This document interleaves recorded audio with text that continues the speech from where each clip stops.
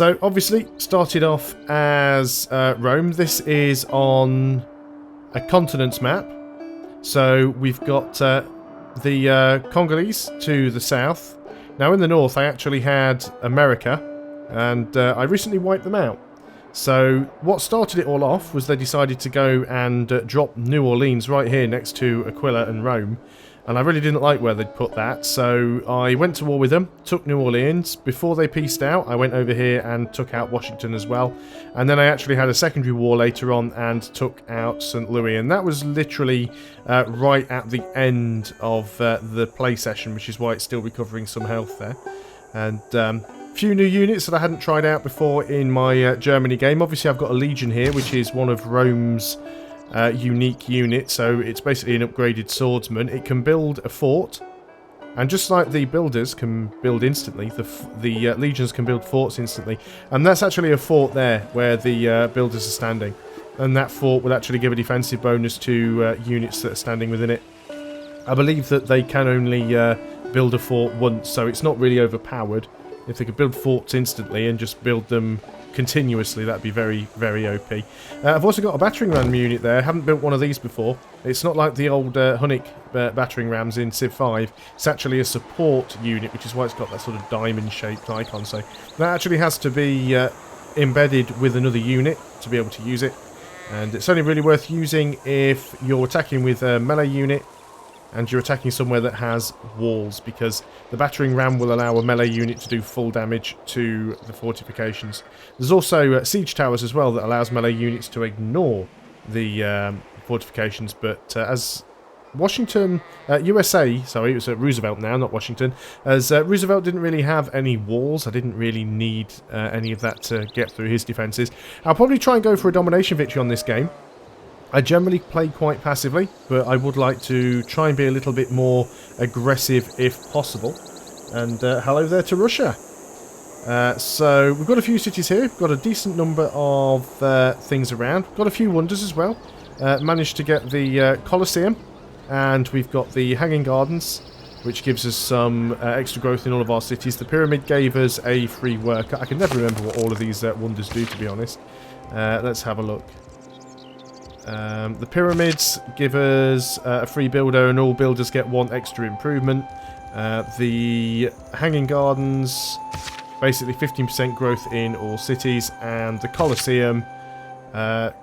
Colosseum's culture and amenities are extended to each city centre within 6 tiles. I didn't really place it in a very good place because it's only literally 1, 2, 3, 4...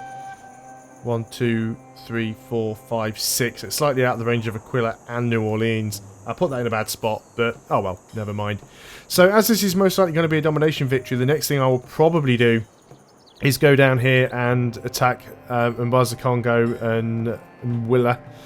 Now, one thing you will find with Civilization 6, city spamming isn't really much of a problem because you don't have global happiness anymore. You have happiness in individual cities, and you only have a limited number of luxury resources that you'll get additional happiness from. But I think we can go down there and safely attack those guys. So what I need to start doing now is bringing my trusty units back, particularly the crossbows. I've got a couple of crossbows up here. Let's go on to the next turn, because I believe that literally when I finished the game last time... Oh, he's a little bit unhappy that there's some barbarians close to him. I've killed loads of barbarians that were close to his city.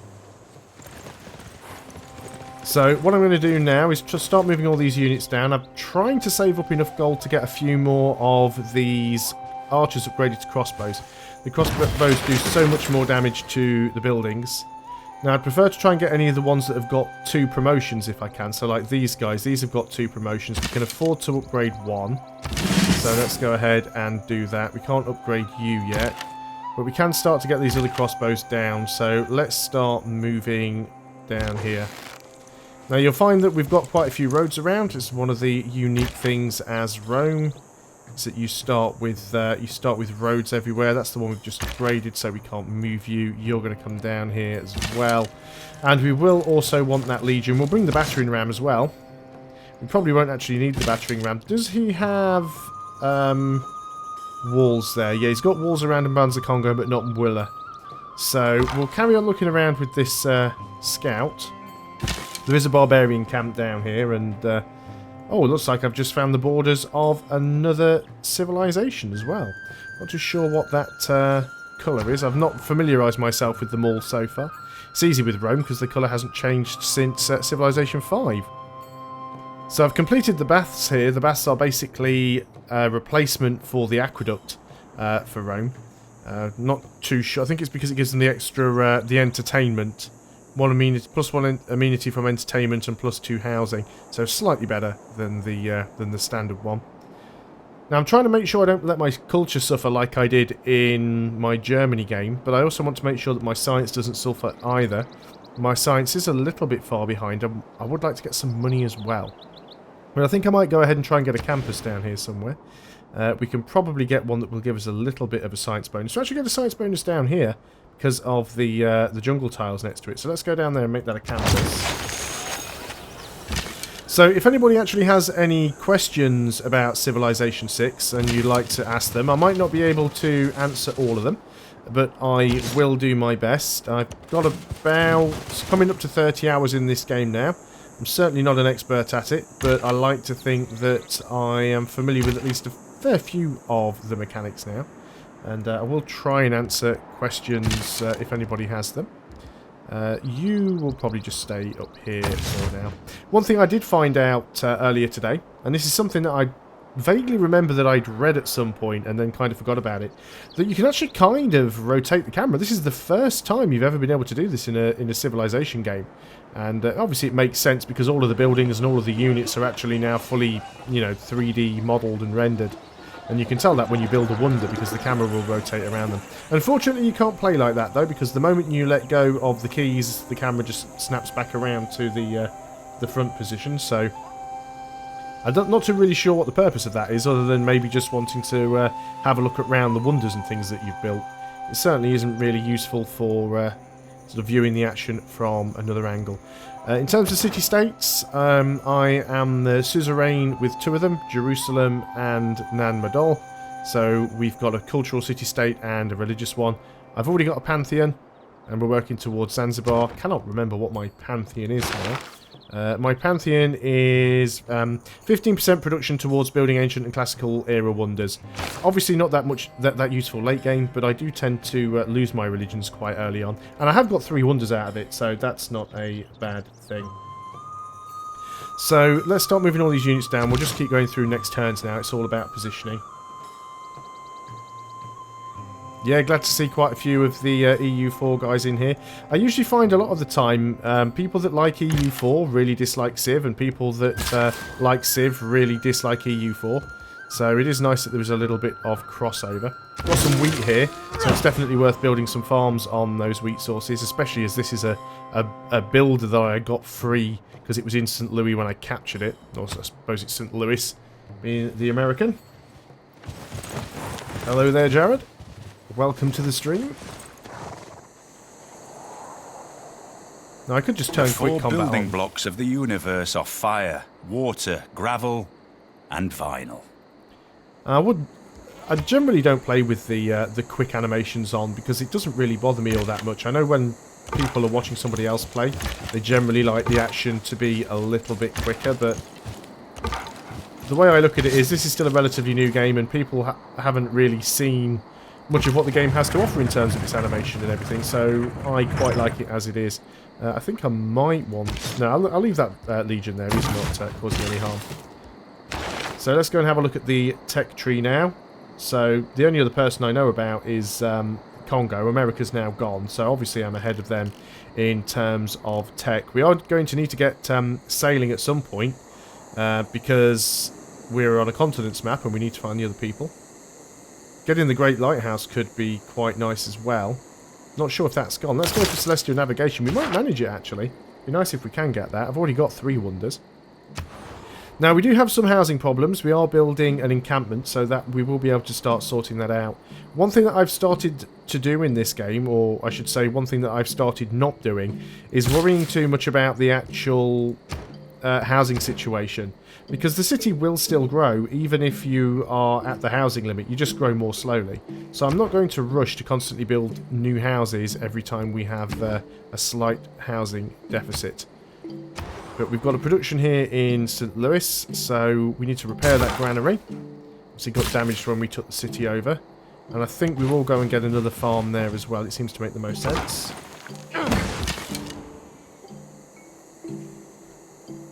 This version of Civilization is definitely growing on me. I mean, I've got well over 300 hours in Civilization 5.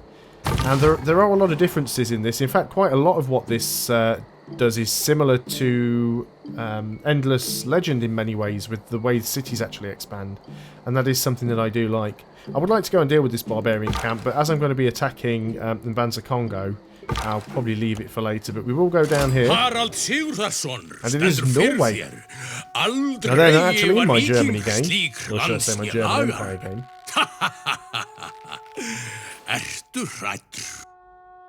And at least because I'm streaming here, I can actually turn the music on, so that is a good thing. It's an honour to meet you, and let's see where your capital is, although we know pretty much you are right down there. So the question is, will we attack you later on? Well, I did say I'll probably go for a domination victory. Looks like he's got some barbarian problems of his own down there as well. So let's go and see what else we've got. We really need to get these guys down. Most of them are on auto move anyway, so they should get here fairly quickly. I was making some decent gold per turn earlier. I'm not too sure where all of it is gone. When I look at some people that play Civilization 5, like Marbazir, who's got well over 2,000 hours clocked, and it's absolutely ridiculous, but people like Marbazir primarily play the one game, whereas I play EU4 and CK2 and lots of other bits and pieces, so my time is kind of spread out among several different strategy games. So a lot of barbarians down here. Quilla has finished whatever it was producing. We could get that amphitheatre. Getting a bath would be decent, actually. And so would the commercial hub. This is the problem with Civilization 6. There's always like 20 things that you need to build at any one time. Projects, I haven't seen this before. Theatre Square Festival. So basically you need a theatre square to do that. District. Oh, so this is basically one of the things that you can just leave running if you haven't got anything else to build. I see, that's fine. So do we get the amphitheatre first or the bath? What do we have here? We are 2 below the housing cap. We're 5 of 7. So it's probably worth getting it. There's literally only one spot we can put it in, because it's connected to a freshwater source and the city centre, so we'll do that.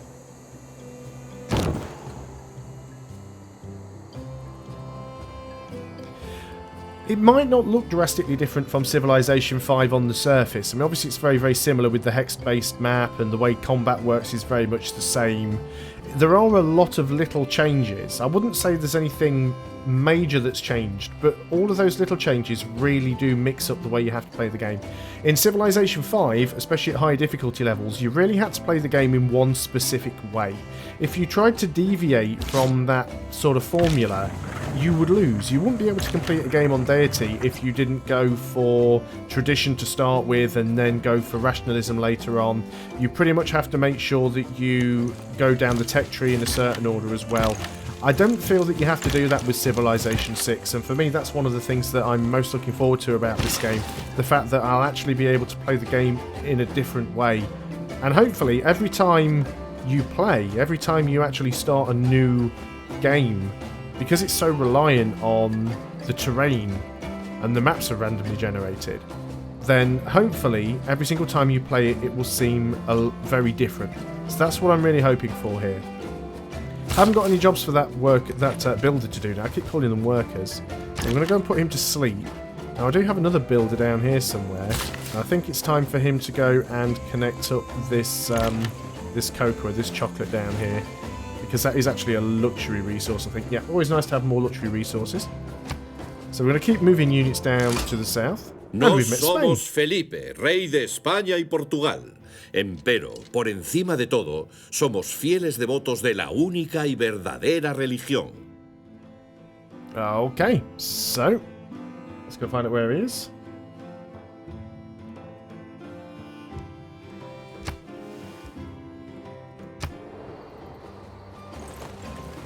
There have been a few times when I'll use Liberty, normally if I want to expand really fast. Now, normally I'll only do that if I start quite close to another civilization and there's a really, really good spot on the map. Because the problem that you have, especially on Deity, is the AI starts with 2 settlers, and they're very, very happy to forward settle you. So, yeah, I would generally only play Liberty when in that situation. Generally, I find Tradition to be much better. Getting the increased border growth is absolutely fantastic. The oligarchy is brilliant because you get reduction to your maintenance cost of units, but you're also getting the extra damage from the cities. Plus then you've got the increased growth and the reduced unhappiness. There's just so much stuff in the tradition tree, it makes it really, really good. And what have we got here? So it can't really move you anywhere else. I guess we could just move that legion out of the way for the time being and move you down there. Where is Spain, by the way? Well, that's not right. Or did we just run into one of his units somewhere? Not actually entirely certain where Spain is. Oh, would you look at that? It's Barbarian Slinger. Fantastic. Where are you, Spain? We definitely bumped into you. Guess we don't know where you are. Okay, never mind. Fair enough. What you've got to bear in mind as well with this is it is still the... let's just fortify you up, actually. This is still the preview press version, so to that end the game is not complete and there are likely to be things that change between now and when the game comes out. There's only 10 civilizations in this version of the game, as well as 1 difficulty level, only 3 of the map types, and a lot of the settings and options seem to be absent from this, so... There are a lot of things that I would like to see when the game actually comes out fully, and that'll be when I make my decision whether or not I'm completely happy with some of the changes. But so far, I have definitely been having a lot of fun playing it, I can't deny that. St. Louis has finished repairing the granary. Now, I guess getting the walls wouldn't be a bad idea. The housing situation's fine, so we don't really need to get a bath right now.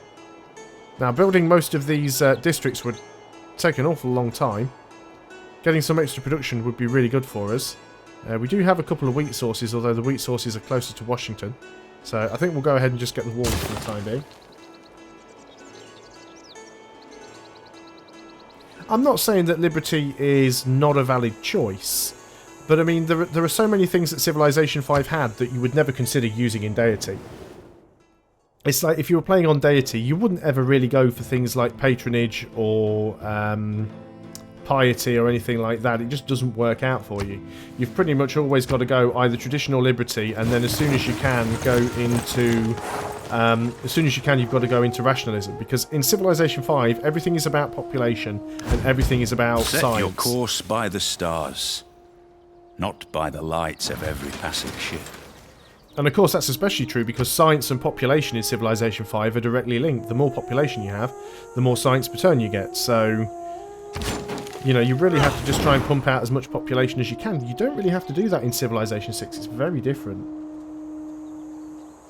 We still need to carry on getting all these units down here. I actually found it quite strange when I finished off the USA, because apparently you can still declare... You don't have like a peace treaty in like you did in Civilization 5 where you can't attack for X many turns, because I was actually able to attack Roosevelt again quite quickly after the first war. And trade route plundered. Was that my trade route? Was. I've actually lost a trade route. Now where was that? All the way down here. So obviously got some barbarians down here. They've taken my trade route out. Now my income is basically gone through the floor now. So we'll have to go and rebuild that as soon as we can. Let's work on to mathematics. It is boosted. I'm not necessarily sure that we'd want to have the Petra. DLC-wise, I'm not really sure. I honestly haven't got a clue what they're going to do. It might end up being just like additional maps.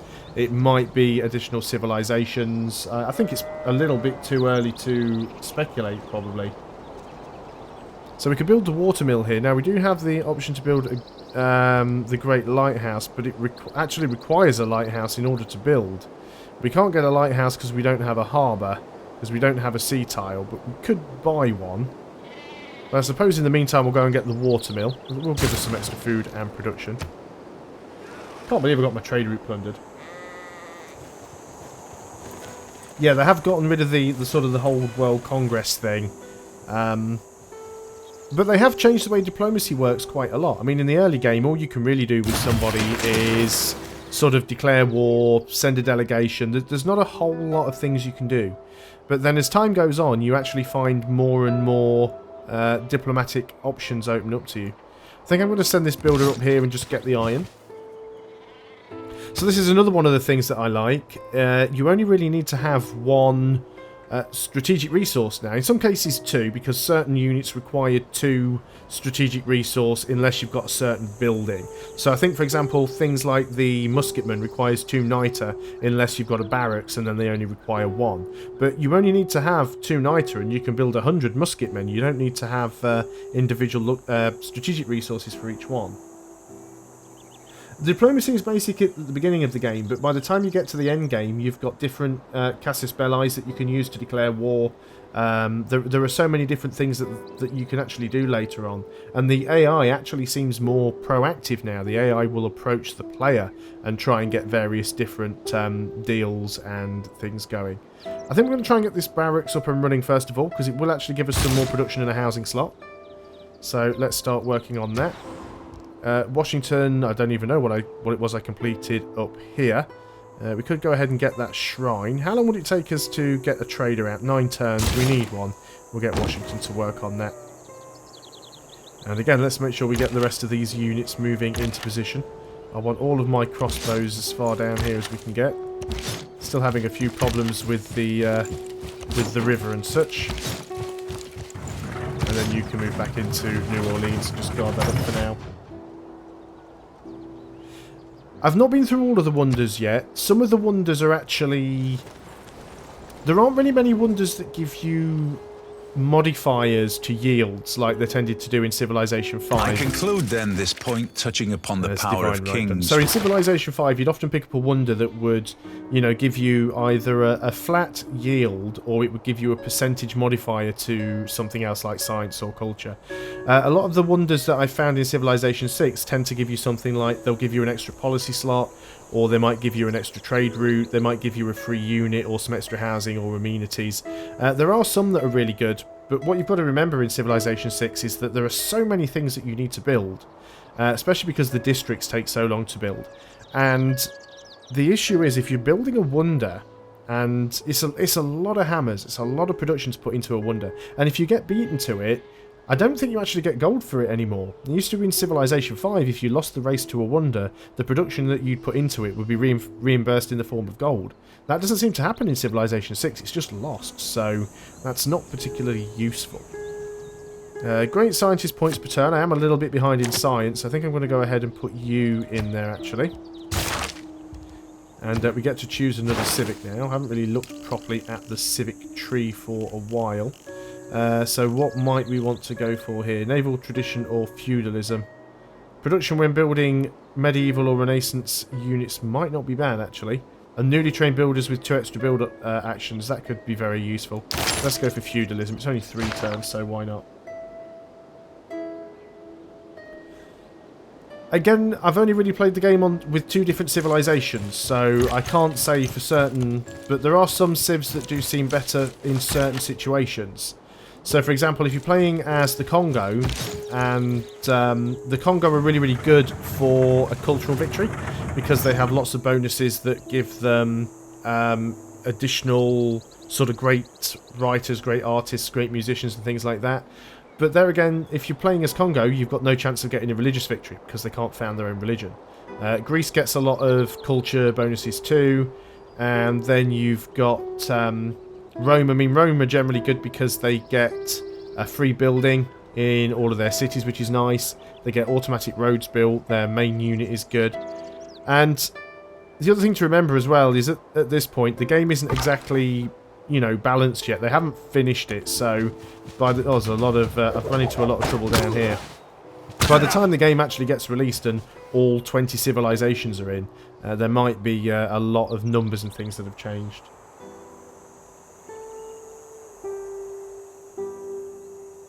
So let's go on to the next turn. If you're not happy with what I'm streaming, Februaro, you're more than welcome to find somebody else and you can go and watch them streaming Hearts of Iron 4, but this is a Civilization 6 stream. Moved a couple of spaces too far there. I can't believe that the Barbarians actually have a battering ram and they've been escorting it with a scout. That seems a little bit weird. So what have we got here? We're just still moving all of these crossbowmen down, so let's keep them coming. Can we not get you down there? Yeah, we can. Brilliant. Thought I had another crossbowman. No, he's in the city there. 1, 2. The big problem that we've got here is there are a lot of jungles, but I don't think Umbrella has walls, which means it can't fire back. So that is ideal for us at the moment. I'm trying to use the road system as much as possible, but it's not really working out for me. I would say mountains are quite important in this. The main reason for that is you get a lot of adjacency bonuses from them for districts, particularly science districts. So if you want to build a campus, you get an extra +1 science for every adjacent mountain. I think the same goes for the holy districts as well. You'll actually get a +1 faith for every adjacent mountain. And then there are also certain structures like aqueducts that require either a fresh water source, so either a lake, an oasis or a river, or a mountain. So yeah, mountains definitely are still important. I might well have lost this scout down here. I really wasn't expecting to run into this this sort of barbarian. Without mathematics. Well, there we've got mathematics. I can't really get out of here, which is the unfortunate problem, because the zone of control has me trapped, and we can't embark yet. So I'm just going to have to back out, and we can probably try and fortify up. We might survive an onslaught. I don't know whether that's going to work or not.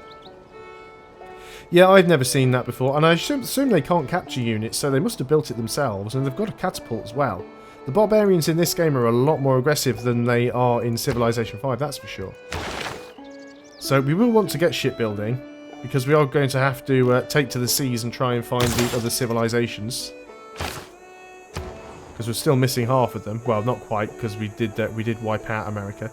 So we can start working on Petra, but as you can see, it's 30 turns to get Petra. And it would give us +2 food and +2 gold, and 1 production on all desert tiles. That's actually not too bad. Must be built on a desert or floodplains without hills. Now, if I wanted to build that, I've only got, like, 1 valid slot unless we wanted to buy one of these. But that's a long time for building a wonder. I haven't got anything else worth building over here at the moment. We'll give it a go. It might happen. Might be able to show you guys what it's like when I finally manage to get a wonder. So you need to just sort of back up and get out of the way, really. So let's start moving these units into position. And we want the Legion, because like Civilization 5, you still need a melee unit to capture.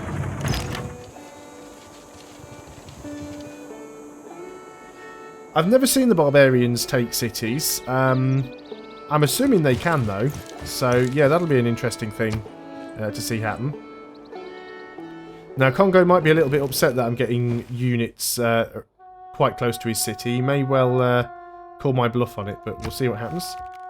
So that's Norway wanting to send me a delegation. It means they give me a little bit of money and they get some information about me. We could do the same thing ourselves if we wanted to, but I don't really want to give my money away. Oh wow, I've never seen the catapult fire before, but there goes my scout. There is actually an upgrade. There is actually an upgrade to a scout in with the advance of feudalism in Civilization 6. I noticed it was somewhere. Was it on the tech tree or was it on the? I think it was on the tech tree. It's this one here, rifling. Get a ranger. It's a recon unit. It's actually an upgrade for the scout, which is something that I quite like. So scouts are still useful even later on in the game, and scouts actually get XP for exploring the map now as well. So you can actually level them up without having to put them into combat.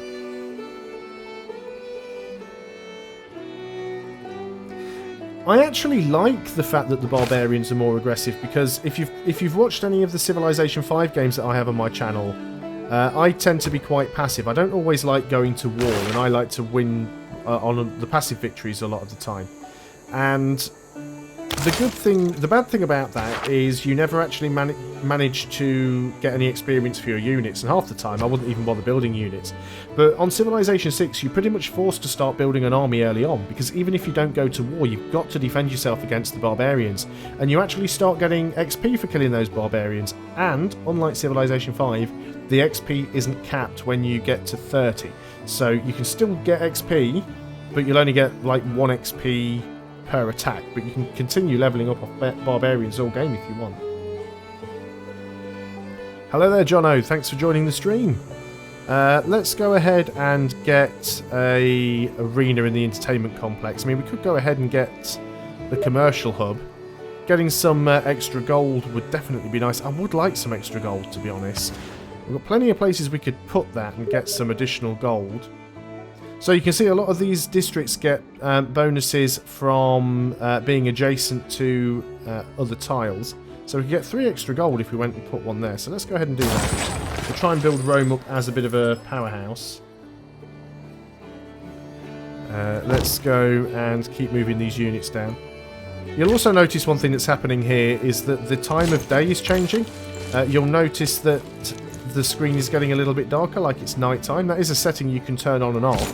You can actually just leave it on one particular time of day if you want, but I actually think it's quite a nice touch, quite a nice aesthetic there. So this is one of the biggest issues that I have, and one of the things that I'm going to find hardest to sort of wrap my head around, and that is the change to unit movement. So the way it used to work was if you wanted to move onto a hill, and a hill tile costs double movement, but even if you only had 1 movement left, you could still move into the hill. You can't do that now. You actually need to have the right amount of movement to move into the tile. So you can't move onto a hill unless you've got full movement. And there are certain obstacles, like if you've got a hill with a forest on it, can't see one at the moment, but there was one earlier. There was a hill with a woods on it, and it actually had a movement cost of 3. Yeah, this one here, you've got a woods on a hill, and it has a movement cost of 3. They never used to stack up before. Districts better than improvements? I would say so. On my first game, the Germany game, I was basically trying to play it like Civilization 5 and trying to improve as many tiles as possible. The problem is, you don't really get many decent yields from the tiles, and of course builders are more important now because they have a limited number of charges. So I think it's better to use the builders for improving important tiles, ones that have resources on them.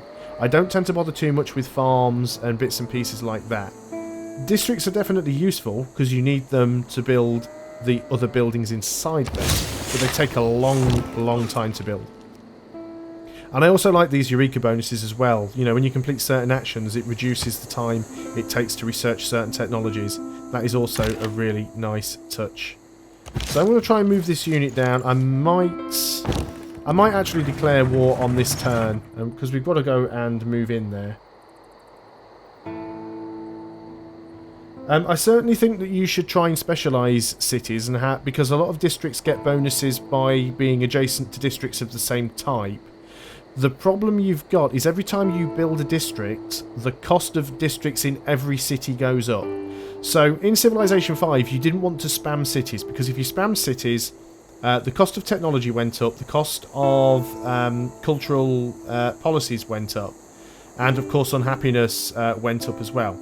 In Civilization 6 you don't have that problem. The only 2 things that go up when you spam cities is 1, the cost of settlers goes up in both production and gold, and 2, the more districts you build, the more expensive districts are, and they already take ages to build as it is. Yeah, the movement system is definitely more tactical, and one thing I did notice in a previous game.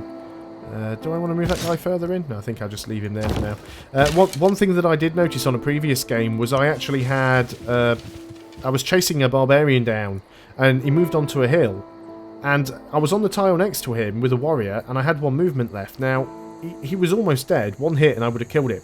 Now, if that had been Civilization 5, I'd have been able to attack into the hill and kill the barbarian, but because I didn't have enough movement points to move onto the hill after killing him, I couldn't attack, and he got away. So there are definitely some interesting things going on here. Again, easiest victory. I haven't sort of played through enough to know what that is. And bearing in mind at the moment, because the game is only... well, the press version of the game only has the Prince difficulty level available.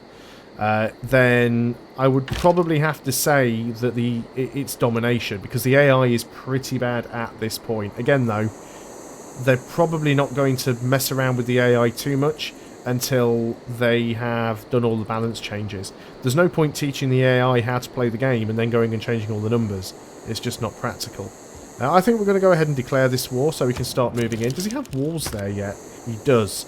So the city is going to be able to shoot at us, which is a little bit of a problem. Now, if we can declare a surprise war here, and we can immediately start a war, warmonger penalties will be increased by 50%, or we've got a CB. We can declare on a player who has denounced at least 5 turns ago. So, used to declare war on a player you have denounced at least 5 turns ago. I thought that he denounced us. I think that should read the other way around. So, we'll go ahead and declare that war there, because he definitely denounced me.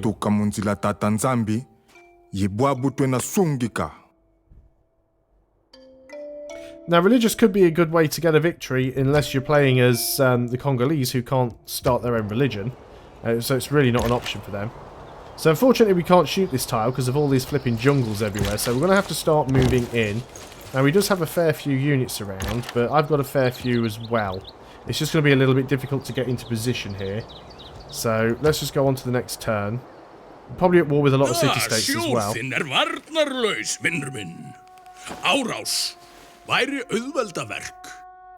I'm guessing he doesn't like as much because we don't have a navy.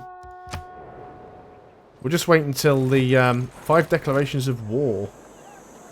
But that's also the declarations of war between all of our different city-states as well. So if we go and have a look at Harold, for example, we can see that he's already unfriendly. His agenda is the last Viking. Builds a large navy and respects civilization who follow his lead. Does not like civilizations with a weak navy. So that's why he doesn't like us there. Well, I'm usually crap at war as well, which is why I tend to play the passive victories. But I thought this time around we'd actually, you know, try and go for a domination victory. Let's try and get some of these units into a better spot. We're not going to be able to take shots with all of them. Oh, I've got a promotion there as well. Now, we are going to have to try and get this battering ram and legion in. We don't actually have to use the... well, we could use the battering ram, but the battering ram will mean that the melee unit does full damage to the fortifications. Now, most of the time, you'd never actually throw a melee unit at a building. Doesn't look like he's got his walls yet, actually. It's not showing the health bar. If you actually look up here, you can see you've got that blue bar at the top. That means you've got fortifications. He doesn't have it, so his walls aren't built yet, which is great, because that means the city can't fire at me. And I like the city not being able to fire at me. And he's also got some barbarian problems of his own, so we'll keep firing at it with our crossbows whenever we can. We could go and try and take out his scout if we wanted to. Just because it's there and it's easy XP. The jungles I'll give you food and production, so the jungles aren't all that bad. The main problem with them, of course, is it makes it difficult to manoeuvre around the map. That's the biggest issue with them. So we've got a promotion for this unit here. This is another change that I don't like. I understand why they've done this though, and I'll explain that secondly. So in Civilization 5, if you got a promotion, providing you had some movement left, you could give that unit its promotion. It wouldn't use any movement, so you could still go ahead and attack with it. Now in Civilization 6, if you give a promotion to a unit, it loses all of its movement on that turn. But the reason for that is that as well as getting its promotion, it also heals for 50 hit points. So if you imagine you've just taken a unit down to low health and you stood right next to it and it's used a promotion, all of a sudden it gets back up to, you know, 80 hit points or so and then fights back, you're in a little bit of a problem there. So what do we want to go and build over here? It's recommending a holy site. I don't really think we need that. Let's see if we can go for another commercial hub, get a decent one anywhere. That's a tile that we're not really using for anything much, so let's go ahead and try and get another commercial hub in there. this is another thing. I must admit, I was talking to Marbazir about this earlier, and he's the sort of person, he normally plays a domination victory. He likes to be aggressive, he likes to go to war. In many games, his opinion is if you're not at war, then you're not really doing anything. But even he agrees that Civilization 6 actually has quite a lot of... both a tradition and a future. Civilization 6 is actually still an interesting game to play, even when you're at peace. As I've got... depends what you mean by late game. I've got up to about as far as turn 300 and something. I've not noticed any performance issues. That said, I personally didn't really have any performance issues in Civilization 5 either. But bearing in mind my PC is about 3 years old, it's an Intel i7... can't remember what the number is, but it's a 3.4 gigahertz processor, 12 gig of RAM. I'm running on a 2 gigabyte NVIDIA 770 GTX graphics card, so it's certainly not the best graphics card there is out there. I've got most of the settings turned up pretty high, but I've not noticed any performance issues either graphically or with the turn times. But of course turn times do get longer the more city-states you meet and the more cities there are on the map and stuff like that. Difference between the normal swordsman and a Roman legion. Cannot tell you off the top of my head, so I'll have to look in the Civilopedia. So the swordsman has an attack of... where are we? So 35 melee strength, and the legion has 40 melee strength. So not that much better, but there are two things that make it really good. One, it doesn't require any iron, which is fantastic, because... look at what I've got now. I've only got 1 iron, which is fine. You only need 1 resource, but it took me a while to get that. But yeah, you don't need any iron to actually get the Legion. F9 on this instead of F1. It's disappeared again already. But the Legion can also build forts, and it's an instant build. It can only build 1. I did build 1 earlier when I was fighting America. There it is. So a Legion can instantly drop a fort down on a tile, which will give you a defensive advantage. And speaking about sort of units being upgraded, there's another thing that I really like in Civilization 6, and that is if you want to upgrade one unit type to another, you can skip several generations. So let's say you've got a warrior that you've had stuck in a city for ages and you forgot about it, and all of a sudden you're up as far as infantry. You can actually upgrade it straight from a warrior to an infantry and skip out all of the steps in between, even if it's a step like a swordsman where you don't have any iron. I've actually had that in my, I think it was in the Germany game, where I had a warrior and I managed to, I couldn't build swordsman because I had no iron, but I managed to upgrade it straight from a warrior to a musketman, and I really do like that idea. Coastal cities are relatively important. It's always good to have water, although fresh water is better than salt water. You don't have to be right on the coast now, but if you want to build a harbour, you need to be fairly close to the water. Lots of sea resources. Most of them are bonus resources opposed to luxury resources, although there are a few. But like New Orleans here, for example, New Orleans isn't a coastal city because it's not on a coastal tile. If it was on a coastal tile, I could build ships in it. But as soon as my borders expand to this tile here, I will actually be able to go and put a harbour down. Unfortunately, I'm losing money as well, I've just noticed that. Let's go and give this unit its promotion. Can I give it its promotion, or has it already moved on this turn? Have already moved on this turn. It's because I'm talking and not really paying attention to what I'm doing. Have 8 land combat units in your military. Well, we've got the boost on it. It's only 3 turns. Might as well go and get that.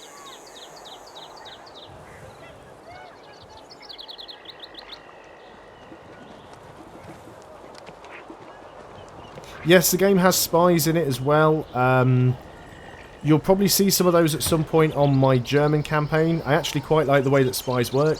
So you send them to a city, and you can see a list of all the cities, and it'll tell you what the potential is to be able to steal science, culture, faith, all sorts of things, money.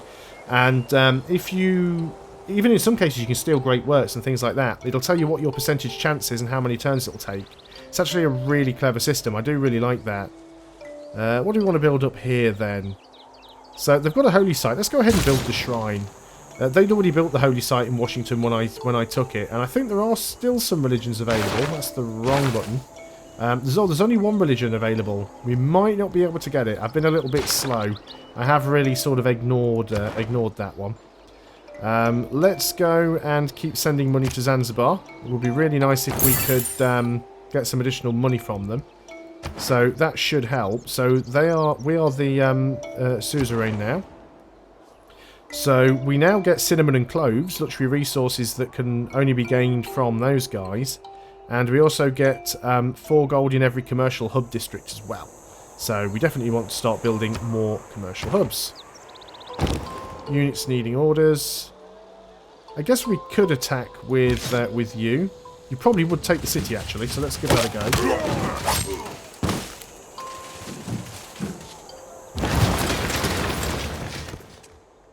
Let's just have a quick look at the chat. Are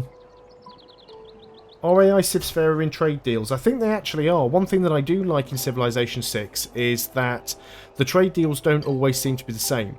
So, for example, if you were doing a trade deal in... let's say it's on Epic Pace, because I can't remember what the numbers were for Standard, but if you were doing a trade deal in Epic Pace, if you wanted to sell a luxury to... an AI civ, they would only give you 7 gold. If you wanted to buy a luxury from an AI civ, they would... cost you 9 gold per turn, and it was always the same. So you had a formula where you basically went, well, okay, I know exactly how much it's going to cost me one way or another. But in Civilization 6, the amount they offer and the amount they will accept does seem to vary. So it actually does feel like you're haggling, and you're not just being stuck to a hard-coded number that the AI will always accept. Do we want to keep this city? I'm not necessarily sure if we do. I don't think there's any downside to having it, to be honest. So, sure, let's go ahead and keep it. Why not?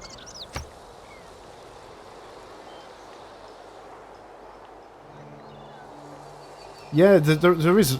You are correct. There is literally a complete mini-game with spies now, and I really like that. So this is this city here, which is not doing so great. I guess we should go... It's got housing. We don't really need the granary. Let's get the monument, because culture gain is very important. I think culture stalled a little bit in my Germany game. So let's go and have a look at the trade... Before we send the trade route, let's just have a quick look at the city-states and see if we've got a mission. We're all at war with Hattusa, which is unfortunate. But it's always worth checking to see if anybody has a quest. So use recruit a great writer, great merchant, great prophet, and we're at war with you. It's always worth checking because sometimes there'll be a mission to establish a trade route. Obviously we don't want to go down to Hattusa, because that's probably why we... No, we lost the trade route before we declared war. So, where do we want to go to? I think we'll carry going on to Nan Madol. 4 gold per turn. It's a relatively safe route. I'll get myself some additional culture doing that as well. Civ 6 has most of the features from Civilization 5. The only thing that's really missing is the whole World Congress voting type mechanic. That seems to have gone... for the time being. I don't know if they've got any plans to replace that or what they intend to replace it with. That might well be something for an expansion. There is nothing but a plank between a sailor and eternity. Very true. Can you raise your own cities? I don't believe so. I think once you've decided to keep a city, it is yours to keep. I don't think you can actually get rid of the city there. Well, there is actually a button. Do you know what? I found it so difficult to actually find things on this interface. I didn't think there was a button to switch between cities. I was expecting it to be in sort of this interface somewhere, but no, it's actually down here on either side of the... I hate that. Change city production brings that open, but then you've got to close it down again to get back to the button. I also didn't think there was a way to set a city focus. You know how you used to go into your citizen management and then you could go, right, focus on production or focus on food or focus on whatever. It's actually these radial buttons down here, and I hadn't noticed them for a while either, so that was a little bit of a dirt moment. But no, you can't raise your own cities, and you don't have the option to puppet cities anymore. It's basically you either raise a city or keep a city. Those are the only 2 options, which it does simplify things, but I don't think that's the end of the world. Industrial zones can be really good for us, actually. Get a lot of extra production going, because I think production is key. In Civilization 5, population was key. Civilization 6, production is key. So that's what we need to work on here. We are at the housing cap, but I think we'll get the watermill first. It probably is the best option still. Be nice and cheap. We could get a few more units, but I'm not convinced we need them. So let's go ahead and get that watermill. in my opinion, you should always micromanage your population in cities. I don't do it for two reasons. One, I'm only playing on Prince, and on Prince you don't really need to do it, if I'm honest. And secondly, when I'm playing for YouTube, I tend to completely forget. It's not deliberate, but most of the time I just completely forget that I'm actually supposed to be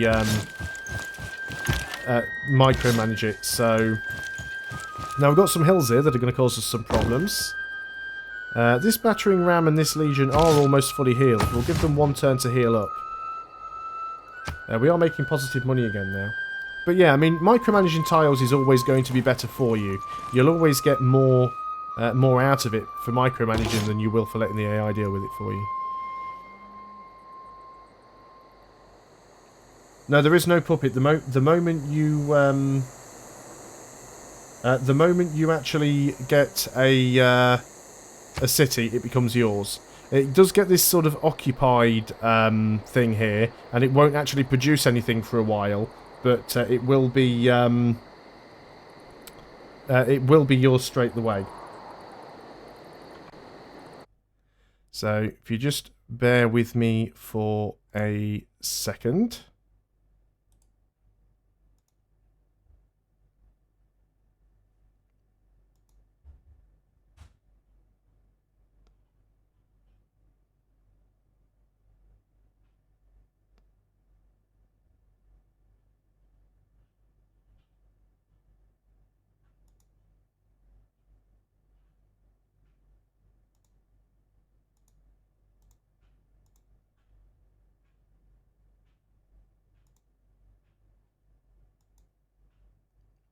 There we go.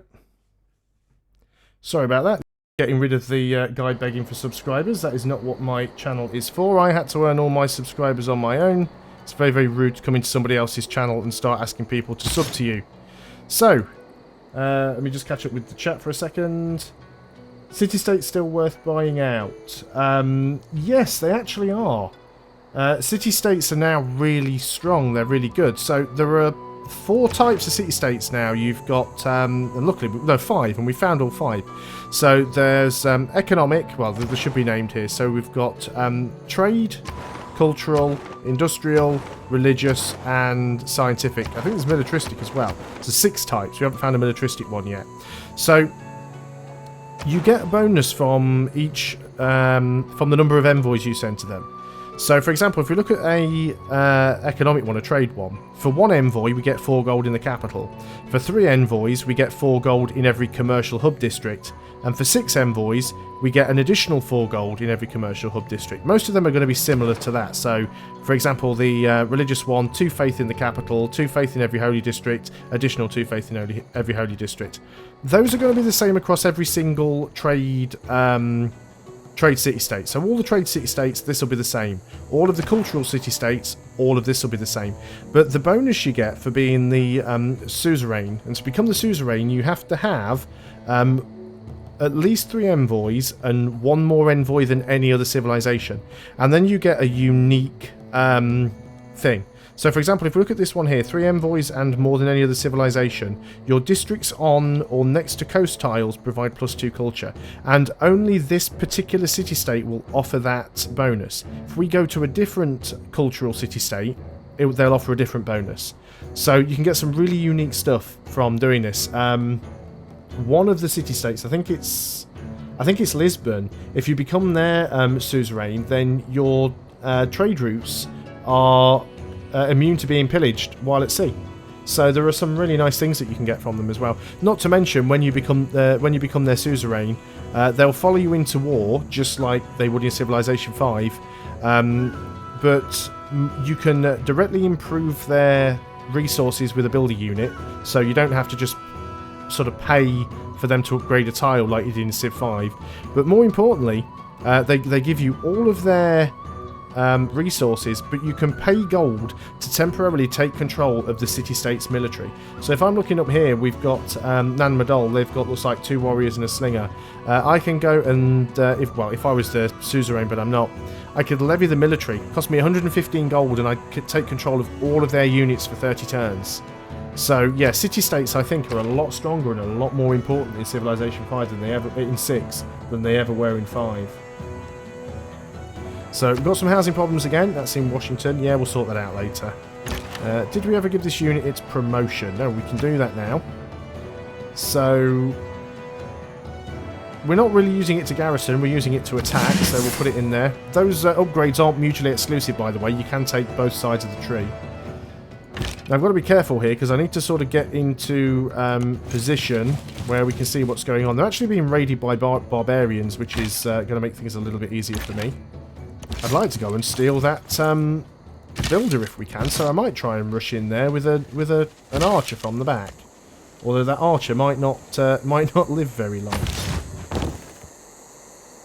Yeah, ideologies aren't a thing now. The whole social policies and ideologies thing has been completely replaced by the government system. Well, you still have policies, I suppose, but yeah, the government system now has changed all that, and I quite like it. And I've still got a lot to learn with all of this yet. I haven't begun to sort of learn what all of these different things do. Suffice to say that the further you go along the tree, the better things normally get. Now, I'm tempted to sort of take the barbarians out for experience, but at the same time, if the barbarian's keeping him occupied, I might just attack the city. So this city has walls. So as you can see, we're actually doing damage to the defences, not to the city. So when you're actually trying to attack a city, and I think it's actually got the... I think it's down here somewhere. Combat... city combat. I'm trying to find it now. There we go. Walls added extra protection. This protection is like armor, shielding the city from attacks. Melee units deal 15% of their normal damage to walls. So, you know, using a melee unit to try and take a city with walls does, like, literally no damage. Unless you've got a battering ram. If you've got a battering ram, you do full damage to the walls. Ranged units deal 50% of their normal damage. Only bombard units, which is basically siege equipment, does 100% damage to the walls. The other option, of course, is to have a siege tower, and that allows melee units to ignore the walls entirely, but you still wouldn't really want to attack a city unless you'd got the health down to 0. Let's start moving in with this Legion of Veteran now.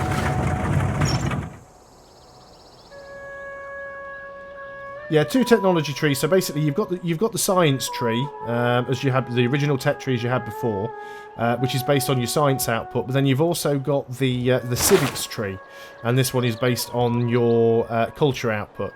And they unlock slightly different things. So they do unlock some buildings and wonders and things like that. A lot of the wonders are unlocked on the civics tree.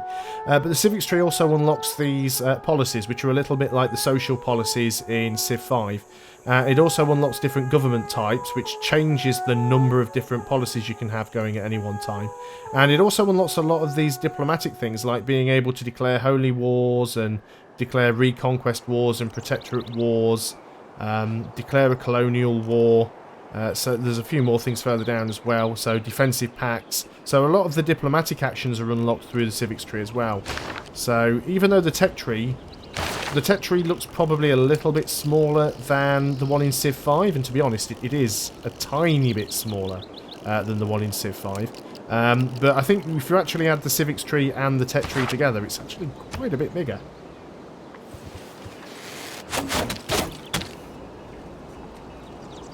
How many upgrade trees are there? Again, I haven't checked. I think there's at least the same.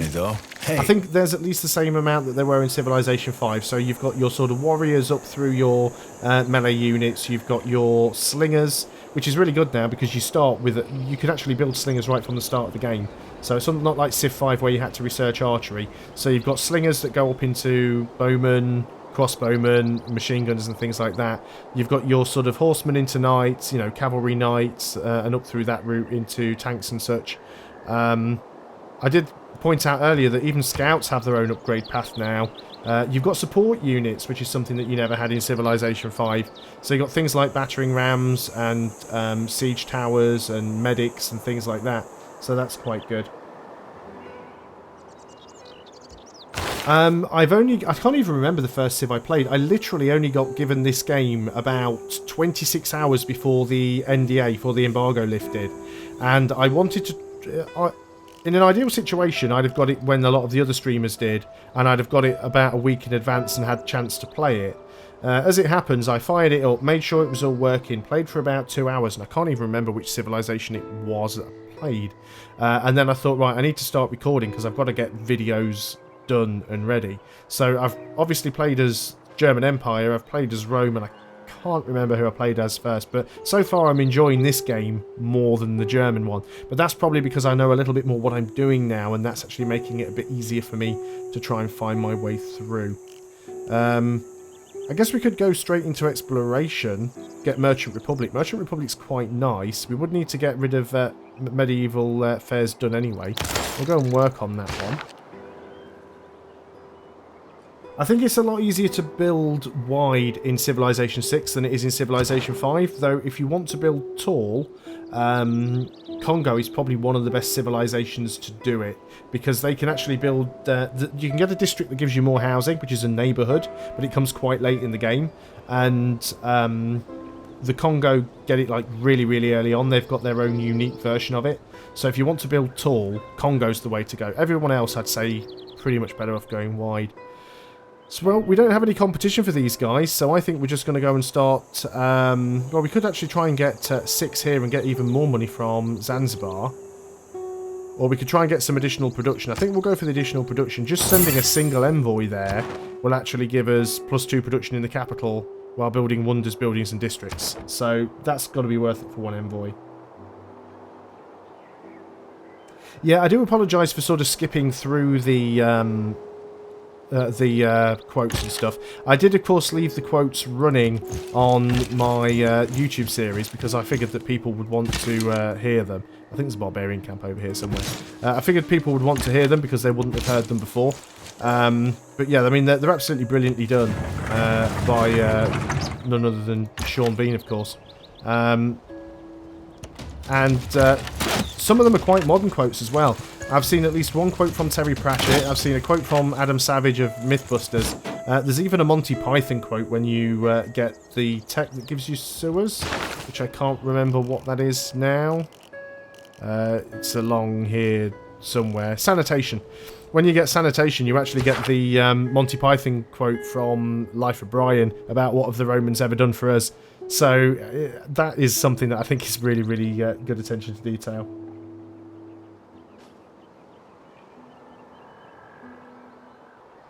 Yeah, envoys, if you look at the top of the screen up here, you'll see this little sort of white circle that's slowly working its way around. And you can see if I mouse over it, I've got 57 influence points and I'm gaining +3 a turn. And there'll be certain policies that you can pick up that will increase the amount of influence that you get. You also get envoys for completing quests for city-states. So you'll find that city-states will often have quests. If you complete that quest, as it says here, reward will be 1 envoy. I believe there are some quests that do offer more. There's even one policy you can get that gives you like double envoys or something like that. Can't remember where it is now. Probably haven't unlocked it yet. But there's definitely one, so yeah, this one here. So the first envoy you send to each city-state counts as 2 envoys, or 2 extra 2 influence points per turn towards earning city-state envoys. But I don't actually have any diplomatic policy slots. I can put it in the wildcard slot, but we'll probably change our government type at some point anyway. So let's pop on to the next turn. So he's actually firing at me now instead of the barbarians. So yeah, there is a barbarian camp over here on the right-hand side. That's probably where that builder's trying to get to. There is no easy way to train an apprentice. My 2 tools are example and nagging. So, yeah, Sean Bean was such a brilliant choice for this. I mean, he's not Leonard Nimoy, but that is fantastic. Luckily, that crossbowman took very little damage there. I don't think I'm going to worry about the barbarian. So I think we just go straight up attacking the city. But we've pretty much got the walls down now. So we're actually attacking the garrison. We wouldn't do enough damage with the battering ram, so it's not even worth me trying that. I am going to move this way a little bit with this archer. We might be able to bombard this horseman. The XP bar is very difficult to see. It's right down here at the bottom of the screen. So 65 of 90. That's the wrong unit selected. That's the Legion. So yeah, 16 of 45 until level 3. But yeah, we'll be able to go and get that guy. You don't get infinite barbarian XP. Well, yes, you do get infinite barbarian XP. There is a point where it goes down to 1 XP per attack. But yeah, you do get infinite barbarian XP, which is brilliant because barbarians spawn like every 10 flipping turns. I'm constantly fighting them off. Open the tech tree. What do we want to go for now? Could go into military tactics, give us pikemen. We could try and go into education and get universities. We've only got 1 campus though, it's a little bit pointless. We've built an aqueduct, so we could go and get military engineering and let us build an armory, give us some extra production and combat experience for land-trained units. That's probably well worth getting. See, look at this. It's turn 125 on a standard pace game. I've got a campus in 1 city somewhere. I don't think I've got any libraries. In Civilization 5, by turn 125, you'd have a library in every city and a national college. So it's definitely... Mind you, my science is getting a little bit behind. I do need to sort that out.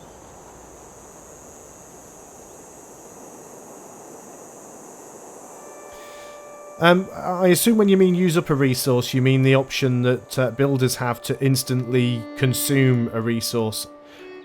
I guess... There are times where you actually want to build a district because you've got limited space to build, and as districts take up an entire hex, there might be a time where you just think, well, I don't really need to have that salt there when I've got 3 salt, because luxury resources aren't quite as important. You certainly don't seem to do as much trade with luxury resources as you do in Civ 5. So if you've got multiple copies of a luxury resource, or even well, it's not luxury you can get rid of, I think it's just the bonus ones, but you'd never end up working every tile anyway. So it's a good way of clearing a tile and giving you a quick boost, especially if you're trying to rush someone to a wonder.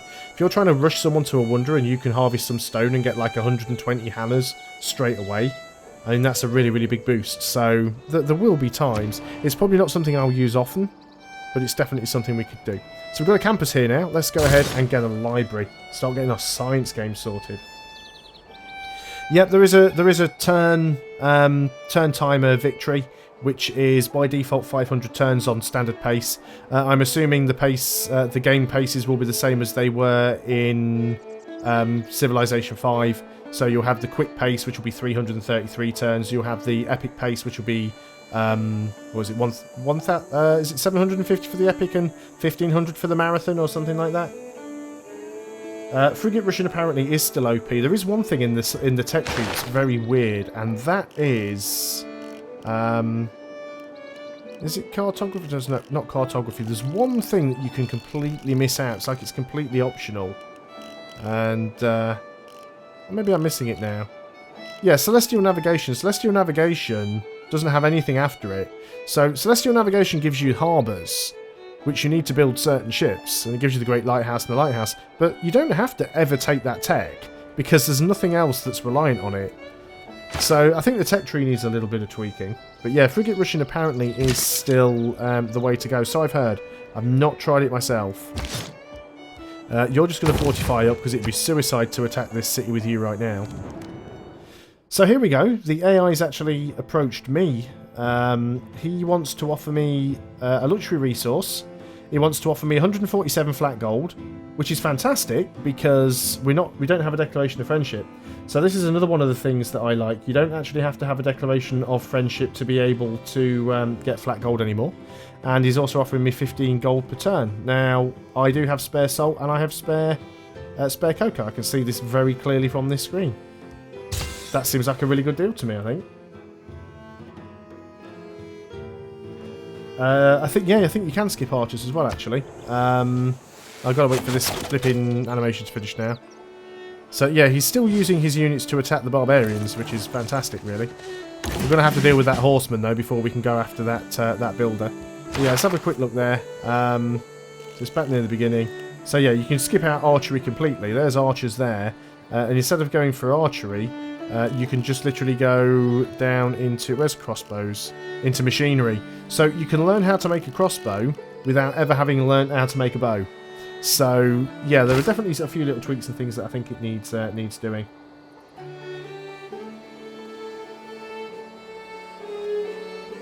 Clearing resources outside of a city. I haven't actually tried it myself. Somebody did. I can't remember who it was. It was either Quill 18 or Mobzir.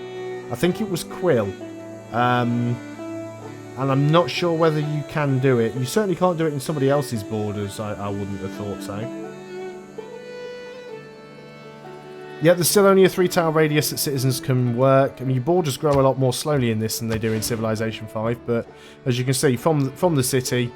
some of these tiles we can't work because they're wonders, but yeah, you've literally got 1, 2, 3, 1, 2, 3. So yeah, it's a 3-tile radius, but of course the borders can still expand further than 3 tiles, which would allow you to hook up, as it were, a resource. So if you've got a luxury resource that's 4 tiles away, you can still improve it and get the luxury resource, you just can't work the tile. So you've got an upgrade, a promotion now. You've actually got quite a good promotion. So, combat strength when defending versus city attacks, or exercise zone of control. I think we want the combat strength when defending against city attacks. I think that'll be ideal. Let's go ahead and just use some of these archers to take out this horseman. I do love the animations in this game. I know a lot of people have issues with the graphics and say that it looks quite cartoony. But I actually think it is really growing on me. And I still kind of love this ability to sort of swizzle the camera around. It's completely useless, but it looks pretty. I know that if you get denounced, it means you can declare a war. Because we declared this war on the Congo because he denounced me. So he denounced me and I declared war on him. And I don't get as high a warmonger penalty, because it's like I have a reason to go to war to him. He denounced me, so he's fair game. And beyond that, I don't know whether... I mean, it's always helped diplomatically, because it lets the different civilizations decide who they want to be friends with. And if we go and have a look at anybody, really, and we can go and see who their relationships are. So this guy, well, he has a relationship with Congo, but we don't know what that relationship is. We could send a delegation to him and try and unlock some of the higher access levels to find some of this information out. But, you know, I don't want to spend my money. I'd sooner save it up to upgrade units. Speaking of upgrading units, we've got a few more archers that we can upgrade now as well. Instantly got some XP for doing that.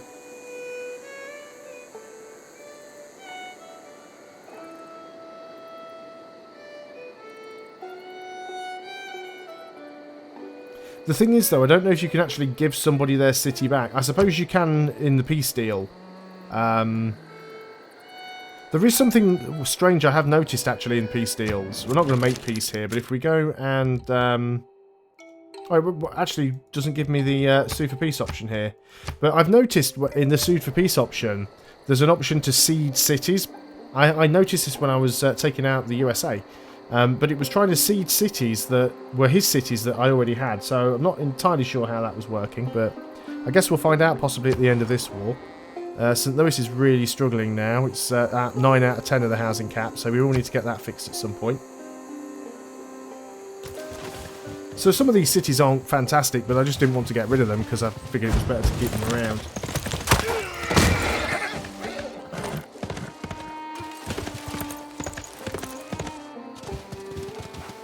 Yeah, you still need tech to embark. You need tech to embark. You need tech to go in the deep ocean tiles as well. But one thing that I think they have changed, I think, because I don't think I've got the tech to go in the water yet. I have to double check. I don't think you need to... So builders can embark when you get sailing, because builders actually build fishing boats now. Shipbuilding allows land units to embark. I don't think you have to go back into your own territory anymore to activate it. You used to have to do that in Civ 5, but I don't think you have to anymore. I'd love to be able to fire a shot at that horseman, but he's in a bit of a tricky position at the minute. You can fire at him, so let's go ahead and get rid of that guy. Can I actually hit you? No, nobody's quite got a line of sight on you because there's hills in the way. Let's go ahead and start bringing this other crossbowman down. You guys are just going to fire on the city. You might even get its health down to nothing.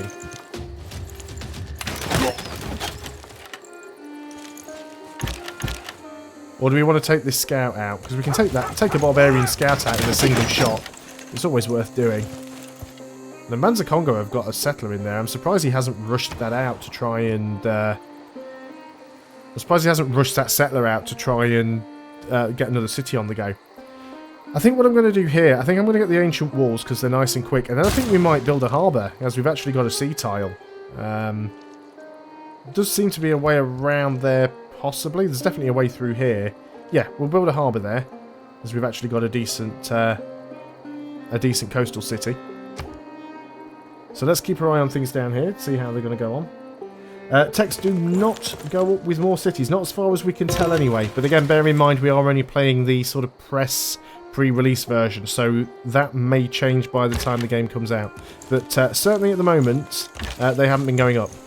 But what does happen when the more cities you have, the more costly additional settlers become. And the more districts you build, the more expensive districts become. So let's start moving some guys a little bit closer. I can't believe that worker's just still sat there, honestly. So we'll just keep firing at the city, trying to take its health down.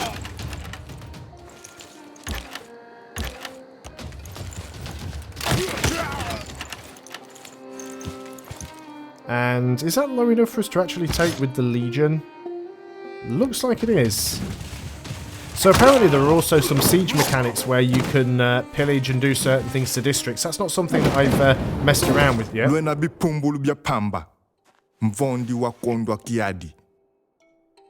So he's not very happy, but that's fine. He's gone. Goodbye. We've captured some units. Now this is something that you'll like. When you capture a settler, you get a settler. This is not like Civilization 5 where you capture somebody else's settler and it turns into a worker. You actually get a settler for a settler. So we've got ourselves a free settler for capturing this city. We want to keep it. It's a decent enough city. And I'll decide what we want to do with that settler now. Rome, I think there's a lot of stuff Rome needs to get. It definitely needs some housing sorting out. We'll get the watermill first. That extra little bit of production will help.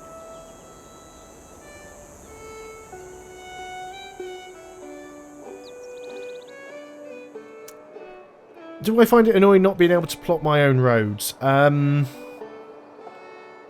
thing is, you tend to use roads for two things. One is to connect your cities up to get the trade bonuses in Civ 5, which doesn't apply to Civ 6 because that mechanic isn't in as far as I can tell. And secondly, to move units between your cities more quickly. Now, whenever you built roads manually, you would try to build them on the shortest path possible, because that meant, obviously, it wouldn't take as long to build and it wouldn't take as long to get between the cities, which is pretty much the way it works anyway. And given the fact that they've now changed the way that workers or builders work, if you had to use a charge to build every road tile... Now, I don't mind not having to micromanage the workers. I think this is the reason why they've made that change. Because they wanted to actually get away from people having to micromanage the workers, because there are a lot of people who just used to stick them on auto anyway. So let's get rid of these pop-ups. So we've increased our trade route capacity, so we need to get another trade route now as well. We've got barbarians around everywhere as well. You can build your own roads as Rome.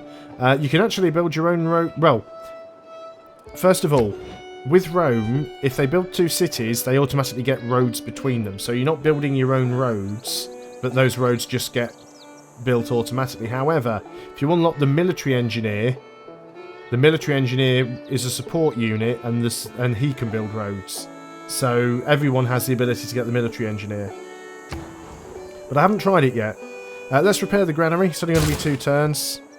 I still don't know what the rules are for how buildings get destroyed. You want to swap chocolate for gold. You see, he's not offering a deal that's nearly as good. He wants to give me open borders, which I don't really want. Would you give me more money? Can I just not put that up with the tick? Have I actually got to sort of type in there, have I? You'd accept that, would you? How stupidly expensive are you willing to go? He will not accept that. Well, no, I don't want to give you money for money. So, he won't accept 100. Let's see if he would accept 90. Don't know what the values of anything are yet. Wouldn't accept 80 either. There we go. He'll take 70. We'll go ahead and do that.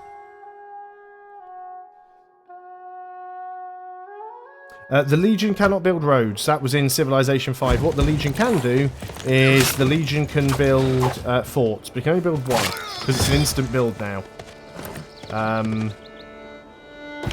So the city is ours. So this Legion doesn't have the charge, so he's already used his. But if I look at if I find my other Legion, who is up here, he probably can't do it because he's actually in the city. If we move him out. And yeah, he's got one building charge, so he can actually build a fort. And this is what the fort looks like, because I built one when I was fighting America, and that will give you a defensive bonus. But you pop those down instantly. So I understand why they've only given them a single charge, because it'd be very overpowered if they could do it multiple times. And we've got that settler, yeah, that's the point. So the question is, what are we going to do with that? Looks like we've got another river down here. We might have to go and wipe out Norway very soon, because he's starting to settle in this direction. Let's try to have a look if there's anything here that we'd really like. I mean, I guess we could go down here just south of the river. There is certainly an argument for keeping the cities fairly close together now, because there are certain districts and buildings that give you a sort of an AoE bonus. It's usually a 6-tile radius. So have it like just the same way the Colosseum has a 6-tile radius. So it is worth sort of keeping your cities fairly compact as opposed to spreading them out across the map. Yep, the aircraft system, as far as I'm aware, is the same. I haven't got that far in either of my games yet. Hopefully I will. I have no idea where I want to send this settler. I'm tempted to send him down here, but I'm thinking this might be a little bit too far away. But there is a river there and it is next to a mountain. Do you know what? I think we'll just go and do that. So I'm going to go and send you down there, and would you look at that, there's like a ton of barbarians. But we'll send you with this archer, and you can easily kill these guys off. So there's a lot of barbarian camps around, there's a lot of archers and stuff around, we need to get them all killed. We know there's a camp over here as well, so let's start making our way over there, go and deal with that camp. And we'll keep some units down here, because we'll probably go and attack Norway next. So let's go on to the next turn. I certainly think that if you've played the Civilization game before, it'll be instantly familiar to you. Build. Battle. You'll certainly be able to pick the game up quite quickly. The only thing that makes it a little bit sort of tricky is working out the whole district thing, and also realising that you don't necessarily need to concentrate on, you know, building up the population as much as you did with Civilization 5. I don't know where that builder went. It seems to have disappeared off the map somewhere, unless it went up here or... But yeah, it's certainly not where I expected him to be. So you can have another shot at this guy. You, unfortunately, will either have to cross the river or go onto a hill. So I can't really do an awful lot with you anyway. Can you move? Yeah, we'll just move you over here and fortify you. So another thing that I really like, if you've got a military unit escorting a civilian unit, you've got this button to create an escort formation. That links them together. Then you move one unit, and the other unit moves with them. So you don't have to manually do it, which I really like. What else have we got now? So we could go for military tactics, or we could go into education actually. Start building universities. We haven't earned a great scientist yet. We can get knights. Do we have horses? We do have a source of horses. A source of horses. Let's get stirrups, so we can potentially get some horses going. I don't think that you have the Connected Cities Gold bonus anymore. I think that is something that has gone. Gold from buildings, gold from districts, and a modifier for amenities. So that's on the capital. And if we look at a connected city, yeah, definitely has a road. 2 from work tiles and 10% from amenities. Yeah, so you no longer get a bonus for having them connected like you did in Civilization 5.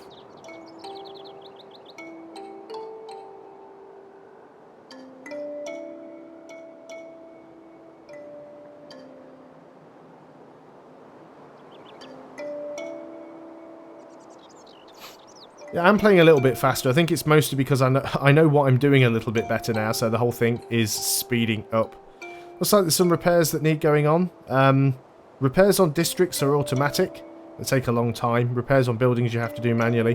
But let's go ahead and get like the monument and all of the sort of El Cheapo buildings. The way that trade routes work and their limits is actually quite interesting. So when you have a trade route, you'll only be able to reach a city that's X far away. So let's say, for example, I started off at Rome, and my trade distance might be as far as, say, Jerusalem, but not far enough to reach Zanzibar. So if I establish a trade route from Rome to Jerusalem, when that trade route is finished, I get a trading post in Jerusalem. And what that allows me to do is to increase my trade range by using Jerusalem as a sort of a refuel point. So I can then almost double my trade range. And what is fantastic about that is that any trade route that passes through that trade post gives me a gold bonus. So I don't know if I've explained that very well, and I don't know what the limit, the range limit is. Is it trade range? Trade can reach destinations of 15 tiles. Once the player researches technology that allows embarkation, traders can also move over the water. So you don't have cargo ships and caravans anymore. It's a single unit that automatically embarks on the water. Water range is 30 tiles. Changing between land and water can only be done at a city centre or a harbour district, and the allowance does not carry over. So they can't just get to the edge of the land and get into the water. You actually have to have a harbour or a coastal city to do that. If a city has a trading post, the trader refuels its allowance for the new travel domain and can move further. Otherwise, it must stop in that city. And there was something somewhere. Trading posts. Trading posts extend your trade network and make it more lucrative. Not only do they let you reach further destinations, but they also provide bonus yields to any of your trade routes that pass through them, even if they are not the destination. When a player owns a trading post in a city, regardless of who owns the city, that player's trade routes can refuel. So basically, it increases the yields of any of my trade routes that pass through it, which I think is a really nice bonus. So if you've got a trade route that's miles away and you pass through several cities that all have trading posts in them, you get a lot of bonuses to the yields. No, the routes don't get interfered with by other cities. They can still be looted, of course, if you're at war, but it's the same way that Civilization 5 works. It's all open borders. They quite happily pass through other people's territory without any problem. You can't choose what mode it is. Basically, if you can reach a city, if you can reach a destination, you select that destination, and the trade vehicle just changes to get there, basically. If it can reach it, it will. In Civilization 5, you'd often want to go for a cargo ship, because a cargo ship would usually give you higher yields than a caravan, but that's not the case anymore, so you either can reach a destination or you can't. No, Civilization 6 is out in 3 weeks' time. It's out on the 21st of October. We've still got some barbarians around. Did we get to finish these guys off yet? No, I've just been rambling on, so I need to go on to the next turn. No problem at all, Suffox. I hope I managed to answer some questions and give you some useful information. Let's go ahead and get rid of this barbarian scout. Time victory is enabled. It's 500 turns. I'm hoping to get a domination victory, because I'm so sick of playing games passively. I'm really hoping that I can change that habit. So let's go and clear this barbarian camp out. And where did I decide I wanted this settler? I think it was down here on this tile. Would you look at that? There's another barbarian camp down here we're going to have to take care of, but that shouldn't be too much of a problem. So if you want to look at the victory conditions, we can go into... is it here? Yeah. So you've got 5 different victory conditions if you count the timed one. And that's obviously based on score. So score victory at 500 turns, because the... this press build only has the standard pace and the quick pace. Now, as well as standard, quick, epic and marathon, there's also going to be an online pace, because apparently they've made changes to the multiplayer of this so that the multiplayer games are a lot quicker There's clearly a lot of people find games of Civilization 5 take quite a lot of time, especially as the multiplayer is terrible and it's really, really unstable. So you've got 4 different types of victory. Domination victory should be fairly straightforward. It's the same as it always has been in most of the other Civilization games, which is you have to capture and hold all of the other Civilization's capital cities. Then you've got a culture victory, which is similar, but not quite the same as Civilization 5. So, to achieve a culture victory, you must attract visiting tourists by generating high amounts of culture and tourism. So, similar. Victory is achieved when you attract more visiting tourists to your civilization than any other civilization has domestic tourists at home. So, we don't have any tourists at the moment. We don't have any... we've got some domestic tourists. I think there are domestic tourists. So, we've got 31 domestic. We don't have any visiting tourists. And then you've got Science Victory. Science Victory is a case of... must accomplish 3 major milestones: launch a satellite, land a human on the moon, and establish a Martian colony. So obviously you have to research and build certain things to do that. And then finally there's the Religious Victory, which is your religion must be the predominant religion for every civilization in the game. And that means that your religion has to be followed by more than 50% of the cities in a civilization. So they are all of the victory types. Jungle, I don't think it does anymore, because Jungle used to only provide science if you had a university, and all of that stuff has changed now as well.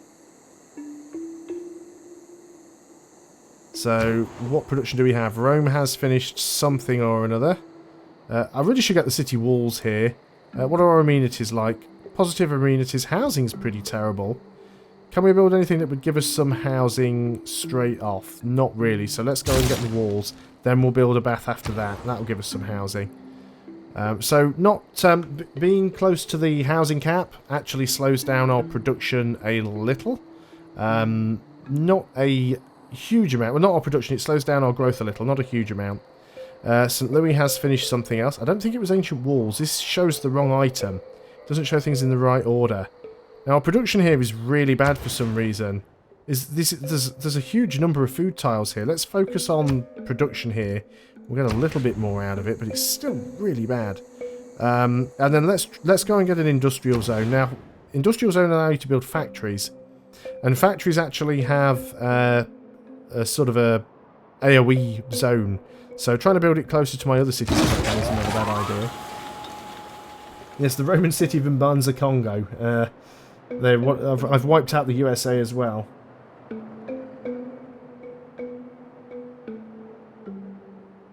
No, there are still strategic resources. There's horses. Horses are strategic. Iron is strategic.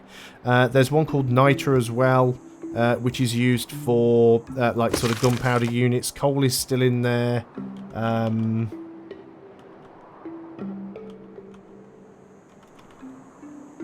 Is there no strategic resources in there? Okay, just resources then.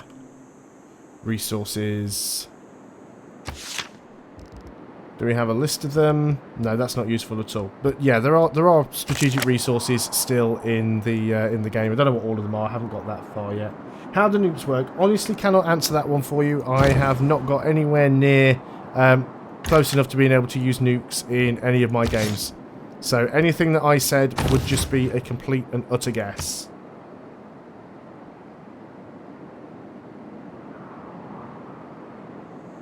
Do the worked tiles get capped past a certain population? I'm not sure what you mean by that. You can obviously work as many of those tiles as you want, providing you've got enough population to work them all. But what you will find now... what are you doing there? I moved you out for whatever reason. So yeah, this is the button here to allow the Legion to build a fort. Plus 4 defense strength from occupying fortification bonus. Applies to occupying unit. Let's go and put you back in Rome. Hello there, Firefox. Achievements, I do not know, because on this version of the game achievements are not in, and that's because the press versions that 2K give out have a different Steam ID to the full game. So if I actually go and look at my Steam library, or I go to the Steam store page and look at Civilization 6, it says I don't own it because it's a completely different game. And no doubt when the game releases, this copy will stop working and I'll actually have to buy a retail copy. So the achievements are not listed on the Steam page for this particular version of the game, which is a bit unfortunate.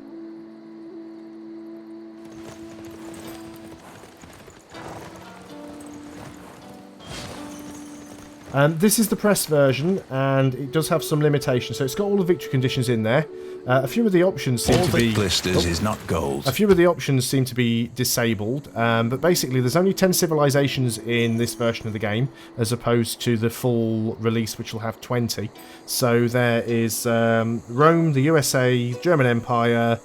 Who else have we got? We've got Norway, we've got the Congo, there's Japan, there's Spain, there's 3 more that I can't remember off the top of my head.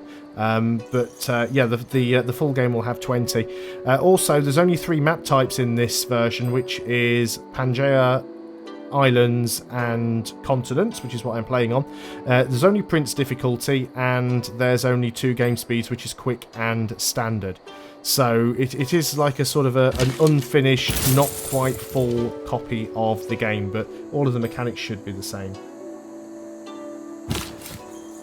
Now, I want to try and get you down safely to here if we can. A little bit worried about that horseman, but I think we'll be alright. Diplomatic tab for another country. Yeah, why is it showing that Congo's still there? It doesn't exist anymore, but it's still showing as being there. Obviously, there might be some bugs and things in this because it's, you know, it is still pre-release. Was there anything in particular that you wanted to see in the diplomatic tab? Bear in mind that the options that you have do change over time. There's a little bit of delay in the chat, so just give me 2 seconds. I just need to pop off and do something, and I will be back in about 30 seconds or so.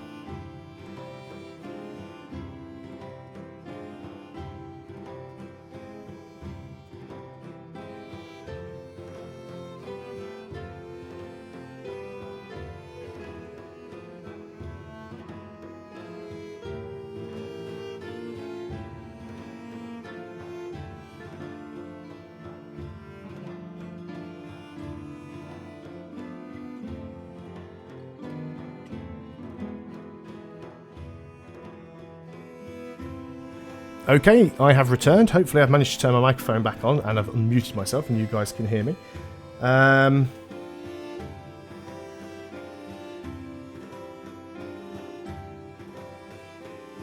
Yeah, I see what you mean about doing promo for the game. It was the same deal with XCOM 2. I got a copy of XCOM 2 and it... I didn't realise how 2K worked at that point because I wanted to get... I asked them, I said, is this the version that comes with the pre-release DLC? Because some publishers, when they give you a pre-release copy, they'll give you the pre-order DLC. And it didn't look like it came with it, so I went onto the Steam store page. I thought, well, I don't mind. They've given me the game for free. I'll just go and buy the DLC. I don't care. Got the game for free. Went to buy the DLC, and it wouldn't let me buy the game because it wouldn't let me buy the DLC because it said I didn't own the game. And I thought, well, I was going to buy it originally anyway because I never expected to get a copy of XCOM 2 because I'm quite a small channel. So I decided, well, I'll just go and buy a copy of the game. So when I bought the full game and installed it, I actually had 2 copies of XCOM 2 in my Steam library. I had the XCOM 2 and the XCOM 2 press copy. And about 2 or 3 weeks after the game released, the press copy disappeared. So it'll pretty much be the same thing with this. But I don't mind. I mean, I've got to play the game 3 weeks before the general population. I've got to make some videos of it. And it's actually been quite good for the channel, to be honest, as I'm getting about triple the daily views that I was getting before I started doing Civilization 6 content.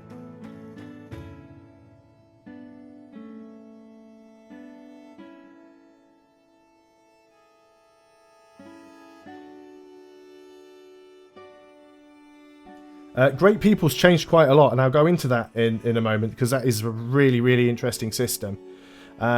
So yeah, they've changed a few things here in diplomatic relations. Obviously, you can declare war. You can send a delegation now, which is basically like spending gold for for opinion, basically. It improves your relationship. Obviously, you can declare different types of wars, and you get different warmonger penalties depending on the type of war you declare, because you can get sort of CBs that allow you to declare war for a particular reason. You've got deals and demands. You can see your relationship, so you can actually click on that and you will get to see, you know, you've got some unknown reasons, but you can see how much they like you. You can also, through access, and access is something you get by researching various different technologies, and also, you know, becoming friends and getting delegations. But as your access level goes up, you'll get to see more information. So, for example, you'll be able to see who they're friendly and unfriendly with. Civilizations also have things called agendas. They will always have one agenda which is always the same for each civilization. So, for example, Spain always have counter-reformer. So they like civilizations who follow the same religion, and he wants all of his cities to follow the same religion. He hates anyone trying to spread their religion into his empire. So if you try and spread your religion to Spain, he will hate you. And that will always be the same for him. And then all of the civilizations also have a hidden agenda. And you find that out later in the game eventually, but that changes each time you play, so you never know what a civilization's hidden agenda is going to be at the start of the game. So you do kind of have to find that out as you go along. AI compared to Civilization 5, again, tricky to say because this version of the game isn't finished and it only has Prince difficulty level, but it doesn't seem to be any better. If anything, it seems to be slightly worse. The Germany Civ 6 videos are going to be going live 2 videos every day. I did quite a few over the first few days, but YouTube does tend to punish you if you put out videos too often. So there'll be one going live in the morning, and there'll be one going live in the evening. What I also intend to do next week, probably won't start until Tuesday or Wednesday, I intend to start a second Civilization 6 series. I might actually start playing as Rome again, or one of the other nations. I haven't decided yet, but I'll probably have 2 different Civ 6 series running side by side. You can find out the hidden agendas. There are ways of doing it, so eventually, if you do a specific thing that upsets them, you might find out what their hidden agenda is through the gossip, but you can find out the hidden agenda by reaching the open access level. So when you see these access levels here, our access level is currently none. If you get your access level high enough, if you become really good friends with them, you'll be able to find out everything about them, including what their hidden agenda is. So, great people. Somebody mentioned great people. So, you'll see now... Oh, we can't get a religion anymore because the Great Prophet has disappeared. So, these are all the great people types you can get. They're pretty much the same as the ones that you had in Civilization 5. So, you've got the Great General, the Admiral, the Engineer, the Merchant. This would be the Prophet, a Scientist, Writer, Artist, and Great Musician. Now, what you'll see beneath each one of them is you will have... you'll be able to see each city, or each civilization, including the unmet ones. Although you don't get the data for them. But you can see how many points each civilization has towards recruiting someone of that type. Now, which one are we closest to? Probably... would have thought it was the Great Scientist, yeah. So we've got 40 points towards getting a Great Scientist. And there's a couple of unmet players that only have 28, so apparently they do show. Now, you can buy them. You can actually use gold or faith to buy these guys straight out. But these great scientists and great people will change. They're all different and they offer different things. So, for example, this guy, he offers bonus healing for the player's units within 1 tile. So it's no longer like Civilization 5 where you basically had 2 things you could do with a great scientist. You could either pop him instantly for a science pop, or you could build an academy. So you've got a reason to keep this guy alive and keep him on the map. If you keep him on the map, he heals your units. If you trigger him, he will trigger 1 Eureka moment for a random technology from the medieval or Renaissance era, and wounded units will also heal 5 hit points each turn. And what we can do, when we actually get... I wish the mouse wheel would scroll this thing. Let's say we get to 121st, which we will have the choice of either claiming this great scientist, or we can pass. We can skip him and wait until the next one comes along, because it might be someone who's slightly better. And then one of the other civilizations will be able to get them instead. So we can't recruit a great admiral, because we don't have any coastal cities or any harbours yet. But it's quite an interesting system. Hopefully I'll get to show that off. Engineers can't rush wonders as far as I'm aware. I certainly haven't seen an engineer with the ability to do that. Though this one can. This is a specific skill. So this guy here, when activated on a wonder being constructed, grants it 215 production. But that's, I think, unique to him. If we got a different engineer, it'd probably be a different reward. So they're not all the same. Choose production. Where were we now? Obviously, the advisor's advising quite a lot of things. We are near our housing capacity. We do have a bath, so that's not going to help. What could give us some more housing? Not really a lot, unfortunately. It's usually the buildings within them that actually give you more housing. We could try and build the Great Library. I'm not entirely convinced we could get it, but let's go and put it over... We'd have to buy that tile. If we put it here, we'd be getting rid of bananas. We've got some money. Let's just go ahead and buy that tile. And we'll see if we can get the Great Library. We were working on another wonder somewhere else now. Let's go and try and finish off this barbarian if we can. We want to go and clear this camp out. You're still alive, unfortunately. You've used all of your movement. You can probably finish him off, but we'll start moving you down towards the barbarian camp. So what was the wonder that we were working on, and where was it? You're working on the Great Library. You're working on Petra. 12 turns, you might actually get it. Although probably not now, because I'm sure I've just jinxed that. So let's go on to the next turn. I cannot do Egypt because Egypt aren't one of the civilizations that are in the press edition.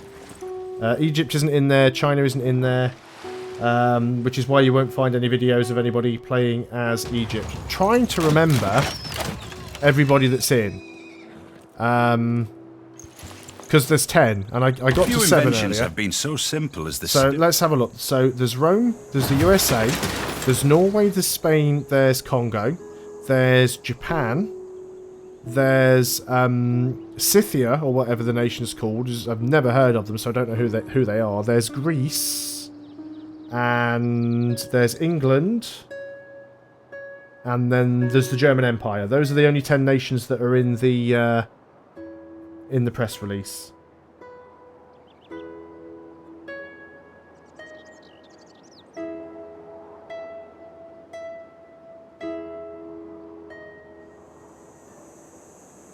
I actually think that the optimization so far is pretty good. As I mentioned earlier, I don't have like a really high spec system.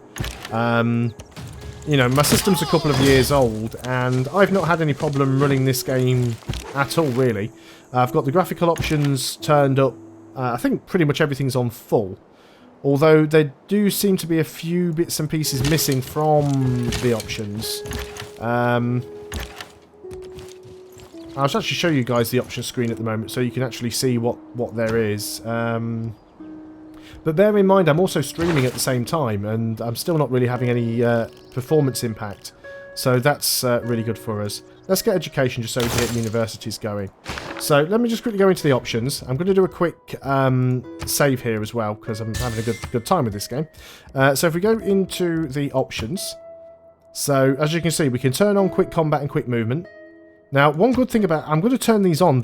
I don't like playing with them on, but I want to show you guys the difference. Because in Civilization 5, if you had quick combat and quick movement on, everything was instant. You've got auto end turn. I had no idea what this thing is. Tuner disables achievements. I've tried turning it on. Nothing seems to happen. But there are no achievements anyway in the press build.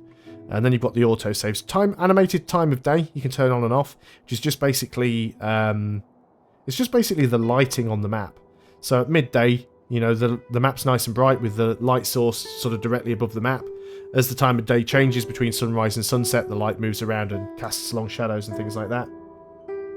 Yeah, Egypt was one of the first civilizations that they showed off. So was China, and that's not in there as well. So that's really weird. So here's the graphics. As you can see, I'm running an NVIDIA GeForce 770. I'm running this at standard Full HD, 1920 by 1080. Running at full screen. I've got the options on advanced, so no frame limiter. I don't have the anti-aliasing up full. I've only got a 2 GB graphics card, so it does tend to struggle with high AA. High quality visual effects, ambient occlusion is on. These settings, I just sort of left them on the default. Shadows turned on. The overlay turned on. Now, it says the terrain is on medium quality. I could possibly try and turn that up, but it won't let me do it without quitting the game. I thought I had turned the high resolution geometry on. Apparently I didn't, but everything else I've got turned up pretty high. Audio, as you'd expect, individual speech sliders, and you can mute the game when you tab out. Then you've got your language settings. Interface, really, really basic. Key bindings, fantastic. You can rebind all of the keys for the games. Civilopedia is now F9 instead of F1, which is, I find, really weird. And then you've got the show intro video, which even though is enabled, doesn't show the intro video because it's not included with the press version. But that's basically the options menu. That's all that's in there. Just catching up with the chat. I don't have a second monitor. I'm too poor. So I've actually got a tablet sat at the side of me that I'm using to read the chat. It's the only way that I can do it. It would be nice if the devs made a Civilization that could take advantage of Tundra and Snow tiles, because I think 2 of the games that I have started have been very close to Tundra and Snow, and it's always annoying when you get a crappy start like that.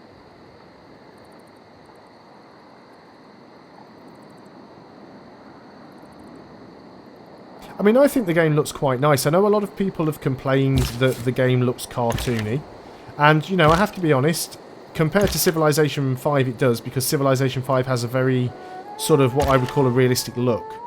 And even though I don't think this looks pretty, I don't dislike the quality of the graphics in this game.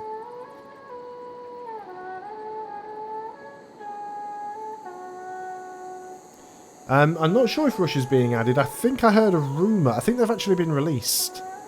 I mean, I think they've been announced that they are adding Russia, now that you come to mention that. So, Washington, we were going to build the harbour. 15 turns. Let's go and build a harbour. So, even though this isn't a coastal city, we're close enough to build a harbour, and that'll allow us to make ships. Let's go on to the next turn. And then I can show you guys quick movement and stuff like that. So, normally, if you were to tell a unit to move, and quick movement was on, so let's say I'm going to select my crossbowman and move him down here to this desert tile. In Civilization 5, with quick movement on, we teleport, but if I do it now, they actually do move. It's really, really quick, but they don't teleport. So, and quick combat is much the same, I think. So, you actually see who's firing. It's not just a barrage of numbers. We're going to take the crossbowman, and we should be able to reach you. I'm not too sure why not. There's a hill in the way. This is one thing that I... Or is it a marsh? No, it is a hill. This is one thing I am really struggling with in this game, is actually being able to tell what is a hill and what is not. So the shadows make it a little bit tricky. That is actually a hill there. But what you can do, we're going to unlink the settler. The settler's going to go down there, and you are going to move in this direction and fire at that guy. And I shouldn't have left the settler uncovered there, should I? I thought I had extra movement. So I'm going to probably lose my settler here, but that's fine. We'll get them back. You got a promotion, which I also did not use. Made a little bit of a dirt there, but that's fine. So, Rome. I can't remember what I was doing in Rome. Let's get the bath.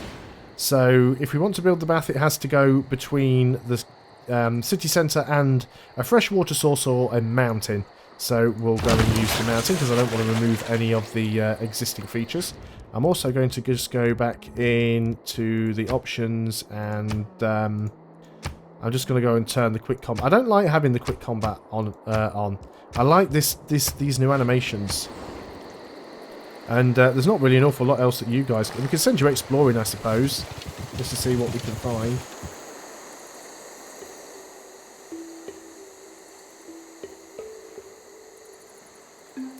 Weather effects, do you know what? I wouldn't be surprised if that does end up as a DLC at some point. It'd be nice to see that in there. I think that'd be a really cool cool feature. The day-night cycle is, I believe it's per turn, and it doesn't affect the game in any way. It's literally just a cosmetic thing as far as I can tell. Okay, Jono, thanks a lot for dropping by. Hope I was able to answer some questions. That barbarian didn't actually take my settler, which is fantastic. So I'm not too sure how good a spot this actually is. We've got a lot of stone nearby. And I don't know what's down here. Do you know what? I'm just going to do it anyway. We've got the settler for free. Who cares?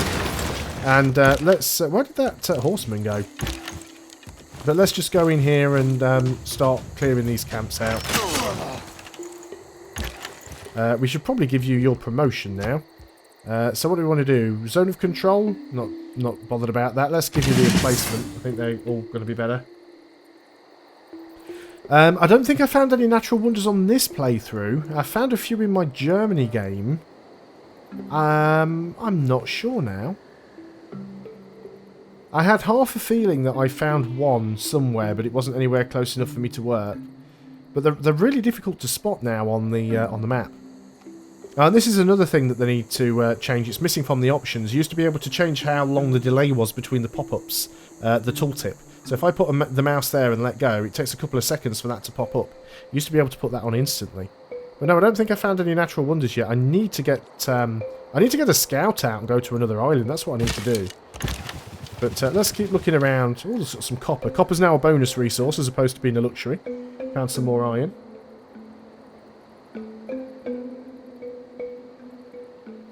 Natural disasters could be interesting. Oh, city needs food. Aquila's actually starving here. Let's go and have a look and see what is happening. We're obviously not working the best tiles. There's a 2 food tile there that you could be working, so go ahead and do that. Makes more sense. And Willa, you should probably work on the granary. You don't have a lot of production or anything. We're going to work on the granary there. I still tend to find that the basic buildings are more important than the districts a lot of the time. So we've got Kume on New City. We don't have a lot of production here at all, but let's start off with the granary.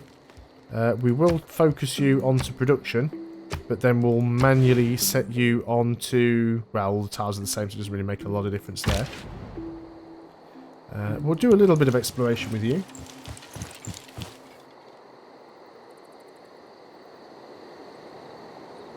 Yeah, I was about to say the same thing with natural disasters. The problem you'd have is if somebody's game got ruined because a natural disaster happened to them, imagine how salty they would be. He's upset that I'm settling too close to him. I'm not going to settle any further closer to him, which is true, because we're just going to go and attack him. You see a builder there working on something. We need to get rid of these barbarians. But yeah, if somebody's game got ruined... I'm going to interrupt myself again there. The number of times I've seen a barbarian just commit suicide by throwing himself at one of my units. So there's definitely something weird with the AI. That builder's up there still. I'm going to see if I can chase him down with my legion. Might be able to grab him if I'm quick enough. We can sort of come back the other way with this archer as well. I'd like to get a free builder. But yeah, if somebody's game got ruined by a natural disaster, there'd be much salt, because people would swear blind that the game, it was fixed and it was just another way for the AI to cheat the player. And I don't think I'd necessarily blame them for that. How large is the map and how many civs? This is a standard map for 8 civilizations.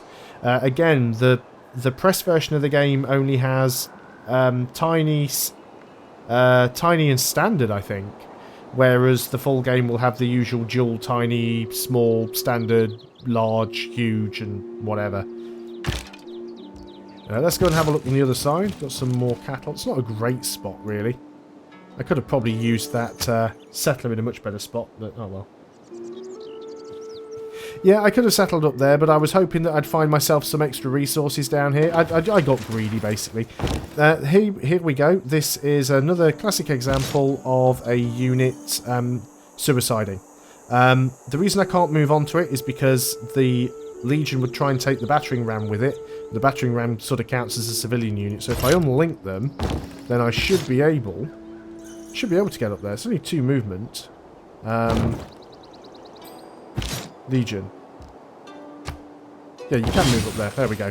So we've got ourselves a free worker now, or free builder. Let's get the watermill for some extra food and production, and we'll carry on exploring with you now.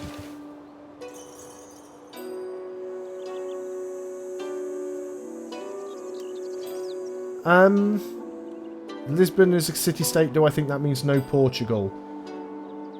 I wouldn't rule it out, because I have seen there's even civilizations in Civilization 5 where there's cities within that nation that exist as city-states, so they very well may still have Portugal in.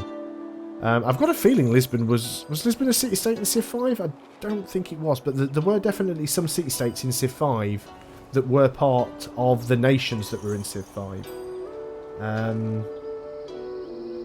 Any info on canals? I can tell you they still exist. You can still build a canal city. I don't know if harbours count as canals. I think you can technically build a harbour next to a city centre. You probably can. It probably does work, because ships can pass through them. Oh no, because harbours only exist on sea tiles anyway. So you can build a canal city over a single one-tile expanse of land, but that is it. So let's have a look down here. I think we're mainly finding tundra. Oh look, there's another free builder. Yeah, I was going to say, I thought Lisbon was a city-state in Civilization 5. But then they removed it. Yeah, so again, the same thing could happen. And that camp is now cleared, so we'll just go and empty it out. Oh, glad we did, because Norway was about to get 45 gold for nothing. And we do want to keep some of these crossbowmen around, because he is going to be our next target. But yeah, I really want to get that builder. So with keeping in mind that we probably want to go and declare war on him next, we need to make sure we start getting some of these units back home. Battering ram's just going to skip its turn until we bring that legion back. I guess you can move a little bit closer. Oh, no, apparently you can't. Yeah, exactly. Warsaw was a city-state as well originally, so yeah, I can see them probably adding lots of people. I think the list of civilizations that they are releasing with the full game is pretty much already known, because there's only going to be 20 civs.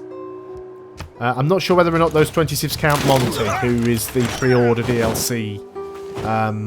But yeah, they did say 20 civs on release, and I think they've renounced like 18 or 19 of them. So another free kill. Well, we didn't quite get the kill there. If we were a crossbowman, we'd have got that kill. And what do we want to build here? We could get that armory. That would give us some more production. We'd also get the market. We're making decent gold, actually. We don't really need money. Amenities are fine.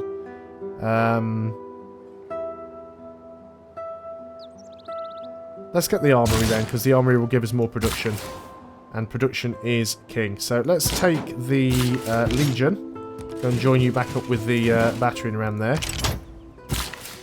And what do we want to do with this guy? Well, some things here that these are the ones that are being repaired, I think. This is the Culture Theatre Square. So I think that's actually being repaired. Where's the pop-up for this? Yeah, Theatre Square, 21 turns. Or do we actually need to click on it to get it to work? Maybe we do. Maybe we have to manually repair it. That's an interesting thing. I'm just going to move on to it, though, with the builder. And see if you can actually use a builder to repair it, because I don't know whether you can or not. This builder's only got 2 builds left.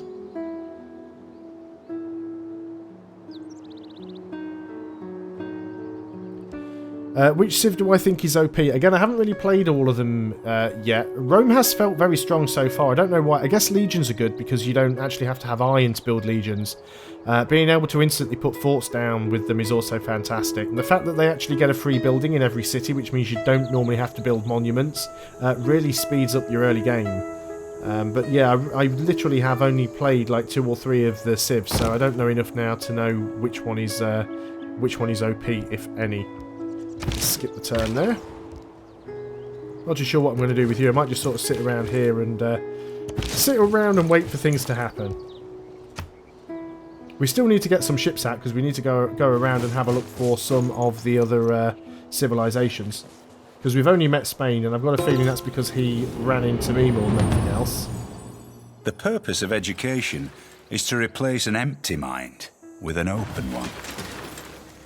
So now we have the ability to build universities, and also the Hagia Sophia.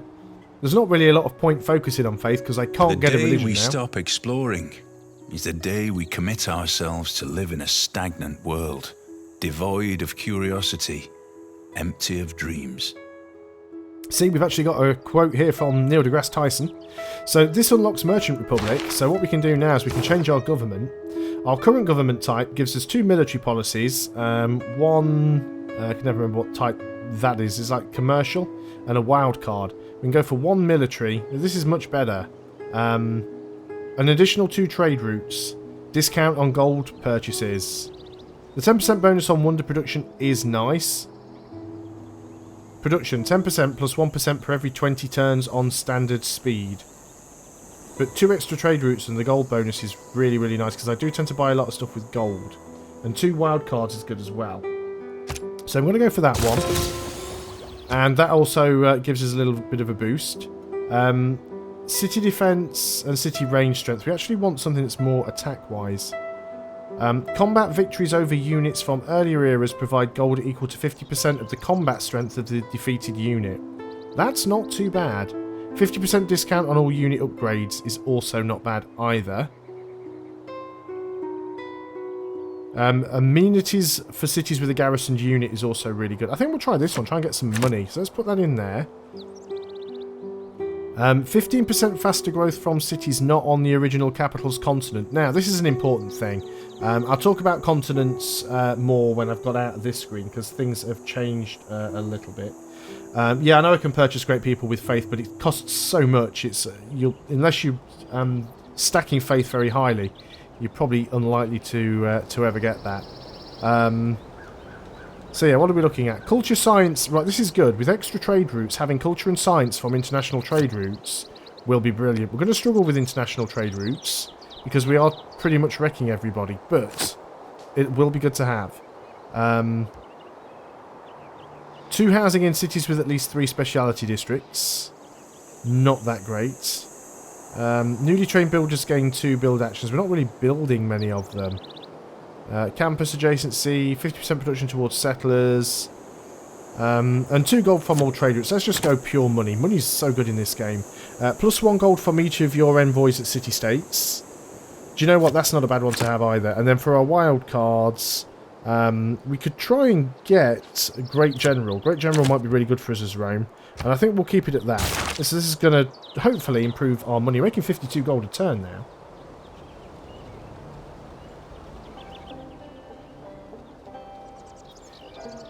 So, resources. Oh, right. So, Hattusa. Did we actually just complete the quest for them? No, not too sure what's going on with that at all. These pop-ups are like really, really horrible to cancel sometimes. It's actually working quite well today. So we've got a trade route capacity of 5 now, so we really need to get some trade routes built. I could just go and buy some. They'll pay for themselves, so I might do that. Cartography would give us caravels and give us into square rigging to unlock frigates, because frigates are really damn good. But I think I want to go into gunpowder, work out where the niter is, and get our legions upgraded into musketmen. Printing could be useful as well to get the Forbidden City is a really nice wonder, because plus 5 culture and an extra wild card policy. Do you know what? We're going to go for printing, I think. Yet another wonder to try and get. And as far as civics go, we can get guilds. It's only 6 turns, so let's go and backfill it in. Choose a production. New Orleans has finished whatever the heck it was building. Housing's okay. Amenities are okay. Let's get... We don't really need the market. Let's go ahead and build the industrial zone. See if we can get some more production. There's a nice extra bonus 2 production on that tile. And we do have an envoy. We now get 2 envoys at 150 influence, as opposed to 1 envoy at 100 influence. So let's keep... We're not bothered about the faith, so let's send to Brussels. So we want to try and get that extra production where we can. And you guys should be linked up. We'll start bringing you home. And I think we'll just kind of leave you camped there. You need to heal up. You can stay camped there as well. You can actually rename units now. Once they get 2 promotions, you can actually go and... there's a randomise button. The Glory Knockers. But you can go in and name them. I'm not sure if you can rename them. But yeah, you can definitely name units, which is really, really nice. But they do have to get a certain amount of promotion first. Let's pop across here. There might well be another barbarian camp we could deal with. This is on Prince difficulty. There's only Prince available on the press build.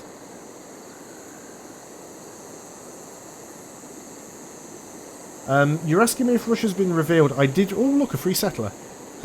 Ooh, how easy I get distracted. There is something about Russia that I did see on the Reddit. So Russia may have been revealed. Where's move to? It's that icon. Can I get there in one turn? I cannot, unfortunately. Oh, look at this. A free settler and a free builder. This is why the AI is so derpy. I'd sooner have the set... Well, I don't know what I'd do with the settler, to be honest. But we'll probably try and catch both of them. But at least one of them. So can you actually repair? You cannot. You can probably repair improvements, but you can't repair districts, which would make sense.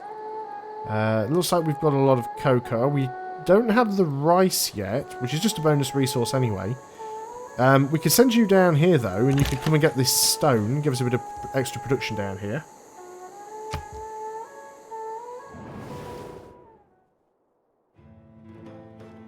Ah, we now share his religion. So he likes us, because that's what he wants to do.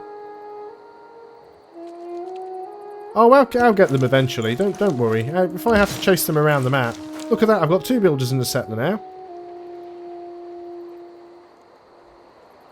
And in fact, we'll move down this way. Oh, set Norway's kind of blocking the path. And, yeah, you guys are going to start heading this way as well. We've got a scout we can kill off. We might see if we can find another city-state or somebody else as well. I didn't actually look at the details for Russia, so I don't know who the leader is. In fact, I haven't actually paid all that much attention to the announcements of the extra civs that they've added, so... Oh, right, okay, so we have 3 free builders and 2 free settlers. So for anybody that was asking about the AI, hopefully this answers your question.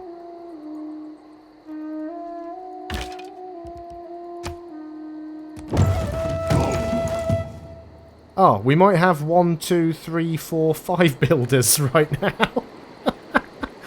Oh, that is absolutely, completely, and utterly ridiculous.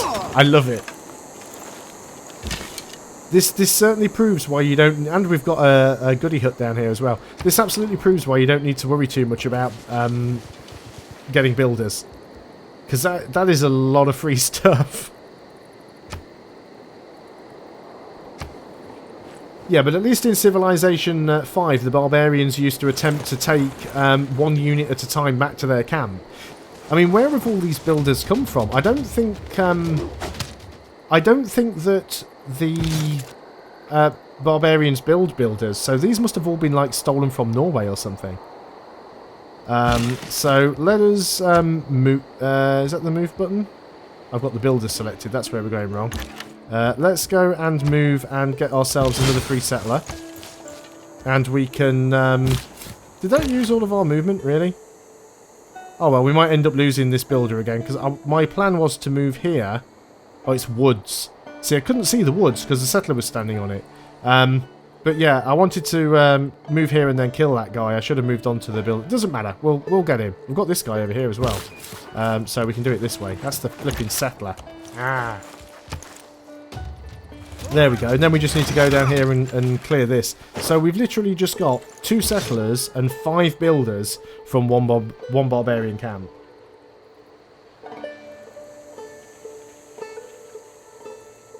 I don't think Norway's going to manage to get anybody. I think we'll be fine. And yeah, you're just going to come down here. Anyway, whatever Norway gets, we'll get back, because we are totally going to screw Norway over at some point. So we can start moving you home and out of the way, really, because I don't think they can catch a worker with a worker. I'm fairly certain that that's not possible. Don't know what we want to do with this settler. Probably send them up here, maybe? That's not a bad idea. We definitely want to be escorted, though. So we'll just skip the turn with that unit for now. Crossbow, what other one? So we've moved this one can't move, this one can't move because it's fired. I don't think that they've got any more that we can get, but we'll definitely grab those. Let's have a look around here, see what we can find. We've found a goodie hut, fantastic. Wasn't entirely sure there'd be any of those left on the map yet, so... But I will take all of the free units that the AI wants to throw at me all day long. Petra is a brilliant display of man's artistry in turning barren rock into majestic wonder. So you can see the day and night cycle working in sort of fast motion here. But there you go, we have Petra. Petra gives us +2 food, +2 gold, and +1 production on all desert tiles for the city. That's going to be a little bit OP. I'm just going to ignore his request there. We'll back our troops off a little bit so he leaves us alone. But now we've got Petra. We go ahead and have a look here at the tile yields. Look at all these tiles now. This is absolutely fantastic. So we don't want to have 2 food tiles locked in when we can be working 2, 1 and 2. You do seem mostly production focused. But yeah, these tiles are going to be fantastic now. Perfect city to have that in as well. Really, really good. Well, Petra is kind of built into a mountain, but it's built into its own mountain. I suppose you don't get desert mountains very often, which is probably the main reason for that. Let's go ahead and build the amphitheatre. We've got the cultural district. We might as well have the amphitheatre. Let's move some of our units back a bit, just to stop him crying for a few turns, and we'll go and screw him over later. And let's carry on getting all of our free units. So we could certainly... well, we can move a little bit closer with our crossbow. I think this settler should be fine. We want to grab this crossbow. And want to grab ourselves another worker there. And we should also, therefore, be able to clear the camp. Getting so much good stuff from this.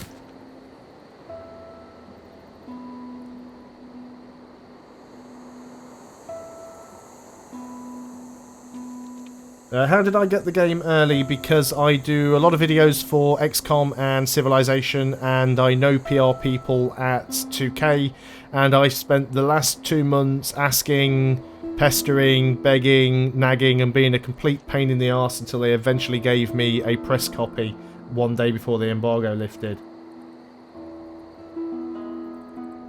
Cities on the river and next to the coast, I think they just received the bonus, the +3. So basically they've either got fresh water or they haven't. So if they get water, they get +1. If they've got fresh water, they get +3. Doesn't matter if they've got both of them.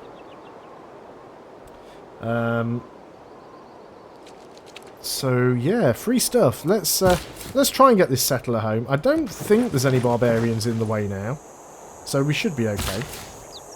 We've got a few places that need more housing, but I think that's fine.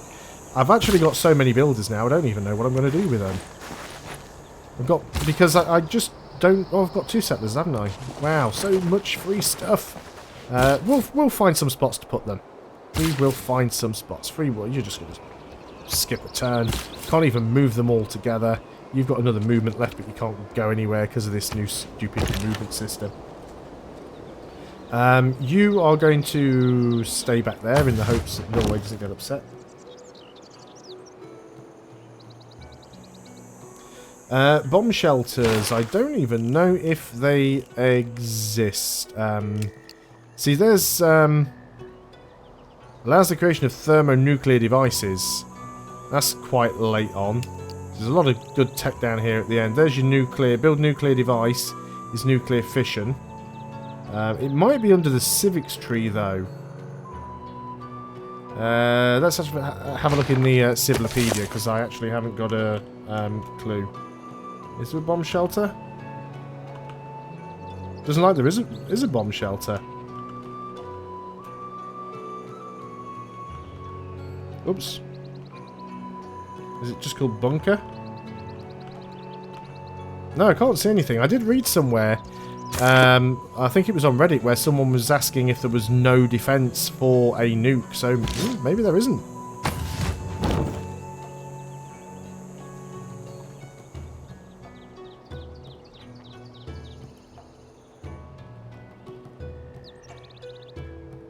Nice spot to settle to the right of Rome by the bananas and between the stone and the coast. Rome by the bananas between the stone and the coast. I assume you mean that spot right there. I think you're right, and I think that is one of the ones that... actually, I don't need to select a settler because we've got these lenses here, and we can turn on settler. So yeah, if you mean this tile here, it doesn't have fresh water, unfortunately, and we wouldn't be able to build a bath either, because there's no mountain, there's no lake, there's no... If we settled here, for example, though, next to the mountain... Well, not next to the mountain. Well, yeah, we could still do it, because we could build it on that tile. But if we settled here, we wouldn't be able to get the baths. So I think we'll actually... and mountains are quite important for adjacency bonuses. So I think we'll settle... Well, we could go further north. But then we'd kind of be competing with Brussels for tiles. See, there are some nice spots up here, but this is a nice spot down here. Because we'd be able to get horses, we'd get stone, we'd probably get the copper from Hattusa, maybe. We'd have another coastal city, we'd have a couple of mountains to play with. So one of them's going to go down there for sure. And then the other one... Then we could go over here and try and grab the silk. Although I said I wouldn't settle near Norway anymore. I might put one up there, and we'll just see. How it goes. We'll put it on this tile. That'll probably be the best thing to do. Can you build your own wall? Do you mean like the Great Wall of China? No, you can't. It's not one of the wonders that's in there anymore.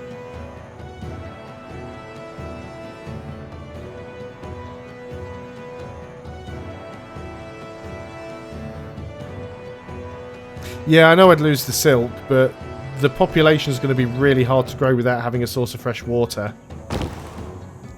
Did I not just tell you to sleep? And we definitely want that goody hut. We can't actually hit this guy without moving onto this tile anyway.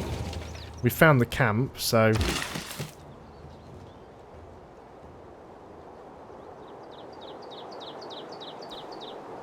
The reason that YouTubers and people get copies of the game so early is because, first of all, we build up an audience, so it's free advertising for the publishers and the developers, because people get to see the game being played and decide whether or not they like the look of it and decide, you know, whether or not they want the game. And, you know, it's not a full copy of the game. Nobody has a full copy of the game. It doesn't have all the options, it doesn't have all the civilizations, and we don't get it free because when the game comes out, this preview version stops working and we have to go out and buy the full version. And, you know, it comes out in 3 weeks' time. It's not such a long time away.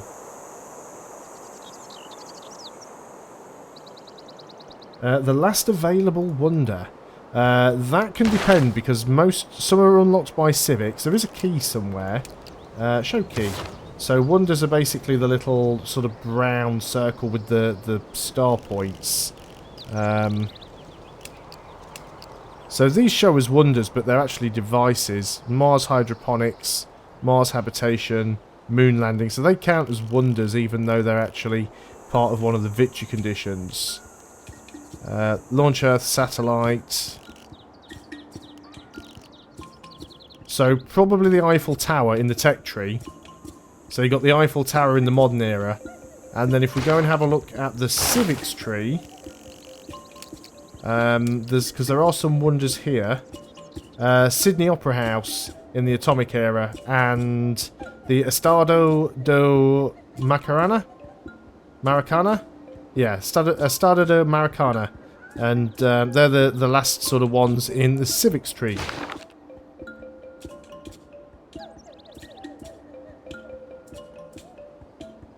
I want to kill that guy off. Unit needs orders. What have we got left? Do we just build mines everywhere and just make this like a production powerhouse? Because there's so much stone nearby. Yeah, somebody asked about clearing resources. So as you can see, I get 119 production if I cleared this stone instantly. If I go ahead and... spare me 1 second.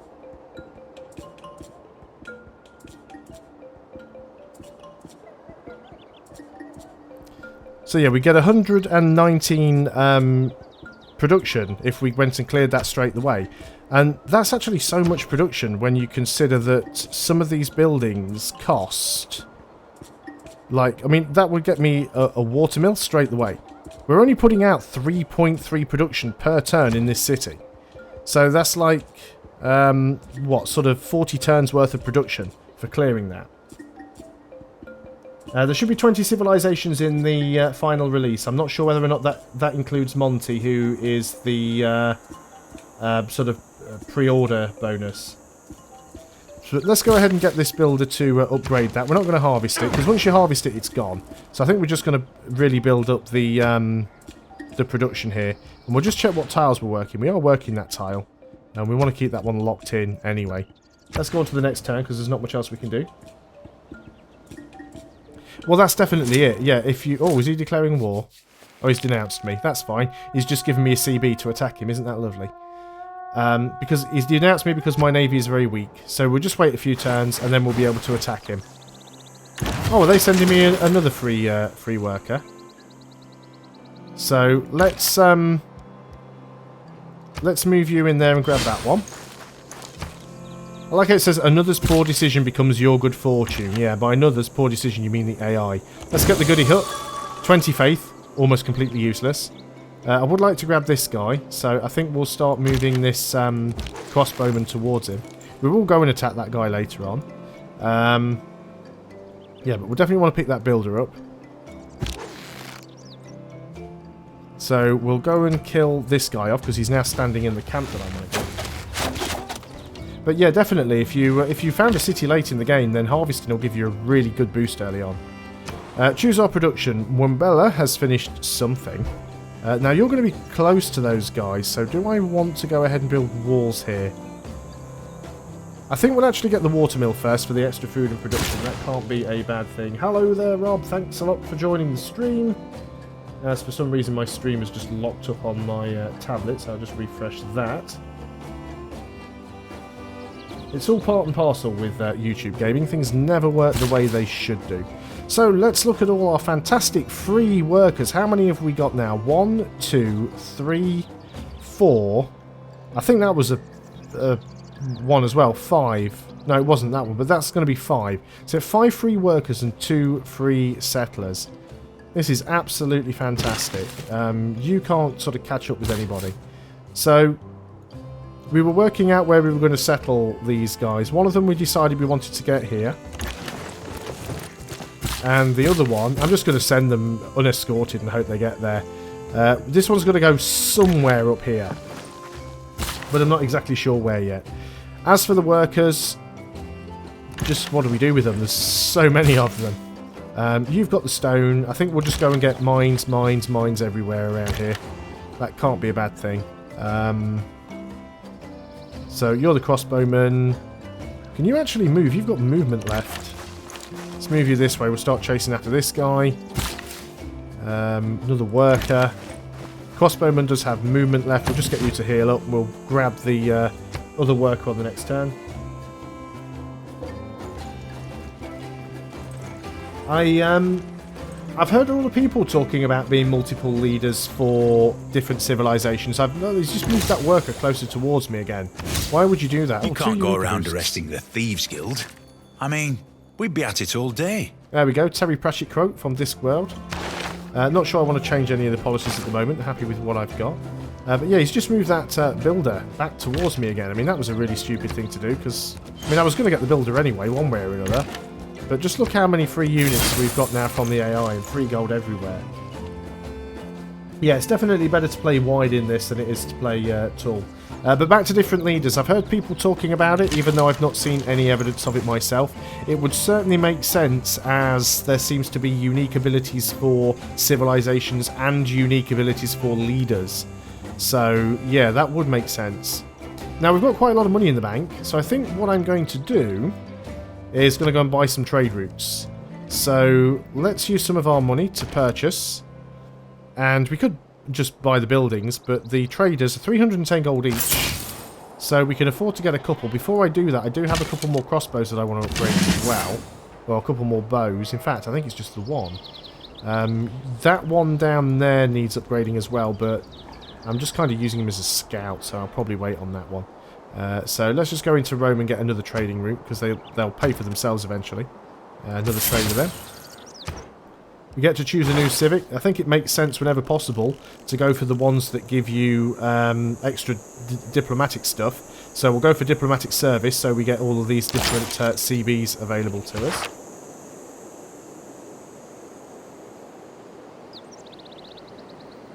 So there are a few penalties for going wide, which is that your settlers become more expensive, but that doesn't really matter when the AI keeps leaving them lying around the map for you to claim anyway. And also, if you're playing a diplomatic victory and you're taking people's cities left, right and centre, then that's not going to be a problem either.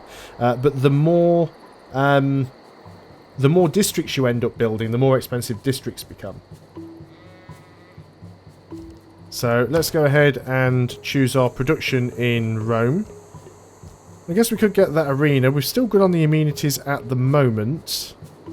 We could get some more production here. We don't really need it. Let's get the campus so we can get some decent science going. If we build it over here, we'll get an extra +3 science because of all the adjacency bonuses to the mountains and the other districts. So we'll go ahead and do that. Banza Congo, we could go ahead and just repair these things. I don't think we need the wall straight away. Let's go and get... We're good for money right now, so let's go ahead and repair the theatre square and try and keep our culture on the up.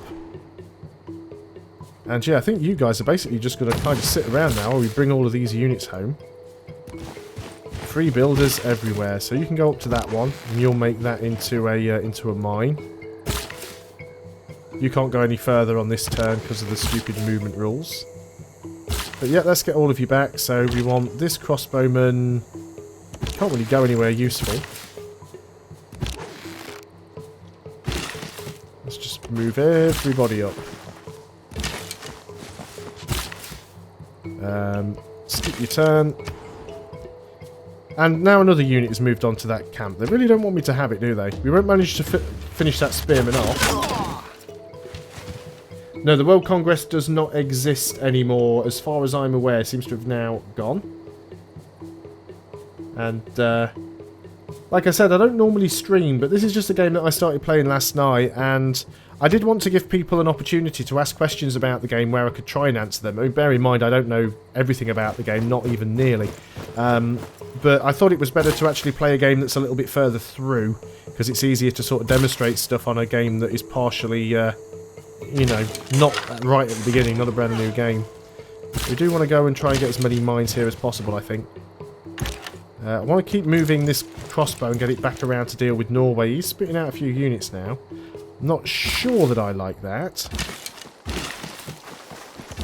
I really don't know what I'm going to do with all of these builders and stuff.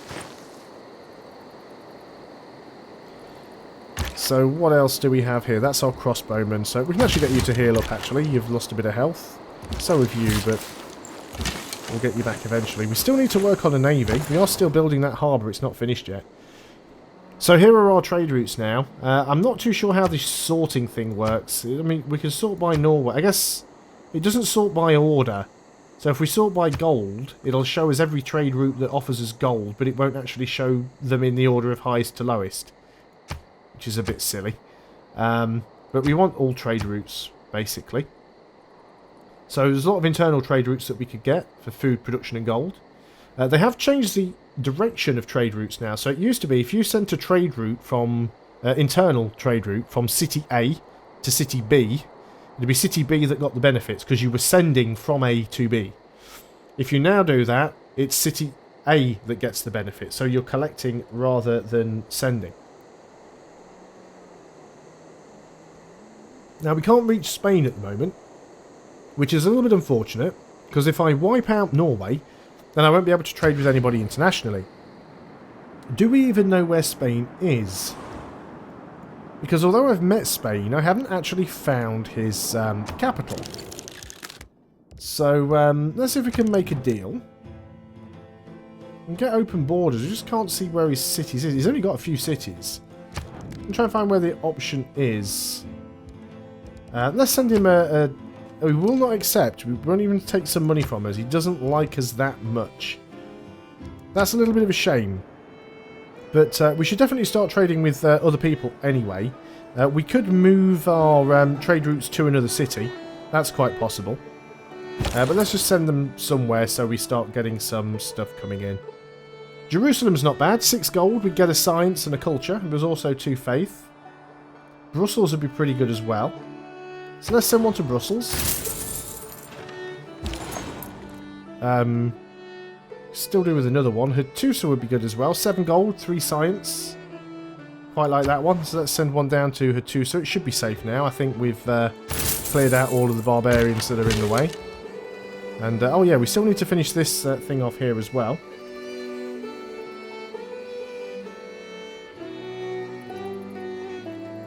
Yeah, the leader's name is Trajan. Caesar Trajan or something like that. I must admit, not one of the more well-known Roman leaders. Certainly not one that I'd ever heard of before this. They do seem to have really tried to mix it up, although they do have a lot of the same civilizations in the game that were in Civilization 5 and the older civilizations. They have tried to change the leaders around a bit, which is quite nice. You can see my leader here. So you can always click on your own leader on the diplomacy menu, and you can actually see what your abilities are. So all of our cities start with an additional city centre building, which starts with a monument in the ancient era. All cities that we found or conquer start with a trading post, so that increases our trade range and gives us better yields from trades. If a trade route is within range of your capital, you also start with a road to it, and your trade routes earn an extra +1 gold for passing through trading posts in your own cities. We get a unique unit, which is the Legion. So basically, it replaces the Swordsman, doesn't require iron, has 40 combat strength instead of 35, and has the ability to instantly place down a fort, which they can only do once, and that fort gives you an extra +4 combat strength when a unit is garrisoned in it. And then they have a unique building, which is the Bath, that replaces the Aqueduct. So it still provides you with the +2 housing like the Aqueduct does, but it also gives you +1 amenities as well. So that's what you get for playing as Rome. And we've still got another one of the... Oh, Zanzibar. 11 gold for Zanzibar is miles away, but sure. Yes, let's do that. Increases our science output a bit. We've almost caught up science to culture here as well. Unit needs orders. You woke up because I upgraded you. 3 turns away from getting the harbour. Let's go on to the next turn. So as you can see, the turn times are starting to get a little bit longer because the city-states and stuff doing things as well. So what have we got here? Let's go and build another mine. And we've got another builder. If we wanted to, we could build another mine. We're probably going to want to have a couple of builders moving over towards the where the settlers are going. Because we'll want to do some upgrades over there. All this hill movement really is annoying. Let's keep this... Let's keep this crossbowman down here, because we might be able to deal with these chariots and spearmen if we attack Norway from the south. Because you do have quite a few units around, and they're close to my cities. Cumae doesn't have walls, and we might need to build them. I didn't even see what I got from that, actually. Let's go ahead and clear that, though. It's so nice to be able to play this game with the music on as well, and I know I'm talking over it quite a lot, but the music in this game is really good, and you just can't put it on YouTube What normally. gunpowder did for war, the printing press has done for the mind.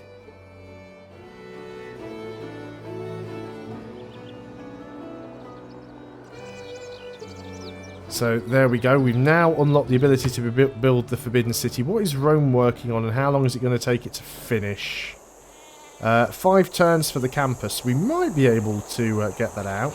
We're also working on Great Library. There's 12 turns for that. Oxford University is really good in this as well now. That is one relatively OP... oh, can't type. Oxford University, plus 20% science in this city, and awards 2 randomly chosen free technologies when completed. And those technologies can be, like, as far as I'm aware, anywhere in the tech tree. So that is really good. Yeah, I think each civilization has their own music. So that's I mean, Civ 5 had that as well, but it's always a really nice thing to have. We can get better walls in Alhambra. I'll tell you one thing that is really good in this. And after that, actually, I'm just going to queue up... I don't know why. Sometimes when you hit shift, it brings up the Steam overlay. I'm not hitting tab, I just hit shift. I'm just going to queue up gunpowder because I really want to upgrade to the musketman. But one of the improvements, Terracotta Army. So if you remember, the way Terracotta Army used to work is it basically took whatever army you had. So say you had 3 warriors and 2 bowmen, and it would double them, so you'd have 6 warriors and 4 bowmen. But what this does now is all current units gain a promotion level. But better than that, all archaeologists from the owner, so obviously you don't get archaeology for quite some way down the tech tree, but all archaeologists may enter foreign lands without open borders. That is absolutely fantastic. You can just go in and rob somebody else's artifacts like that.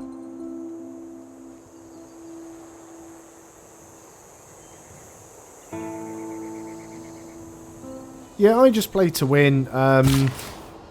I don't necessarily think you can really roleplay the nations in Civilization games, because I think a lot of the time, especially if you're playing on higher difficulty level, you often have to just accept what victory you can get based on the conditions. I mean, it's okay saying, right, I'm going to play as Greece and I'm going to get a culture victory, but then you end up with you know, like if you're playing Civ 5, you'd end up with Brazil in your game or something like that. So sometimes you just have to do it differently to what you'd planned. So I just tend to go with whatever's available, really. What have we got here? Another builder. We can get another mine over here, but you can't move on to that tile yet. And we'll keep exploring around with you. Still making decent money per turn. 88 gold a turn is not to be sniffed at. We have like one of every luxury resource. We still got one more trade route we can get. I am aware of that, so I'll probably buy it. Definitely still getting a lot of these boosts. Might go and buy that trade route now. I suppose the quicker we get them, the quicker they pay for themselves. Keep losing Rome. I forget how much my borders have expanded. What do we want? We want a trader. There is one policy that you can get if you take... No, not a policy. It's a government. If you take theocracy, allows you to buy combat units with faith, and you get a 15% discount on faith purchases. So if you're like me and you've saved up a lot of faith that you can't use for anything, because I've got nothing I can buy with faith, but you can actually pick theology, and then you can buy some of the early units with it. So what do we want here? Increased trading capacity, need more housing, yeah. We've finally finished the harbour, so we could get a lighthouse. I wonder if the Great Lighthouse is already gone. We are at housing capacity though, which is a bit of a pain. So let's go and build the bath in... I guess we just build it on... does it replace the yields? I can't remember. I think it does. So I think we just go and build it on that tile there, because it's the most useless tile that we have out of everything. Do we have... Let's have a quick look. I want a list of the buildings that are in there, which is on this one. So, yeah, we've got the watermill, so we're getting that extra bonus from the wheat there. So you've got these buttons here, it shows you what pantheon the city believes in, or what religions, because you might have multiple religions in the city. If we go down to somewhere like Rome, maybe, there might be multiple religions here. But, no, it's just still our pantheon. And you can see all of the buildings and all of the districts, and then you get a lot of information about the city, showing you exactly where your housing and amenities and things like that are coming from, what your food is and stuff like that. So a lot of good information that the game likes to give you. You can buy great persons with faith, but great persons are really, really expensive. I mean, okay, we could get a great admiral for 750, it's about the cheapest one. We can get a great scientist now, we're close enough. One random technology from the medieval or Renaissance era. Well, what are we in now? We are in the medieval era, and the Renaissance. Yeah, we could still get him. So let's go ahead and do that then. We will buy this great scientist for faith. Our dedication to yeah, whatever. So we've got a great scientist now. So if you actually look now at the list, you'll see there's a new great scientist available, and this one triggers. Oh, I've lost him. There we go. This one triggers. A random Eureka moment for 3 random technologies from the Renaissance or Industrial era. But they do become more expensive. Each time one gets purchased, they become more and more expensive.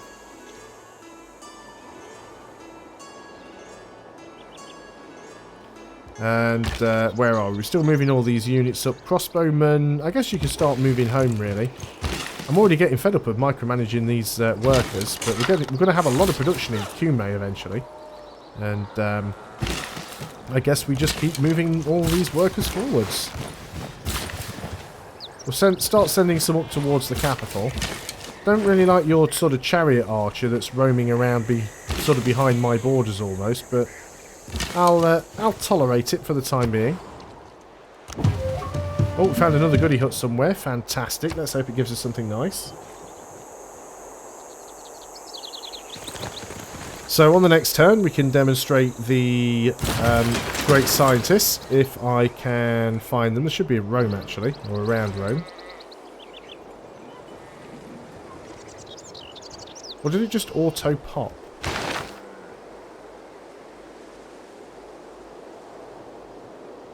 No, you can spend the points to gain the great person immediately. The amount of faith. You cannot perform this action. Yeah, so we should have had that great scientist, but I'm not too... Oh, there he is. In that city. So, we can retire him. Triggers a Eureka moment for one random technology from the medieval or Renaissance era. And, I think you have to be in the city or on a campus. So that is a campus there. So we just move him onto the campus. Because there are some great people where you do have to have them on a specific tile. So we'll just go ahead and pop him straight away. And he's boosted siege tactics. So not the greatest of great people. Yeah, I found him now. I just expected him to be in Rome for some reason. St. Louis, what do we need to do here? Housing is at capacity, so I guess we need to do baths here. We'll use this tile because it doesn't have anything we have to remove. And, oh, it appears we have some spare builders, who would have thought. Still need to get all this stuff repaired, that's going to take quite some time. I think that's pillaged as well, so we can go and get that improved. I'm sure we've got a spare builder we can send up for that one. Got to be careful here, we've got some... a barbarian scout working their way in behind us. So let's get the crossbowman. We'll move down here, and we should be able to finish you off. Wouldn't surprise me if there's a barbarian camp around there. We actually got 5 gold for doing that as well. This is a tile within our borders, so let's go and build a mine there.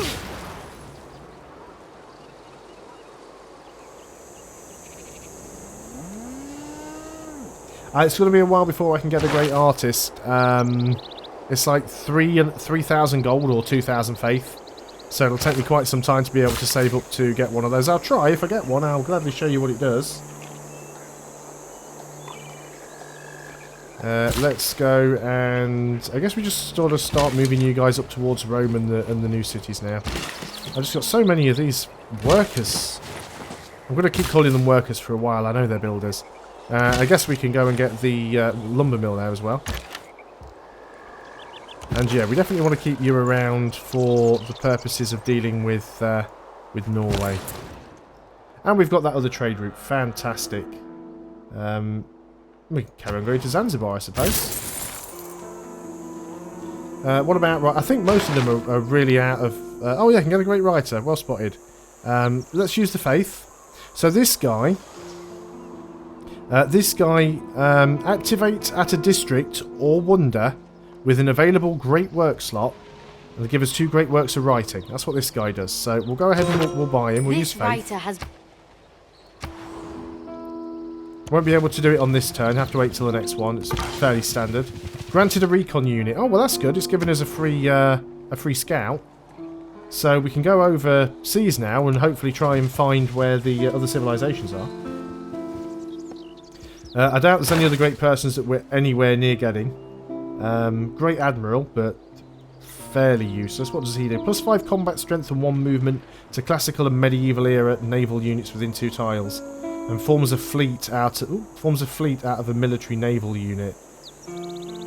So you can actually stack multiple ships together, just like you can with certain land units as well. But there's nobody else that we're anywhere near close to being able to afford right now. City-state quest complete. Completed the quest for Zanzibar and earned an envoy. Can we spend that on this turn? Doesn't look like we can, so we have to wait. Oh, that could have been an older one that I hadn't sort of cancelled off. That does happen somewhere.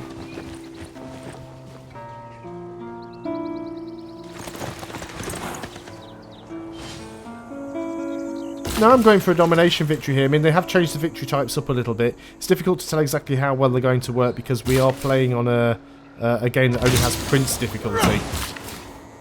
So that's boosted a tech there.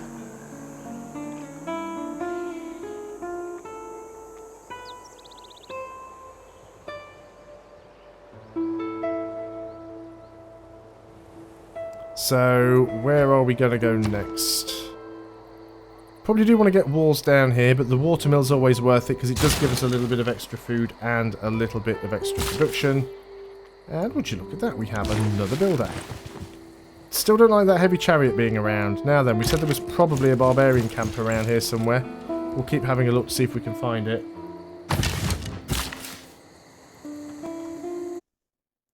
And then what we do before anything else is get rid of this idiot. So, see you fella. Right, back to the game. So, sorry about that. It's like having to deal with so many plebs when you do live streams. So, let's go ahead and... I don't think there's anything else we can really upgrade here. It's telling me that I can build a lumber mill there. I'm sure I've already built a lumber mill there, if I'm honest. And what have we got there? You're the builder still. Yeah, I think we just carry on going up in this direction. And we'll just keep moving up here. Yeah, I have no idea what that guy was snorting, to be honest. And there's our great writer. So, we can't pop him here, because he must occupy a district or wonder with a free slot of the proper great work type. Well, I believe the palace... what button is it on? Is it here? Tourism. Just be able to click this to get into great works. Religion, great people, government, civics. Let's move him to Rome anyway, because I'm sure that you can put them in the palace. Transfer to another city, Rome. And then we'll do it on the next turn. Ah, that's a barbarian quadrireme, which is a ranged unit. So we might come off worse with this.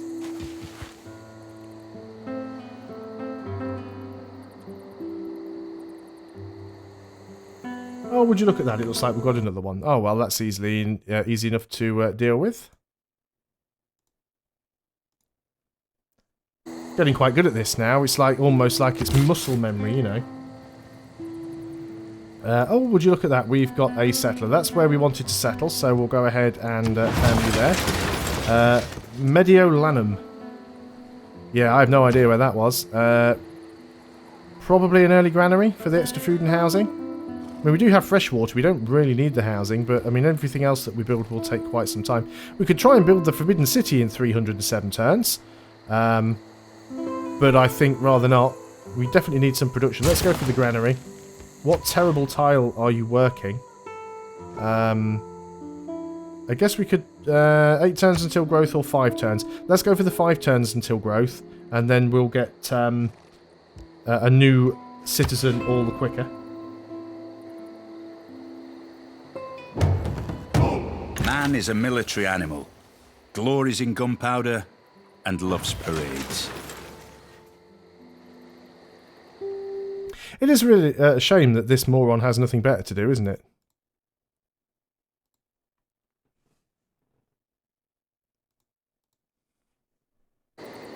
That's okay, I can do this all day. But we've now got gunpowder. So that will reveal niter on the map, and it will also allow us to upgrade to musketmen. There is a source of niter there, which is fantastic, because it's nowhere near where any of our cities are. Which is now making me feel, do I use this settler and just forward settle Norway? Or is there any other niter anywhere? There's some up here. Isn't this where we were going to settle, on this tile? So we'd actually get that niter if we settled there. So yeah, I think we'll go ahead and do that. And if you actually look, it says requires niter. In fact, if I try and... Can I try and buy or build one? Musketman. So, it says requires niter. Now, I'm sure if you look on one of your other cities...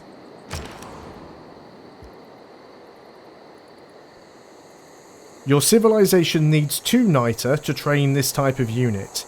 If the city has an encampment, you only need 1 niter. So when I was on Rome, it didn't say that, because Rome actually had 2 niter. Sorry, Rome actually has an encampment, so it only requires 1 niter. And yes, I know that the moron's back again and he's off. But the good thing is let's say I just train them all in Rome, and I think if you upgrade them, you can upgrade them anywhere. So if I just keep training them in Rome, I only need 1 niter, and I can just train them over and over and over and over again, and I only need one niter. So that is pretty cool. We do need another tech.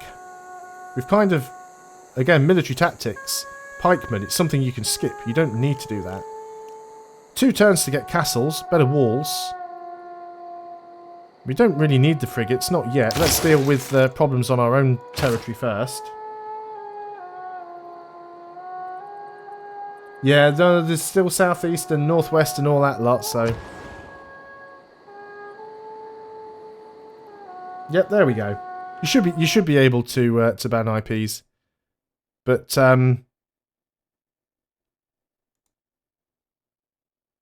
the good thing is now he's just actually been reported to YouTube, so they'll sort him out. So let's go and close this down now. We need to choose a production. This is at... see, this is saying Petra's completed. We completed Petra ages ago, and we've built something else since then. I think we just built the baths, didn't we? So it is a bit strange that it keeps showing you the wrong building up there. I don't understand why it does that. So everything here is pretty good. We could try and go for some units. I don't think there's anything here that we necessarily need. We do need another trader, actually. It's only going to be 5 turns, so let's just go ahead and do that.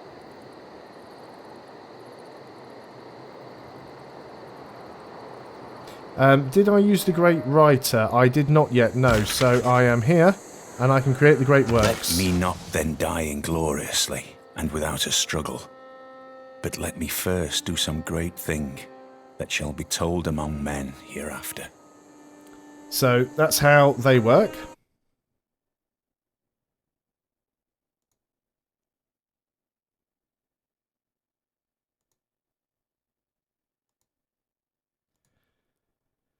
And off he goes again.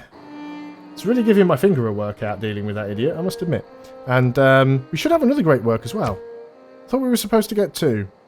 Or do we have to pop him twice? I think maybe we have to pop him twice. So there's the button for Great Works. It's actually appeared now. It wasn't there before, but now we can actually see the Great Works. So we do have... oh, we need the amphitheatre in Aquila. We probably need to get some more cultural places as well. So we do have another amphitheatre. We've got another barbarian camp down here, actually. Let's go and clear that out. Might even get some more free workers. You never know. So there's not really a lot else here we can upgrade. Oh, we've almost got that niter as well. That's actually within range of Mbanza Congo. Don't really want to buy that. The problem is it takes so long for your borders to expand, and I can't actually see the tile. 205 gold to buy that tile. And it doesn't show you where your borders are expanding to either, and it doesn't tell you how long it's going to take for your borders to expand, which is something that I really miss from Civilization 5.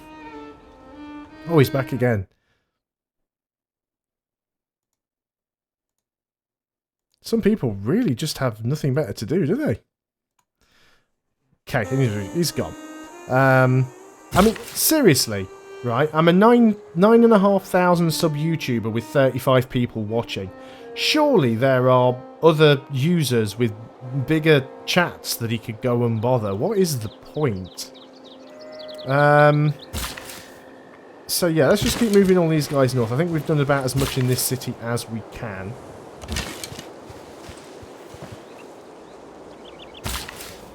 And yeah, we want to go and repair that cattle. So cattle now shows us a bottle of milk as opposed to an actual cow. I would love to upgrade that, but we can't yet because it's not ours. We could go and upgrade those horses. Let's consider doing that. And oh my god, there's even more of these boats around. Let's move over there where I think it might be slightly safer. And we'll take another shot at this one. I'm only doing it to get the XP, to be honest. So we got 1 XP from that again. Oh, look at that, he's back. There's some little script kiddie that's got a hold of his mum's credit card. Is basically what it is. And on to the next turn.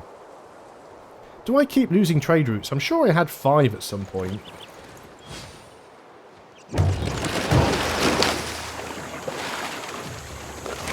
Yeah, there are literally no other streamers on YouTube Gaming right now. Yeah, they do a lot of damage. And the era of diplomatic delegations has passed. It is important that we now establish embassies with our friends and allies. A diplomat is a man who always remembers a woman's birthday, but never remembers her age. Yeah, this was a little bit of an impromptu stream, so I think in the future I probably will have a moderator on just dealing with the morons for me.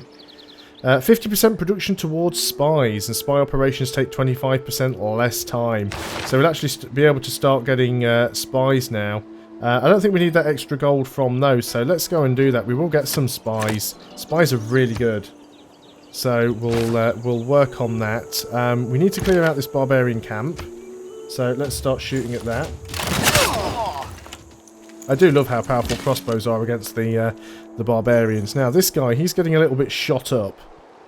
These ships do a lot of damage, so I'm going to move over here. We can probably finish this one off. I'm not terribly bothered if I lose this unit, if I'm perfectly honest. But, you know, gives us some money. And, of course, we have another cargo route. Yeah, I'll look in espionage in a second. Just going to work out where I'm going to send this guy to. Hatassa seems like a pretty good one. So let's go ahead and do that. Do we have the espionage view yet? I can't see it up here. I don't think we can do it on this turn. Or I think we need a spy before we can do the espionage view. Oh, he's found another place name. Off he goes. So we get to choose another civic. Now this is an interesting one. Humanism. This allows you to build either an art museum or an archaeological museum, and they have to be built in a theatre square. So you need a theatre square district. You have to have an amphitheatre. And then you could only have one of these in that district. So you either have the art museum or you have the archaeological museum. And basically one holds great works of art and the other holds artifacts. So those are the sort of... It's a choice that you have to make with that one.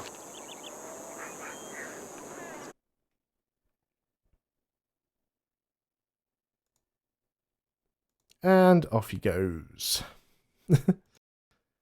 Who do you think is going to get bored first? Me or him? I'm playing Civilization 6. I'm not going to get bored. This is a really great game. It definitely suffers from that one more turn thing.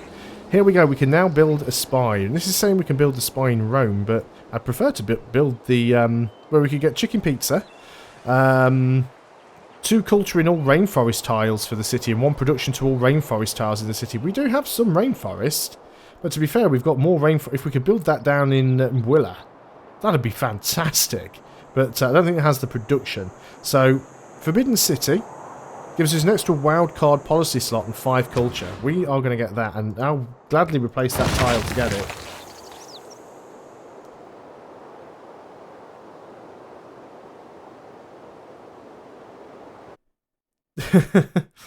Oh dear. See ya. Off you go. I find a slight amount of irony in him calling people losers. I also don't believe him. Yep, so we want to get those horses. So let's go ahead and do that. I said chicken pizza and not chichinezza. It's one of those things. It just sounds like chicken pizza. So I've just always called it chicken pizza. Alright. So yeah, I think we'll build a spy somewhere else. We've got the watermill in Mwilla. Mind you, I really want to get the Forbidden Palace there. Not the Forbidden Palace. Chichen Itza. I really want to get Chichen Itza there. Because that would be absolutely brilliant.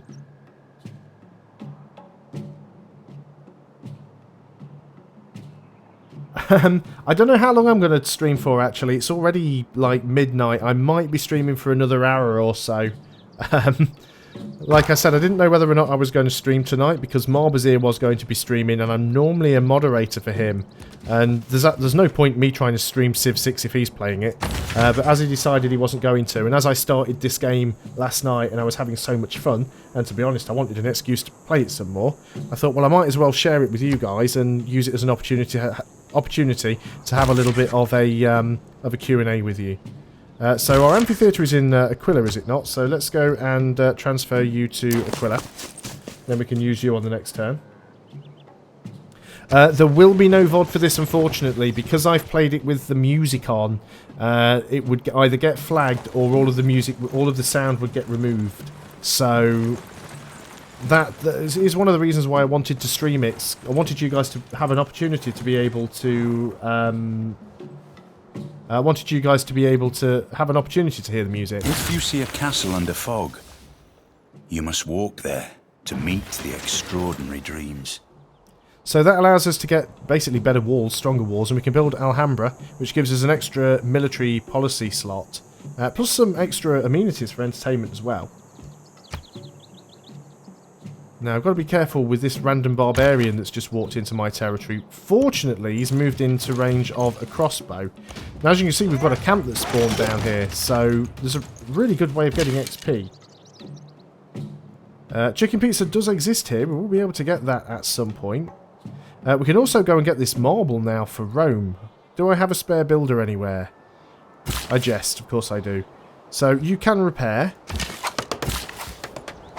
Oh, I love that repair animation. I wish the camera wouldn't automatically move when you use it. So you can repair. It didn't use a charge either. So you can go and repair that one. And I'll grab you and bring you up to Rome.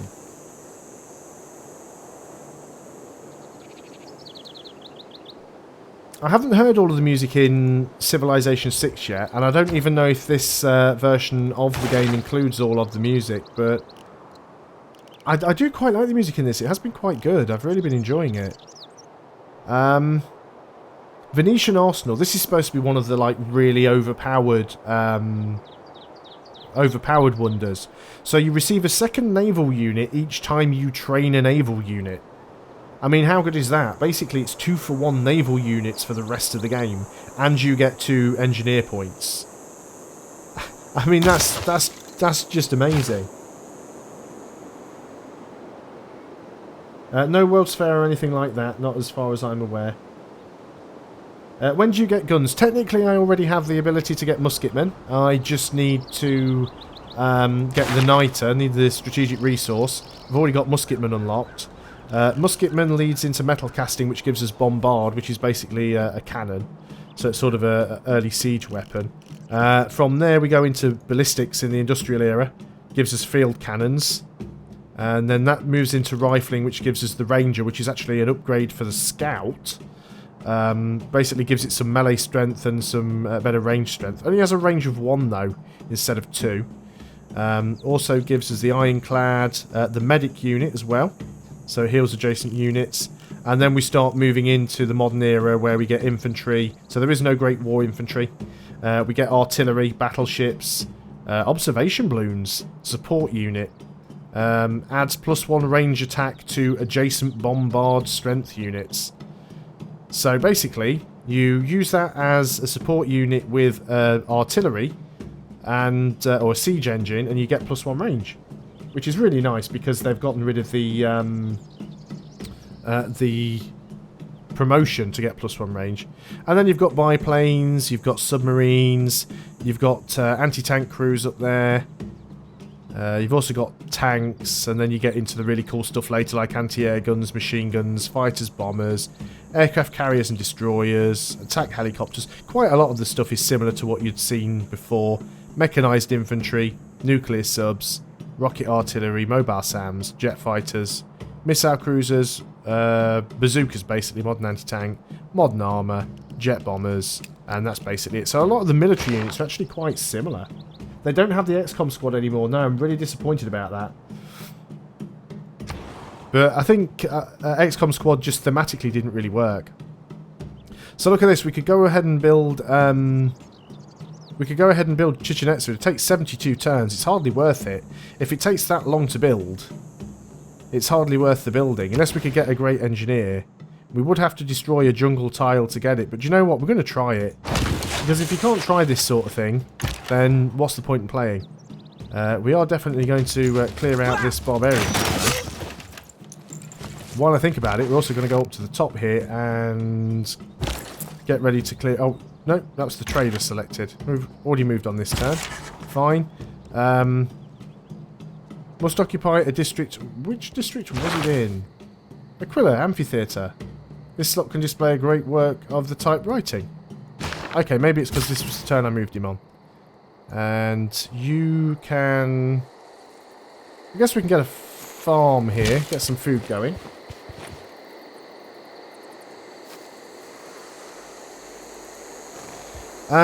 Is there a start bias? There might be. Oh, I've got to move him onto the amphitheatre, I see. Now we can pop that. I don't know if there is a start bias, because when you start the game on the press version, there is no advanced options. The button's there, but it's greyed out. If you click on it, nothing happens. And someone just mentioned it didn't look like that cleared the tile. Maybe it didn't. No, it did. No, that's the wrong one. Or is it? No, that's the Great Library. Maybe it didn't clear the tile then. It is working on it, but wow, 72 turns is like forever. So let's go ahead and pop that other great work. For a friend with an understanding heart is worth no less than a brother. So there you go, we've got 2 great works now. You can actually get great works in the goodie huts. I've seen it happen. It's happened once to me. The very first goodie hut that I ever got when I played this game, I got a great work in it. And it's happened to Marbazir once on one of the game when he went to America and actually played it over there on 2K's press event. So it can actually happen. Alright, Flying Fish, I'll probably still be here then, to be quite honest. Yeah, I think city spamming is definitely a viable option. I would never normally play this wide in Civilization 5 simply because you'd have too much unhappiness to deal with. But as there is no such thing as global happiness now, going wide seems much more viable. Although I think you want to keep your cities close together because you get certain bonuses that actually improve an area of effect. So if you spread your cities massively far apart across the map, you don't really get to take advantage of those. Let's go and repair this farm. Hopefully we'll get to see the animation. It's lovely how they jump around and repair it. Unfortunately though, the camera decided it was going to hop off and do something totally random. Let's go ahead and get a farm there. But yeah, the option to turn the auto select unit off seems to have not been included in this version. You've got a settler there, of which I do not approve. I do have a fair few crossbowmen around. I think I'm going to take this opportunity to actually declare war here, because you did denounce me.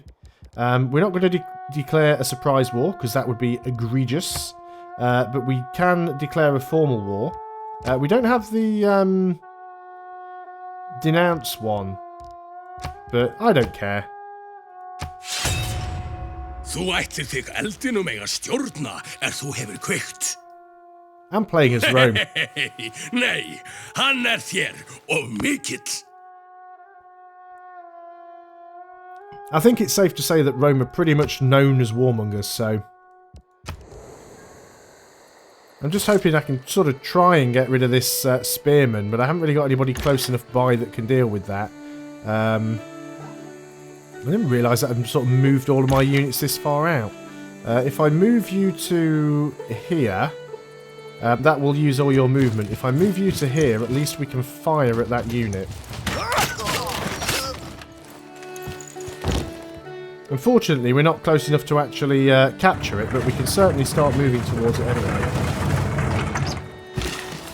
And, yeah, these things... What's that? That is the commercial hub. That's been pillaged. I don't know what improvements are available for bananas, actually. Let's go and check that out. I've never actually... never looked at that. You're working your way over to this barbarian camp. So let's go and do that. Get that cleared out. So we know we've still got housing problems. New Orleans is having some issues. It's actually got more people than it has houses. It'll still grow, it'll just grow slowly. So you take a penalty to your growth rate when your population reaches 2 below your housing. So if you've got 10 housing and you hit 8 pop, you take a growth penalty growth. You take another penalty when it hits the same number, so 10 pop for 10 housing. And then it keeps growing at that slow rate until you get down to 5 more pop than you have housing, then it stops. So until then you can still carry on growing. Oh yeah, even though a lot of people have said that this game looks a lot more cartoony, and let's be honest, it does. But yeah, the way the Civ leaders look, it is really good. The animation quality is really phenomenal. I do like that very much. So I need to start moving some units in. Really don't necessarily want to move my battering ram in just yet. We were going down here to clear out this camp. We'll have to. We might move over and do it with this guy, to be honest, because he's a little bit closer. This guy's got some more promotions, so I think we'll bring him forwards and use him to try and fight this city up there. So let's get him to skip his turn. I was just having a look around because I thought we had they had that heavy chariot archer roaming around, and I'm not too sure where he's gone, but we should be fine. So we could get farms around here in Banza Congo. Your housing is not brilliant. Let's get one more farm. Start using up some of these workers at least. Battering ram, you're just going to skip the turn. And we'll start moving you around here. We should have a line of sight on that barbarian camp. No free builders this time around, unfortunately. Spain has switched governments to oligarchy, so we're starting to find things out about them. Might be worth trying to see if we can get an embassy of him. So let's just wait till it's our turn again. So can we get an embassy with you? We could offer him some gold. Yeah, he allows it now. It's more gold. And we can... we should have embassies now. Do we not have embassies? Or is it somewhere else on here that I'm missing? Anyway, at least now we should probably be able to see where he is on the minimap, I would have thought. Wow, he's all the way down there. He's very, very far away from us. So he must have bumped into one of his ships or something. I guess we're going to be too far away to trade with him. Got to be careful here because there's a random unit. Let's start trying to move in with this legion, because I don't want him to get my settler, although he might. We should be okay.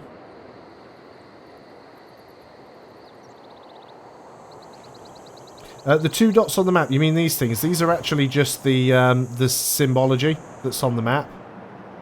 I was caught out by this myself. Whenever I see these things on the map, they're actually just the pictures. They show up on the minimap. You probably can't see those ones because they might be a little bit too faint to appear on YouTube, but yeah, they got these things all around them. I also love how the edge of the map has this thing going on as well. It really does look like a proper map, especially when you zoom right in. And another thing that you can do, and I only found this out earlier today, is if you hold down Alt, you can actually rotate the map. It doesn't have a lot of a practical purpose, because the moment you let go of the keys, it springs back around. But it's you know, useful for having a look if you want to have a close look at one of the units or something. It does let you look at the models quite nicely. But other than that, probably a little bit useless. So Aquila has finished something. It might have been the amphitheatre, actually. We're going to work on a spy now. Let's start working on a spy. It was the trade route you worked on, wasn't it? That was what we were doing. Now then, let's check this guy out first, because he's going to be the big problem. I know we've already done that on this turn. Keep forgetting whether I've hit next turn or not. So, new trade route. We probably want to go up to... well, Zanzibar. Zanzibar offers us a lot of stuff. So, let's go to Zanzibar. You are getting wrecked. Didn't take him out on a single turn. I'm surprised by that. You're moving over here because you're going to deal with this camp. Which is actually empty, strangely enough. So, okay, we need to start moving units in, because we need to get close enough to actually be able to attack. Unfortunately, the terrain doesn't really help us here, because everywhere is like flipping marsh and hills and forests and stuff like that. Let's go over there and get a mine. That's not a terrible idea. So, you can harvest the bananas instantly and get 128 food. Or you can improve it, which would give you +1 gold and +0.5 housing. I mean, that food could be really useful. I mean, we only have 5 population here. There isn't much production. I guess just getting the gold would not be all that bad. Let's go ahead and do that. Let's go ahead and build a plantation there. Now, does that actually remove the jungle? Because this is what I wanted to find out. It does look like it... no, the rainforest. The rainforest is still there. Still counts as a rainforest. Fantastic. You can see all the trade routes as well, all these blue lines. So we've got another trade route we can go. Let's keep just sending everyone to Zanzibar. Can I show Spain's agenda? Yes, I can. I think I showed it earlier. We can actually see their second agenda now as well. So, the counter-reformer. They like civilizations who follow the same religion, and he wants all of his cities to follow the same religion.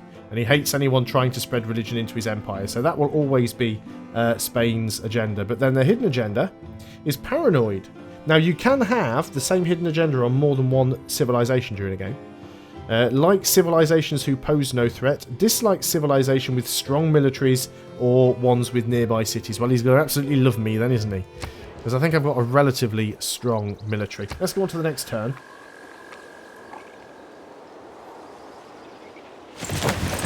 I almost don't know what to do with myself now I haven't got that guy constantly coming in and I keep having to ban with all of his many BS accounts that he was signing up with.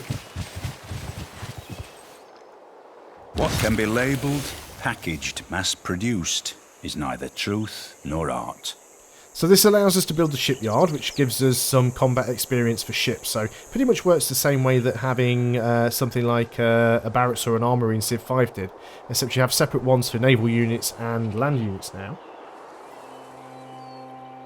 Does Civ 5 use more resources than Civ 6 use more than Civ 5?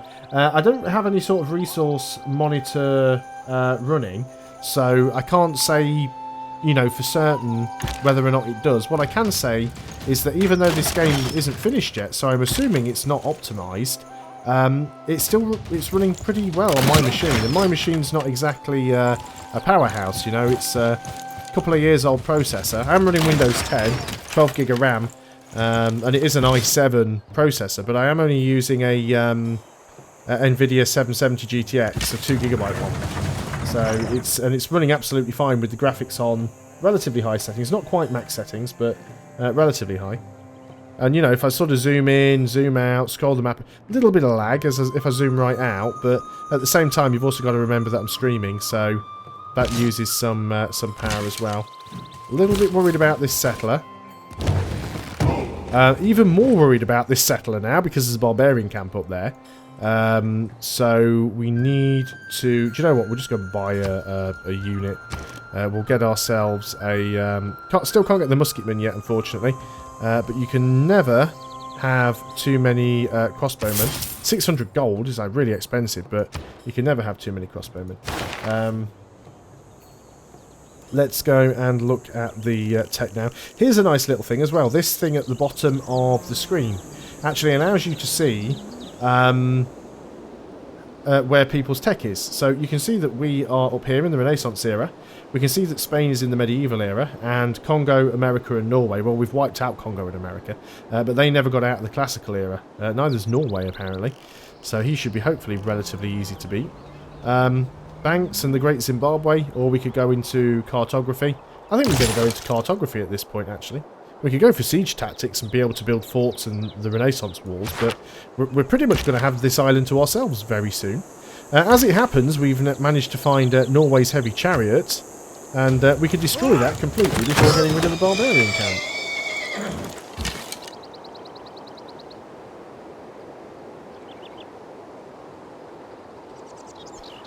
I don't know, I think a lot of people are really enjoying Sean Bean as the narrator. I must admit, the previous guy, I can't remember the name of him. I know he's an actor who's been in multiple things. I've seen him in a lot of stuff.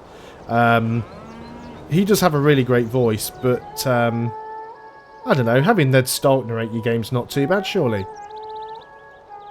Do we want to do anything else with this worker? Were you not the worker that I was sending up to go and get that connected? So yeah, I'm a little bit concerned about that settler's going to get capped, but I'll be able to take him back anyway. This was the tile that I wanted, was it?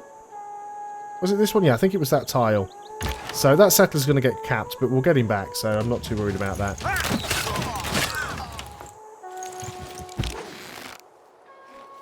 The requirement for Great Zimbabwe. No, that's not it.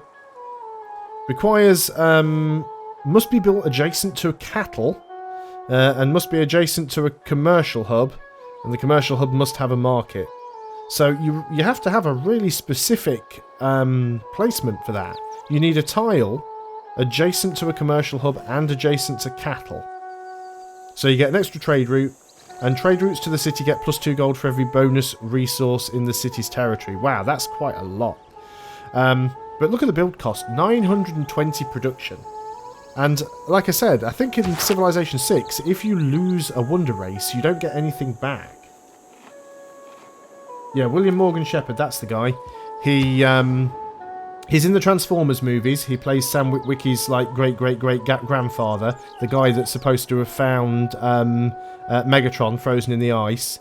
He's also in the first J.J. Abrams Star Trek movie. He plays the Vulcan who tells Spock that he's managed to get a place in the Vulcan Science Academy, and compliments him on managing to achieve that despite his handicap of having a human mother. And I also saw him in an episode of Star Trek Voyager as a random alien the other week as well. So, but yeah, he had a really, really good voice. But yeah, I like Sean Bean. Civilization 4 was Leonard Nimoy. How many wonders have I built? If you mean... We can roam the bloated stacks of the Library of Alexandria, where all imagination and knowledge are assembled. We can recognize in its destruction the warning that all we gather will be lost. Well, if you're wondering how many wonders I've built in this campaign, you can add 1 to that number because we've just finished the Great Library. So, receive boosts to all ancient and classical era technologies must be built on flat land adjacent to a campus with a library. A little bit late building it. You must not lose faith in humanity. There's a civic completed there. But that's a wonder. So yeah, we've got the Great Library. I've got the Colosseum. I've got the Hanging Gardens. We're working on the Forbidden Palace. I've got the Pyramids. I've got Petra. We are working on Chichen Itza somewhere. Chichen Itza's here. That's going to take forever. It's barely even coming out of the ground. But yeah, I've got a few going on.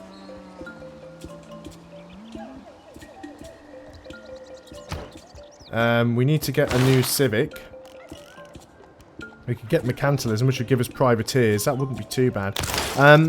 Even though I haven't built any ships at all yet. Now, here's something interesting. I can't confirm this myself, because personally I haven't seen it, but Quill is 99% certain that some of the technologies and civics have multiple quotes, so you might play the game a second or third time and actually get a different quote than you did the first time around. Ostia, what do we want to get here? Medieval walls, university. Universities are always good. We are a little bit behind on science. Let's go ahead and get the university. How did that settler survive? Just how? How did that settler survive? Let's start moving forward with those units. Why did you kind of move out? Oh, you spawned at the campus.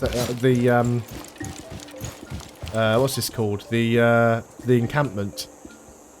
That's why you spawned further north. Now then, if I move here, movement costs 1, so I should be able to move there and then settle the city. No, because it's used all of my movement, because I'm in the zone of control. But it didn't say that, it said movement cost 1. That was quite annoying, that's why I specifically checked. Yeah, I'm not forgetting Norway. I mean, it'll say that I've got units to move anyway, so... But, he should be quite easy to take out here.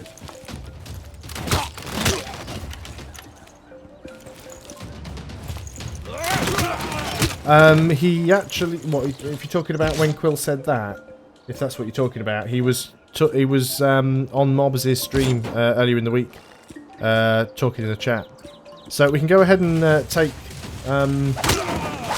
Christian stand. So let's go ahead and get that.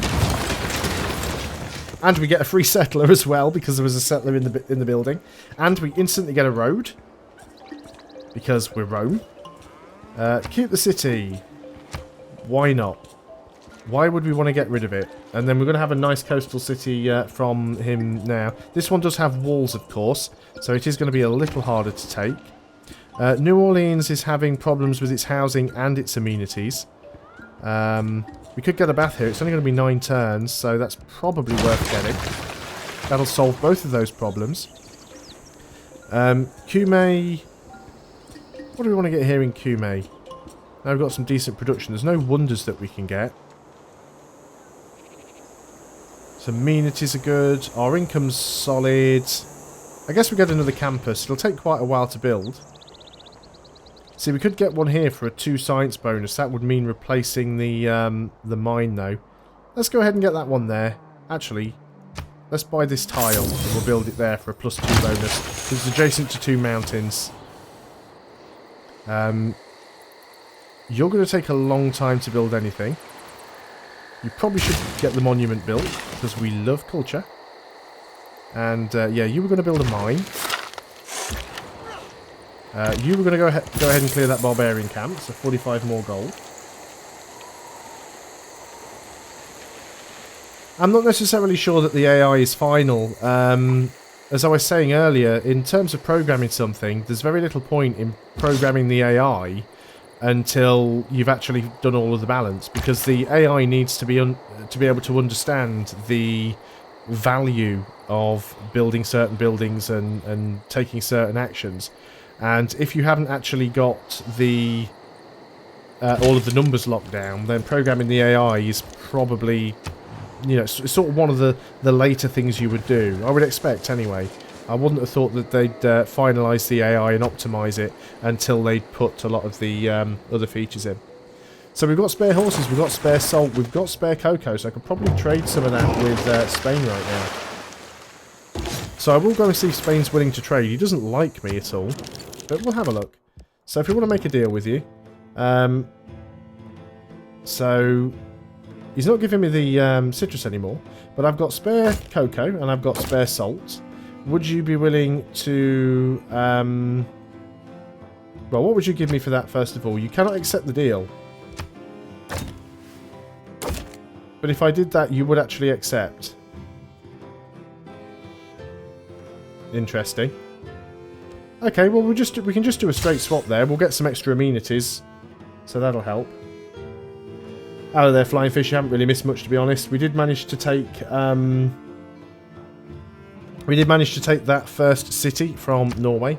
Yeah, I'm not too sure about the Fog of War graphics. I mean, I think it's pretty. I think the whole sort of ancient map thing is quite nice. But yeah, I don't like how it's sort of... I guess you can still tell what's there, though. Another thing I haven't showed you guys, of course, is the strategic view, which I never used. I never used the strategic view in Civ 5. Some people tell me that it looks better than the one in Civ 5, and it's easier to see what's going on. I don't know what's going on with the really janky border edges here. It makes it really difficult to actually see the hexes. And one thing that this is going to be really nitpicky. One thing that I loved about Civilization 5 was that your borders weren't snapped to the edges of the hexagons. The borders were like this. They were curved. They were dynamic. They felt organic, like actual borders. You know, they followed the curves of the land. I don't like the borders like this that are the same as Beyond Earth, where they just snap to the edges of the hexagon. It looks much more unnatural. And it's a really nitpicky little thing, and it doesn't make any difference to the game at all. But I just, you know, personally, I don't like it. This city needs food. You're working a 2-food tile. You can't really do much better than that. We need to get that wheat upgraded. But yeah, that's about the best you can do, so you'll just have to stick with that for now. What do we want to do up here? We can start getting some ships built. We can probably get that lighthouse. So it'll give us combat experience for all naval units. It'll give us food, gold, housing, citizen slot. Let's get that built first of all then. Battering ram, you might as well... not the battering ram, we actually want the Legion. The Legion's taken a bit of damage, not much. So what we've got to do now is we've got to be careful because we need to start getting sort of over this river. So let's start moving these units into position. Not necessarily sure that you can get all the way there. Let's move the battering ram forward. So we've got another settler. I'm not entirely sure that I want to do anything with that settler, to be honest. And we've got a worker there. Why haven't you moved into the sea yet? Did I not tell you to do that ages ago?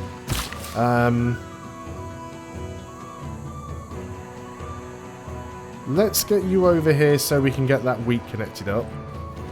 We still need to get that niter. I'm going to run out of workers, aren't I? I can't believe that that barbarian hasn't come out to take the settler. Just didn't take the bait. So we can instantly clear the camp and get the gold. We do need to move in with this Legion, though, because it could attack the city and probably will. Let's keep firing on that boat. 3 XP.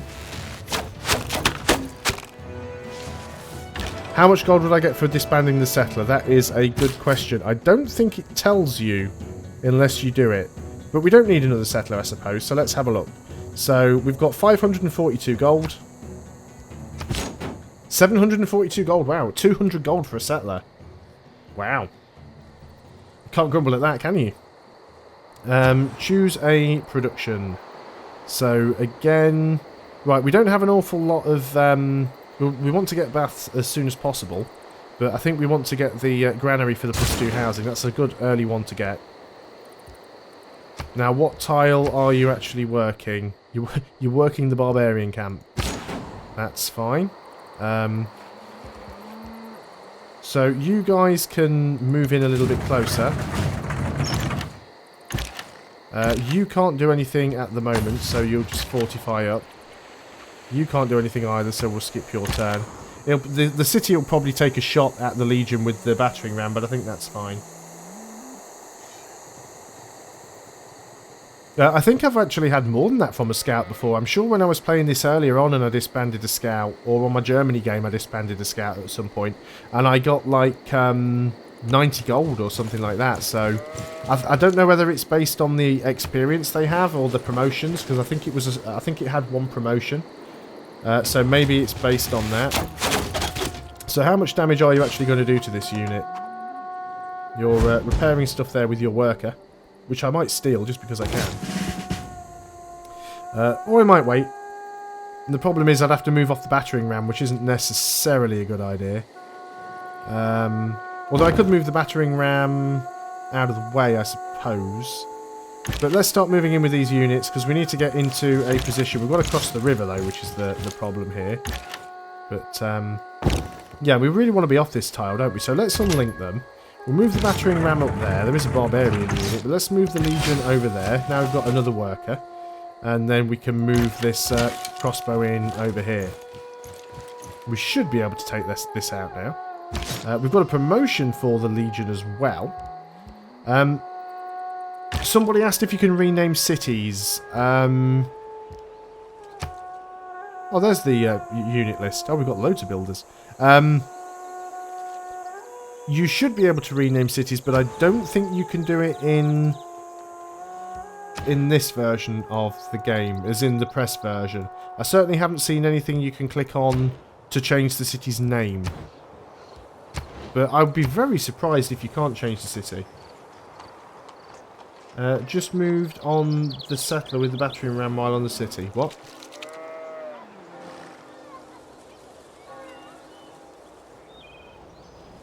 Just moved on the settler with the battering ram. Well, no, the battering ram counts as a civilian unit, even though it's a support unit. So it can't move on the same tile as the worker, I believe. So if I'd have tried to move on with the battering ram, it wouldn't have worked. When I did it last time over there, I actually left the battering ram behind. But it's absolutely fine, because we'll move up on the next turn anyway. You can actually still take a shot, so... let's go and start doing that. Obviously, we've got to get through the defences first. We don't have anything with bombard, but I think we'll be fine. This Legion is going to do an amazing amount of damage over here. But what we want to do is we want to get this Niter as quick as possible. Well, we might spread over there automatically, but I think what I'm going to do is just buy the tile. And then we'll get a builder over there and get that upgraded. So, where did we put all of our builders? We've got one here in Mbanza Congo. You're a little bit far away. We've got ones closer. So, let's get you over there. You should be safe. Unfortunately, the road won't allow us... See, we don't get much extra movement on these roads, do we? But we should be able to finish you off. That shouldn't be too much of a problem. So let's go and start having a look around with our scout. We'll probably lose him.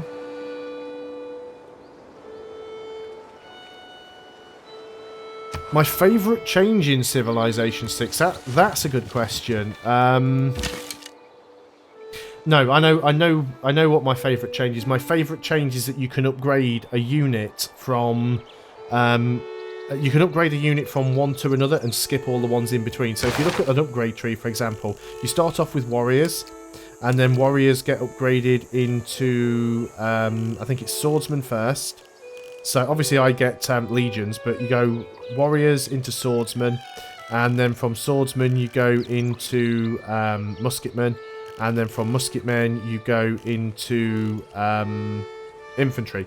And let's say I've got a warrior, and I've unlocked infantry. If I was playing Civilization 5, I'd have to pay on one turn to turn them from a warrior into a swordsman, and I'd have to have iron to be able to do it. Then on the next turn, I'd have to pay to upgrade them from a swordsman into a long swordsman. Then the turn after that, from a long swordsman into a musketman. The turn after that into a rifleman. The turn after that into a great war infantry. And the turn after that into an infantry. Each time it would cost me gold, and I'd have to have the strategic resources to do it. In Civ 6, you don't. If I actually unlock the ability to build infantry, and I've got a warrior, I can just hit the upgrade button and I instantly get the infantry. And I don't have to have all of the resources in between to get the units. The icons are glitched showing the Legion plus Settler inside, but when you moved out the Legion, it still had the Ram linked. Okay. Well, it's showing all right for me now. That's the builder. There is no settler, but there's the builder and the well, yeah, that's the only ram I've got. So you must be talking about this one. Either way, everything's working out fine. But yeah, I think that is definitely my my favourite change, or at least one of my favourite changes. I really do like that. The barbarians are moving away, which is nice. Well, I did sell the settler, so nothing went wrong. So whatever glitching was going on, it all worked out in the end.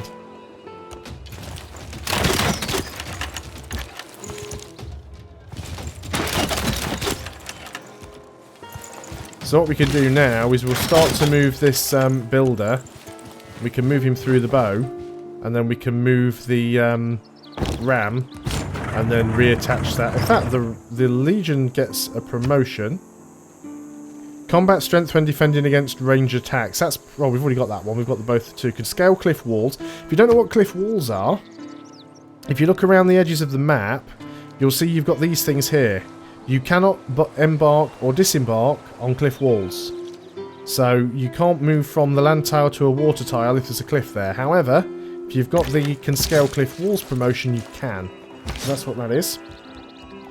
Or we can have no combat strength and movement penalty when attacking from the sea or river. Neither are all that useful, really, but we'll go ahead and take that one anyway. What have we got here? Crossbowman in Aquila. What we do? I think I just moved you there, didn't I? So we'll just leave you there. Both of you guys could do with a promotion, but let's just shoot at you with the Legion. And I think we'll move the Legion back to Rome. Got some more gold for doing that, of course, which was nice. You've got a promotion as well now. Barbarians approach. We're kind of aware of that. That builder still has movement, so let's get you out of there. Can we link these guys together? Because you don't need movement to do the link. And let's very sort of carefully get over here. I don't think we can go into deep ocean tiles yet. I don't think we've got the tech to do that one. Is it cartography? All naval embarked units can navigate ocean tiles. Yep. So we'll have the tech for that in 2 turns anyway, so that's fine. I need to get this guy sort of back home. We can't move through the city-state's territory, unfortunately. So we'll have to sort of come back through our own borders. Which is fine, I guess. So let's go on to the next turn. What turn are we up to? 162.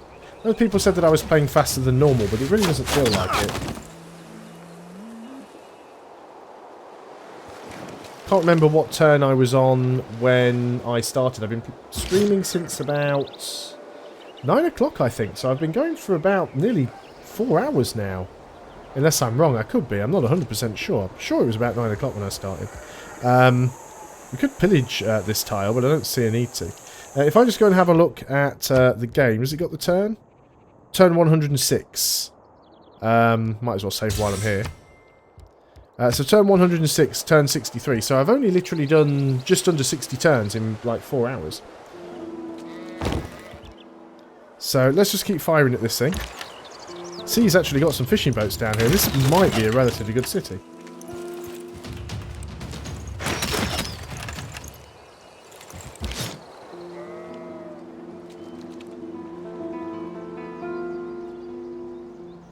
Just waiting for all the spam to disappear off the screen. Did you fire as well? Did I just move you in closer and not actually hit anything? There we go. Now we can move in with this guy. We won't be able to do enough damage to take the city, and it'd be stupid to try it. So we'll just fortify for now. We still got a unit that needs promoting. Yeah, you do. I don't see... You've got all of your movement. It says you've got a promotion, but I can't see it. Oh, you're not in friendly... You don't need friendly territory for a promotion. Let's move him into friendly territory anyway. There we go. Now we can see his promotion. That's weird. It's like there wasn't enough... I mean, it's a promotion, not an upgrade, but it's like there wasn't enough room to get all the icons in. So we can either have combat strength versus melee and ranged units, or combat strength when defending against ranged attacks. We'll give him the battle cry. We'll use him as an offensive unit. No problem at all. Thanks a lot for joining the stream. Hopefully I provided you with some useful information. Feel free to pop back at any time. So one more turn, we'll have the tech we need. Let's move this guy into the city. We can use him to fire at that quadrireme. Yeah, we want to go ahead and get this marble, because we don't have any currently. So, oh no, apparently we do. I got some marble from somewhere else. Maybe Spain will want it. Do you want some spare marble? And he would actually give me open borders and 5 gold per turn. Don't want your open borders. How about you give me 10 gold per turn? You only get 6 gold. No. How about you give me 7 gold per turn then? Yeah, he'll give me 7 gold per turn. There we go. What's my least favourite change? I don't like the change to movement. So the way it worked in the old Civilization, in Civilization 5, is every tile had a movement cost. So normal open terrain had a cost of 1, hills had a cost of 2, forests, jungles, woods had a cost of 2. But you could always move on to a tile, providing you had 1 movement left. So if I had... let's see if I've got an example. So let's say I was using this worker here, right? It cost me 1 movement to move on here, because this is flat ground, and this is a hill. Now I can move on to the hill, because it's 2 movement, and I've got 2 movement. Now in Civilization 5, I would be able to move here, which gives me 1 movement remaining, and I'd be able to move on to the hill because I had 1 movement left. But I can't actually move on to this now, because I need to have the full amount of movement to do it. So that makes it... I don't like that change, really. Also, there are some tiles, like probably this one. Yeah, this one is a wood on a hill, and it has a movement cost of 3. So, no unit with a 2 movement cost, and bear in mind, a huge number of units have a 2 movement ability. None of them could actually move onto this tile, because they don't have enough movement to do it.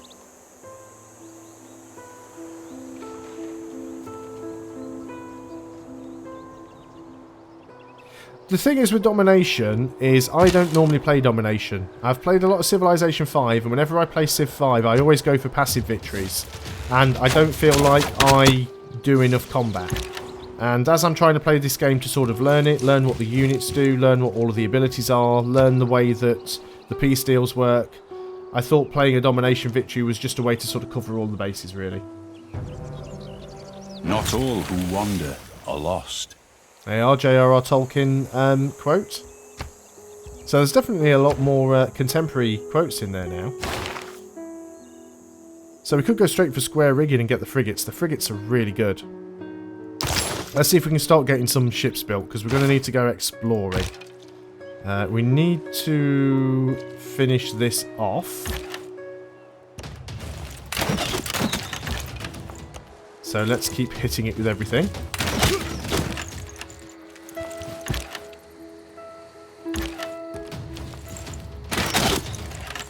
Getting its health down. What's this thing is building here? Does that look like a wonder, or is that just continents? That was something that I was going to talk about. So you'll notice that there are several... Oh wow, a lot of barbarians sort of turning up around the map. You'll notice that there are several agendas and things that talk about continents. And you might think that that just means different land masses. And sometimes if you're playing...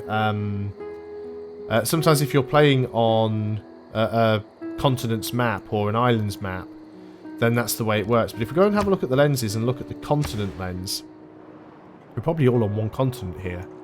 But you'll occasionally see, one, like here for example, this is all one landmass, but there's 2 different continents. This is the continent of Calaria, and this is the continent of Baltica. So you've got 2 different continents on one landmass. So we actually have 2 different continents that our cities are in. And sometimes you'll find that the island maps, you'll have several different islands all part of one continent. And the Pangaea map, you'll have one big landmass split up into several continents. I will get cannons sooner or later. The thing is, you don't really need siege weapons. I mean, how many cities have I taken down with 3 crossbows? I mean, the city does next to no bombard damage. This guy's taken, what, 3 or 4 pelts from the city? And he's still got probably 80% of his health. So he's doing particularly well. We've got another backup crossbow here, which we're really not going to need. So we're going to send him back to the north. You've also got to consider that I might not be able to build all the units and all of the buildings in a single game, because this is another one of the changes with Civilization 5. Sorry, Civilization 6, I will get that right. You're really just not intended to be able to build everything. It's just not possible. There's so much to build, so much to do, that you have to pick and choose. Let's go ahead and do this. We'll get the Niter. So what we should be able to do now is take our legions. Now here's an interesting thing. Our legion has the ability to build a fort. I'm going to upgrade him into a musketman. And it looks like he's lost the ability. I did wonder. I wanted to know if they still kept their ability to do that. I like to wipe these guys out. I don't have any units down here. I need to bring you home, so we'll do that on the next turn. Do we want to get those horses? Do we have silk already? Yeah, we have silk. So I guess the wheat makes the most sense, right? Extra food, better and extra housing.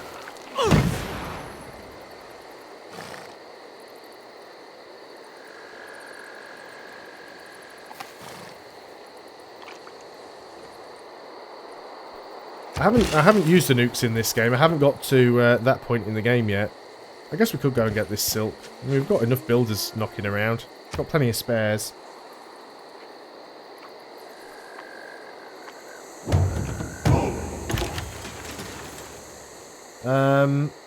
Favourite Civ? Again, not really a question I can answer because I haven't really played with enough of the Civs to sort of say. He's got another heavy chariot in there now. I am having a lot of fun with Rome though. As for what I'd like to see built in the final build, I'll tell you one thing that is missing from this that Civilization 5 had, and it's not terribly important, but it did use...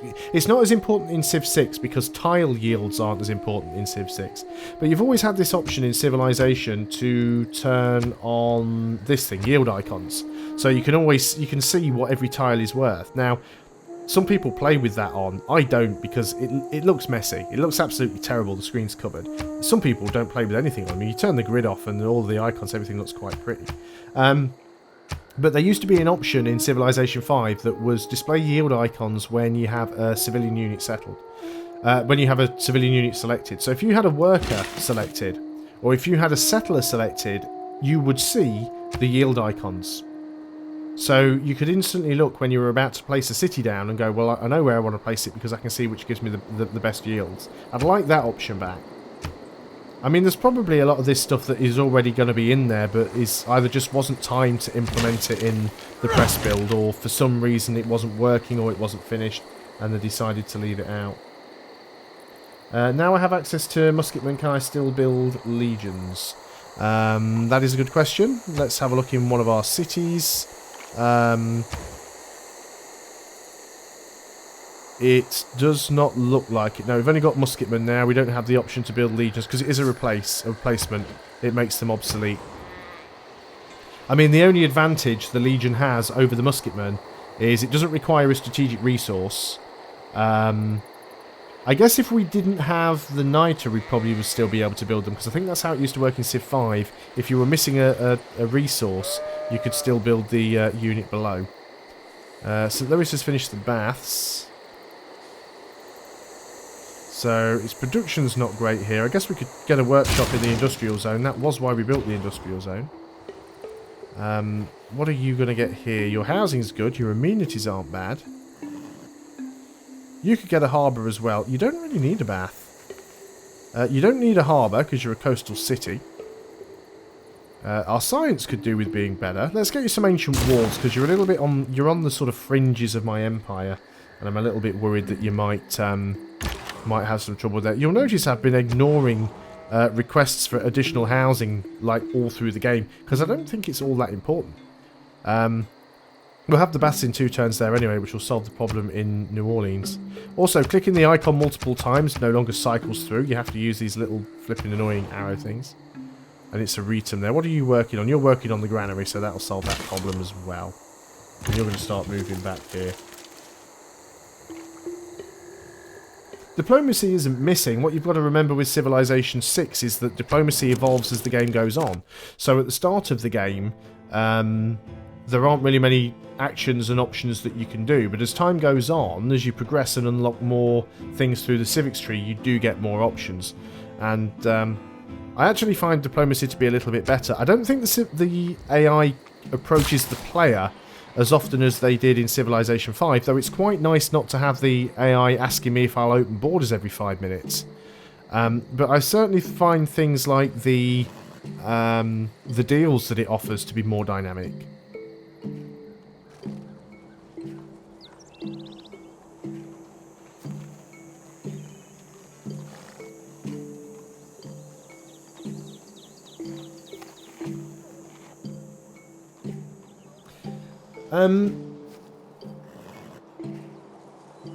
Eureka boosts can be a bit OP, but it's one of those situations where sometimes you'll see a tech and you'll see that there's a Eureka boost available and you haven't got that Eureka boost, so you think, well, okay, I won't pick that tech up yet, I'll wait until I get the Eureka boost.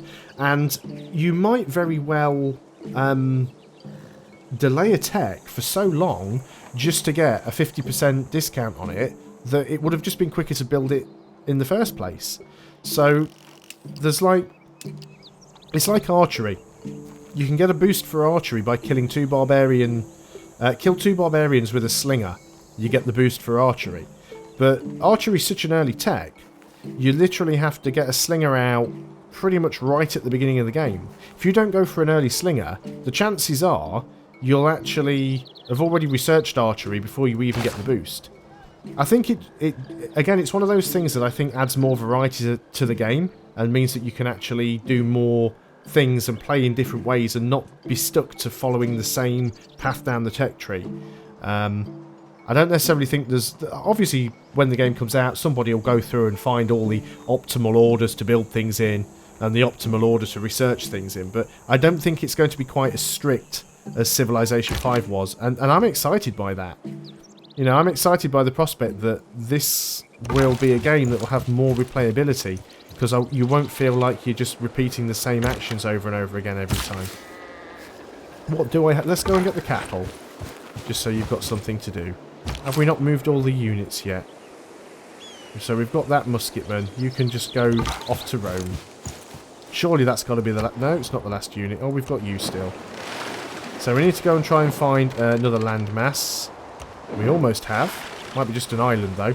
Might still find some goody huts if we're lucky. The Eureka boosts are the same in every game. And you also have the boosts for the civics boosts, which are called inspiration, that basically work in the same way. Quill doesn't try and min-max anywhere near as much as someone like Arumba, although the problem with Arumba is he doesn't really play Civ. He occasionally gets a hold of copies of it and tries to play it, but he usually gets chewed out because he acts like he's really good at it when he isn't. I don't act like I'm really good at it. I've played it a fair bit, but... See, this is one of the things, okay? In a peace agreement, this is their offer.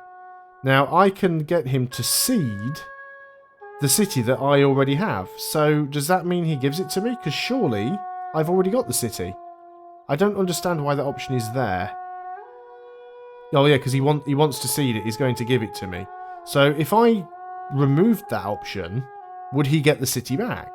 The peace offer, in the peace offer, I get the city that I have occupied. So if I was to remove that and accept the peace, would the city revert back to him? I've got a feeling it might do. He also wants to give me marble and a lot of gold, which would be nice, but we're nearly wiping him out, so we're going to go and do that. Nay! Yeah, nay, it's not happening. We're going to go and wipe you out.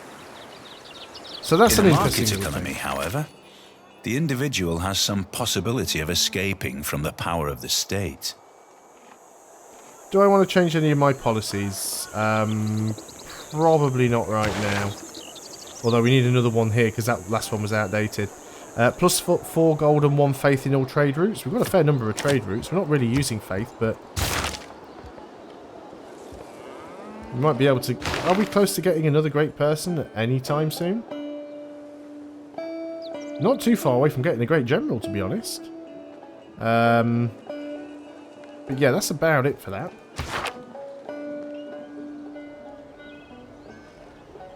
So, let's go ahead and see if we can finish up grabbing this city. We've probably got enough firepower to do it now.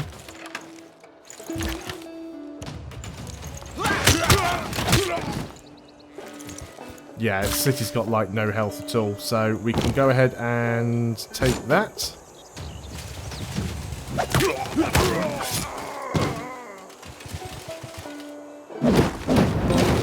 Verkat sitja sáttur einhverjum saman í Valhöllu á meðan þú herkir hér. I must admit, remembering back to some of the very early videos and screenshots that I saw of the Civilization leaders, they don't look quite as cartoony now as they did. I think they look like caricatures almost, and I think they've toned that down a bit. And I've got a feeling that might be why people like China and Egypt, because they looked quite comical. They were very, very cartoony, and I think they might have removed them from the press build to sort of tone them down a little bit. I've really got a feeling that might be what's going on. Got some barbs over here. Still a barbarian warrior. There's a camp down there, so we'll probably end up clearing that out. Do we want to keep this city? Well, we don't have the option to raise it. So, that's that done. Apparently we completed a city-state quest as well. There's our espionage view, actually. We don't have a spy yet, but we can go ahead and click on the city activity. There's only one city we know of, other than our own at the moment, which is Madrid. And we don't know what Madrid has, but we could go over there and spy on them. So we really need to go out and find some more of those. We need to go out and find more of the other civilizations. Let's go for Enlightenment to boost earn 3 great people. Well, it's only going to be 6 turns, so what's the point in waiting to knock 3 turns off a 6-turn tech? You know, it doesn't make a lot of sense. We'll repair the granary. Unit needs orders. Let's have a look down here. And indeed, there is a goody hut somewhere. As long as the island isn't full of barbarians, it's fine. We can't even disembark, which is unfortunate. Now, yeah, I thought I said I was going to go and get the farm there. We'll do that.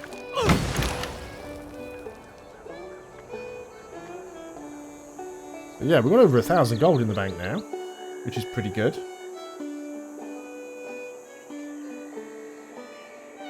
I can only find civs that we can play. So the 10 civs in the 10 civs in the press build are the only 10 civs in the press build.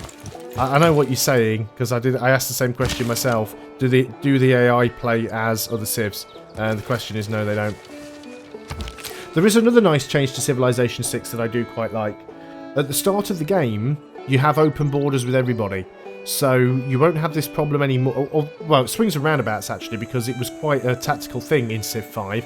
You could buy tiles and kind of trap other civilizations, settlers and units within your borders. But by default now, everybody has open borders. And this means that you can actually never get a unit stuck behind somebody else's borders. And then you eventually, I think it's in the civics tree, it might be the civics tree, yeah. So once you get early empire, you get open borders. Ask this power to allow units to travel through controlled territory. So once you get that, your borders then close. But by that point, you can ask for open borders. So I do like that little change there. Just a little sort of quality of life thing that I think is actually a pretty decent improvement. We should probably get this salt up here at New Orleans. Do we have a builder lounging around somewhere? We had like tons of them at one point. Where have all of my builders gone? I haven't got anything else for you. It's going to take you forever to get up there, but get up there anyway. We'll get that extra salt. On to the next turn, because there's nothing else we can do. You want... Right, you want marble... I don't want your open borders. So how about you give me, like... I don't know, 5 gold per turn? No, you're not willing to do 5. I still haven't worked out what the sort of tolerances are for the different deals yet. You'll do that, though. Not that I really need the money, but, you know. We'll take whatever we can get.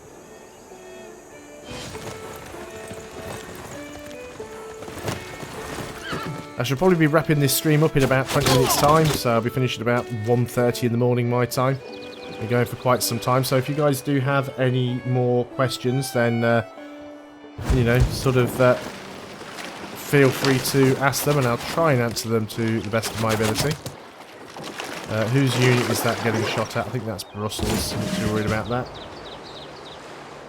Also, if you are a visitor to my channel, please do consider giving me a like and subscribing. I will be producing Civilization 6 content. I will be producing Civilization 6 content right up until the launch on the press version, and then I will be getting the full game and carrying on from there onwards. I also do other strategy games as well, like EU4 and CK2 Civ 5. Here's another nice change.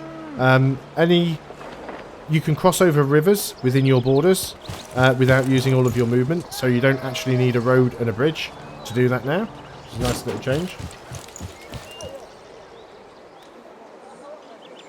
I don't know if I'll be doing live streams more often. Hopefully, but the important thing for me is the YouTube channel and the videos. So I'll always try and get my recording done first. If I get all my recording done and still have time to do live streams, then I will do live streams.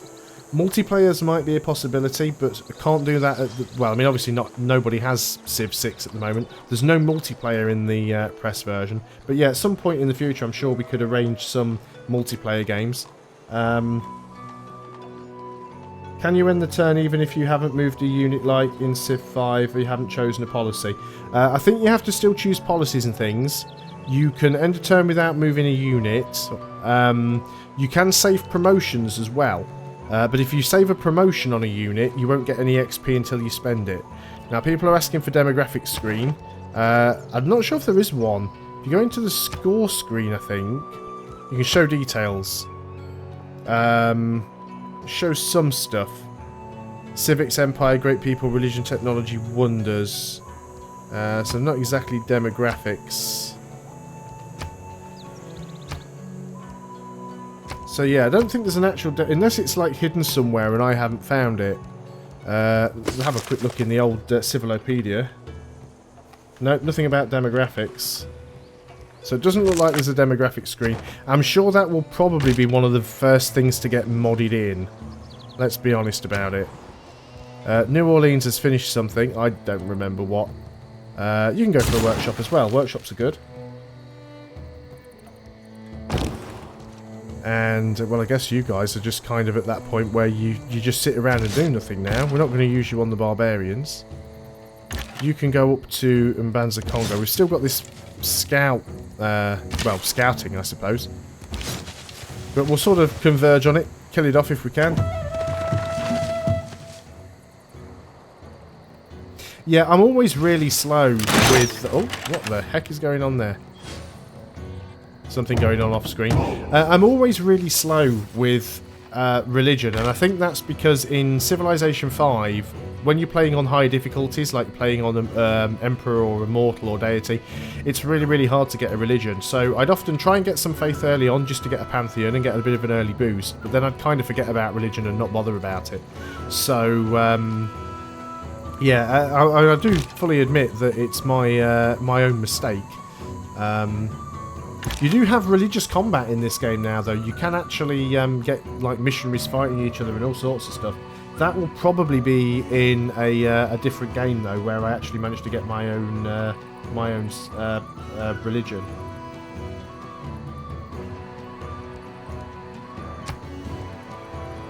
Range strength versus land and naval units. That'll be really good. You guys, you can't range attack because you don't have the right spot. No, that's annoying. We should be okay. You can't fire now. Don't think the swordsman can kill me. I think they do a lot of damage, but they can't kill me. You guys are asking some really good questions right now. What areas do I feel that Civ 6 has surpassed Civ 5, and what area do I feel it fell short? Do you know, that is actually really, really a good question. Again, as for shortfalls, that's going to be a difficult one to answer because it's really going to be a case of having to wait until the game is finished and seeing everything that has been added in, because the game isn't complete yet. There are bits missing. Things that they have done that I like the way that they've added the... I like the way they've added the district system, because I think it means that you have to rely more on your positioning on the map. In Civilization 5... placing a city down was all about what will give me the best yields. And more often than not, where are the best strategic and luxury resources? Now you have to consider your city placement very, very carefully. And I think in higher difficulty levels, you'll have to do a lot of planning to be able to get... oh, we've got Stonehenge. I hadn't even realised that. We've actually got Stonehenge. You'll have to put a lot of planning into where you put your cities. So that's going to be an interesting thing. I think what I'm trying to get at is that in Civilization 6, I think the games are going to be more interesting and varied. I think you're going to see more variation from one game to another. I am not 100% sure of all of the other civilizations' unique abilities. In fact, here's a question. If we look in the leaders, yeah, I was just wondering if they'd got the leaders of all of the civilizations that weren't in, but no, they've only put the ones that are included. Divide et impera. Oh, that's quite cool. You've got these little quotes. Молодарашу скифак палаш, мазабрман аккагнау, малыштану агашах, махаринагу штонг зинади мабашт. Do not let your feelings, very natural and usual ones, of momentary irritation and discomfort, be seen by others. So that's pretty cool. Now, someone did mention about the religious victory, and yeah, I'm probably getting absolutely wrecked because my faith is terrible. We are in 4th place. An unmet player seems to be doing very, very well. Yeah, we might end up losing to that, but you know, I didn't expect to win my first few games, if I'm perfectly honest. So I could build a shipyard. We could actually try and build the Great Lighthouse. 18 turns. I think we should give it a go. 3 naval units all around. No, the 3 naval units is the other one, isn't it? What do we want to do here then? We want to get this stuff repaired. We've got very little production going on here. Why is our production so bad? Will give us a bit of better production here. We've got Mont Saint Michel. We're not too bothered about faith right now. We get that amphitheatre. Might be worth it, but let's get that commercial hub repaired. Can't believe that's going to take so many turns. It's just like we've got no production here at all. Oh, working some good production tiles. Really surprised by that. You are going to get a monument. We have an envoy that we can send. Actually, we've got 2. So, where do we want to send them? I guess we could send 2 here and go up to 6. That would give us even more money. Look at that, 100... Well, I don't think that updates on this turn, actually. I think it'll be the next turn. Let's get the goody hut. There we go. We've got an inspiration boost from that. There's another goody hut there as well. Crossbowman, we'll get you around here so we can hopefully deal with this scout. And can we finish this guy off? We would like to go and clear the camp out. Where is it? The camp's down there, yeah. So that's fine. Need more housing. Same story as always. Upgrade to a crossbowman. Sure, let's go and get that done actually. You're a decent enough unit. On to the next turn. Yeah, those early Chinese units were very OP. The same as the English longbow.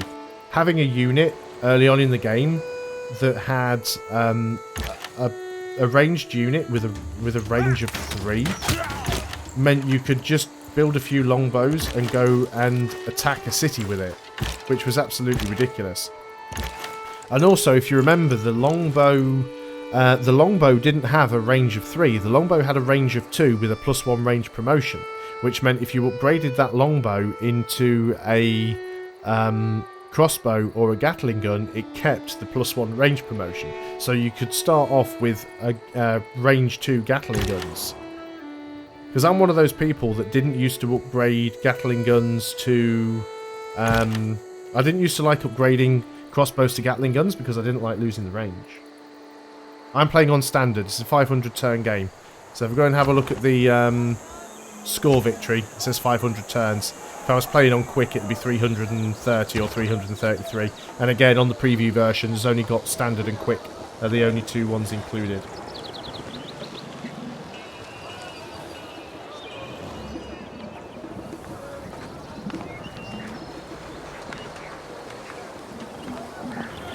So, let's... can we actually reach that guy yet? We've got too many hills and stuff in the way, which is making it a little bit difficult. We can get him on the next turn, though. That's the knight we've already got connected up. We do want to get our other legion promoted, actually. Where are you? You are there, so we can promote you.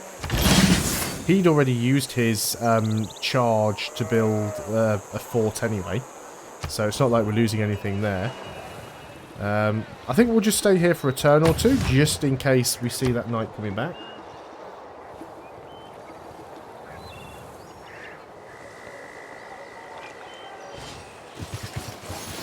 Actually, quite a few of these units around. But yeah, we really There need is to find little the man landmass. has made that approaches anything in nature, but a sailing ship does.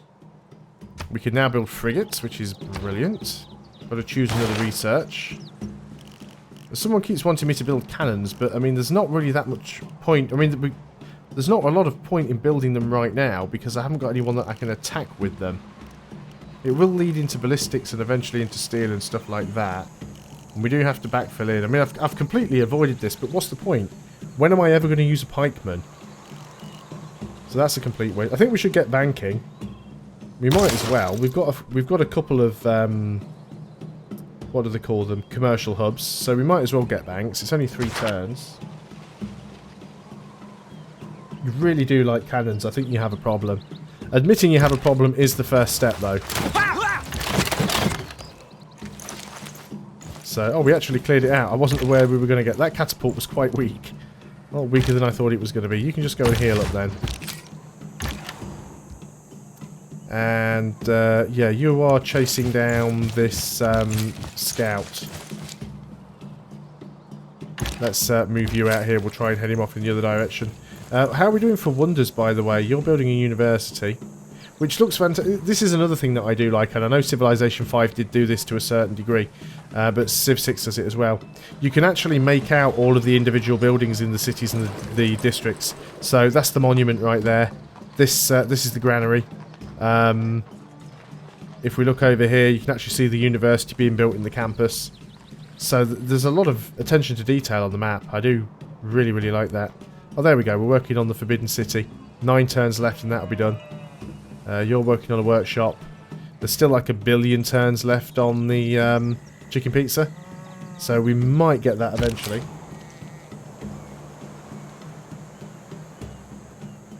So, what have we got left to do? We've got a unit that needs orders. That's the musket man. Well, you're pretty much just going to stay there for now.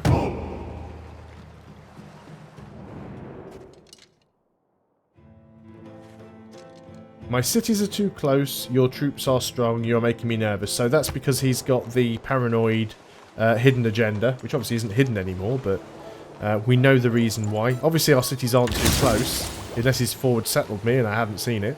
New opinions are always suspected, and usually opposed, without any other reason, but because they are not already common. Exactly, since when can you skip text? There are a couple of texts you can get away with not taking in this. So, yeah, the first one is military tactics. You can skip it because there's nothing after it. There's nothing that requires you to pick that tech up. The only thing that tech does is it allows you to upgrade spearmen into pikemen. That's it. So don't bother with it. Also, you can skip archery, because archery doesn't have any there's nothing that has archery as a dependency. So if you actually look for the unit after archers, which are crossbows, which are here under machinery, you can actually get crossbows. You can upgrade slingers into crossbows without ever picking up archery. So there's a couple of texts you can miss. I think there's another one as well. Where is it? I've lost it. Oh, Celestial Navigation. That's the one that unlocks the lighthouse, the Great Lighthouse, and the harbour. You can skip that as well. So they'll probably... I mean, these things might not be final. There might be a few things that get sort of adjusted and tweaked before the game comes out. So, you know, that's fine. It's like this one here, Reformed Church and the Civics Tree. There's nothing that comes after it, so we don't have to unlock it. We can just go for something else. Go for colonialism so we can unlock natural history, build zoos. Zoos give you amenities for entertainment, but the bonus extends to every city centre within 6 tiles. Also lets us build archaeologists as well and find antiquities sites, so maybe we want to just go and head into natural history.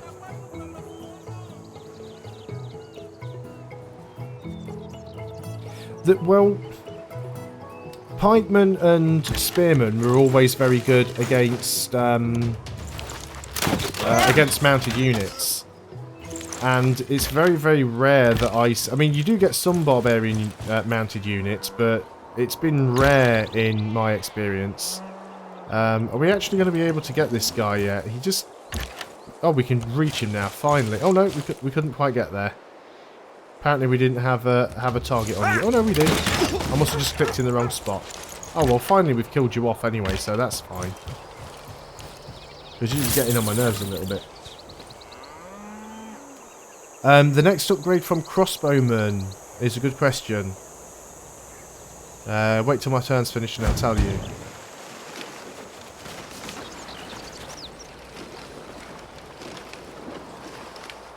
So, I'm probably about to wrap this stream up, so I think what I'll do is I'll go through the unit upgrade paths and show you guys what they are.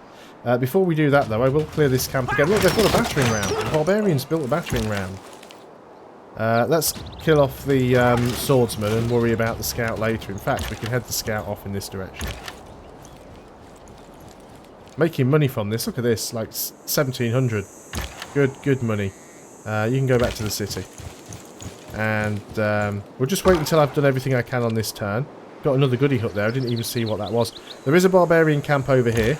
It's a little bit risky because any barbarian camp on the coast can spawn ships. So you do have to be careful of that. You guys can go back to Mbanza Congo.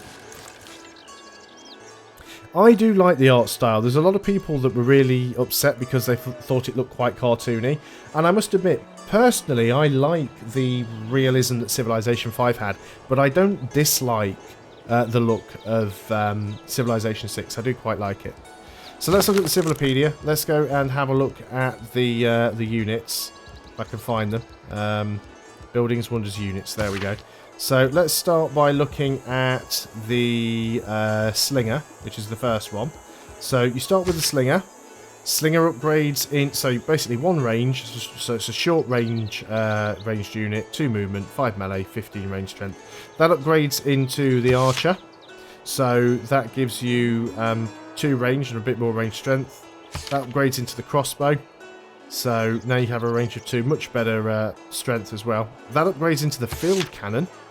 So the Field Cannon has again a range of 2, requires ballistics. Any strategic resources? No. And then the Ballistics Cannon is it Ballistics Cannon? Field Cannon. Field Cannon upgrades into the Machine Gun. And the Machine Gun is the top of the ranged tree. Requires advanced ballistics. So that's your ranged. And then you have your Warrior. Your Warrior upgrades into Swordsman. Swordsman upgrades into a Legion, in my case, which is unique to Rome, which replaces the Swordsman. That upgrades into Musketman, which can be replaced by the Conquistador if you are playing as Spain, I would assume. That would, because you see, there's a lot of units that replace Swordsman. Seems to be a very popular unit to replace for the different civs. And then that upgrades into Infantry. Infantry then upgrades into Mechanized Infantry. And that's basically it. That's the sort of top of the tree, Mechanized Infantry. And then you've got Horsemen. Horseman upgrades into Cavalry with 5 movement points. Cavalry upgrades into Helicopter. So that's quite a short tree. So what about the anti-tanks then and the modern armour? So that's actually Pikemen. So Spearmen upgrade into Pikemen, upgrade into anti-tank and into modern anti-tank. And then what about the armour? So that's the chariot. So you've got your heavy chariot upgrades into a knight, which upgrades into a tank, which upgrades into modern armour. The swordsmen are pretty good. They're a very, very good unit. The only problem is the swordsman requires iron, and even though you only need like 1 copy of strategic resources now, in my Germany game I did not have any iron for the longest time, and I'd already got to the point where I could produce musketmen before I even got iron, so I pretty much skipped swordsman straight out. And then you've got a few other things as well. So you've got your usual naval stuff, your aircraft carrier, your battleship, which upgrades into a... These are pretty much exactly the same as they were in Civilization 5, to be honest. A unique one to England. So most of those haven't changed. But you've got these support units now. So support units can be attached to any additional land unit. So you basically got an anti-air gun that gives anti-air strength to the unit it's attached to. The battering ram when adjacent to a city, attacking melee units do full damage to the city's walls. Then you've got the medic, which can heal adjacent units. The military engineer can construct roads, forts, and airstrip improvements. Not too sure about the whole airstrip thing. I'll have to have a look into that. Then, of course, you've got mobile SAMs, which is just the upgrade to the anti-air gun. Observation balloon increases the range by 1 for bombard units. And then you've got the siege tower that allows melee units to ignore the city's walls when they're attacking. So they're basically your support units. Didn't even look at the air units. Those are the great people. So you've got things like the biplane, and then you've got your bomber. But yeah, pretty much the same standard things. Even America with their P-51 Mustang. Yeah, the Recon Scout. I didn't cover that one, did I? I think that's the only upgrade. I think it's good that the Scout still has that... you know, that the Scout actually has an upgrade available. So you start off with the Scout. So you've got a range of 3, 10 melee strength. And then you go up to 45 melee strength and 60 range strength. But of course, it's only got a range of 1, but that's still good. I mean, when you think about it, a range of 1 is still better than melee, because first of all, the range damage is 33% higher than the melee strength. Secondly, if you do a ranged attack, the target unit doesn't retaliate and you don't take any damage back. So that's actually quite nice to have a ranged scout. One thing you will notice that's missing, certainly it's something that I haven't seen in the, I don't know, 500 turns that I've played. I've never had an ancient, a ruin, a tribal village, the little goody huts. I've never had one that's actually upgraded a unit from one unit to another. So you remember how sometimes you used to have a scout and it to become an archer or a crossbowman or a pikeman or whatever, which was fine in Civilization 5, because the thing that was unique about the scout is it had that upgrade, that promotion, that allowed it to ignore terrain cost. Well, scouts don't work that way now. They don't ignore terrain cost, but they have 3 movements. So if it became another unit, it would no longer... it would lose its ability to scout. So I guess that does make sense. Yeah, the tech tree is shorter, but if you add the tech tree and the civics tree together, then there are more sort of techs altogether. And also, if you're talking about comparing the tech tree now to Civilization 5 with Brave New World and with Gods and Kings, then yeah, it's shorter. But if you compare this to Vanilla Civ 5, it's probably about the same, if not slightly more. So Brave New World added quite a lot of techs into Civilization 5. But I think I am going... all military units I think are in the tech tree, yes. There are some support units in the civics tree. And there are some wonders in the civics tree, but I think all of the military units... some of the ships, of course, like privateers are in the civics tree.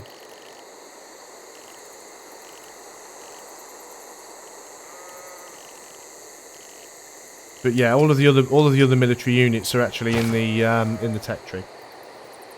But I'm going to be calling the stream there because it's almost 20 to 2 in the morning and I've been going for a fair few hours now. And like I said, I will be starting another Let's Play of Civilization 6 on the channel. So I know the Germany one hasn't finished yet. The Germany one will continue. So I'll have 2 running side by side. Thanks all you guys for watching. Thanks for your questions. Hopefully I provided a few answers for you. Like I said, if you're new to the channel, don't forget to like and subscribe and you'll get all of the updates for the future videos. If I decide to do a stream again, I will hopefully put out a little bit of notice just so that people will know that I'm doing it. It's horrible trying to schedule events on YouTube Gaming. Got no idea how that thing works. So I literally scheduled it 5 minutes before I started. So if you are interested in future live streams, it's probably best to follow me on Twitter. So you can just find me at Unstable Voltage. And what I'll try and do if I'm going to stream is I will tweet out when that is going to happen, just so there'll be a little bit of warning for people in the future. So thanks a lot for watching, guys. I'll see you next time, and until then, goodbye for now.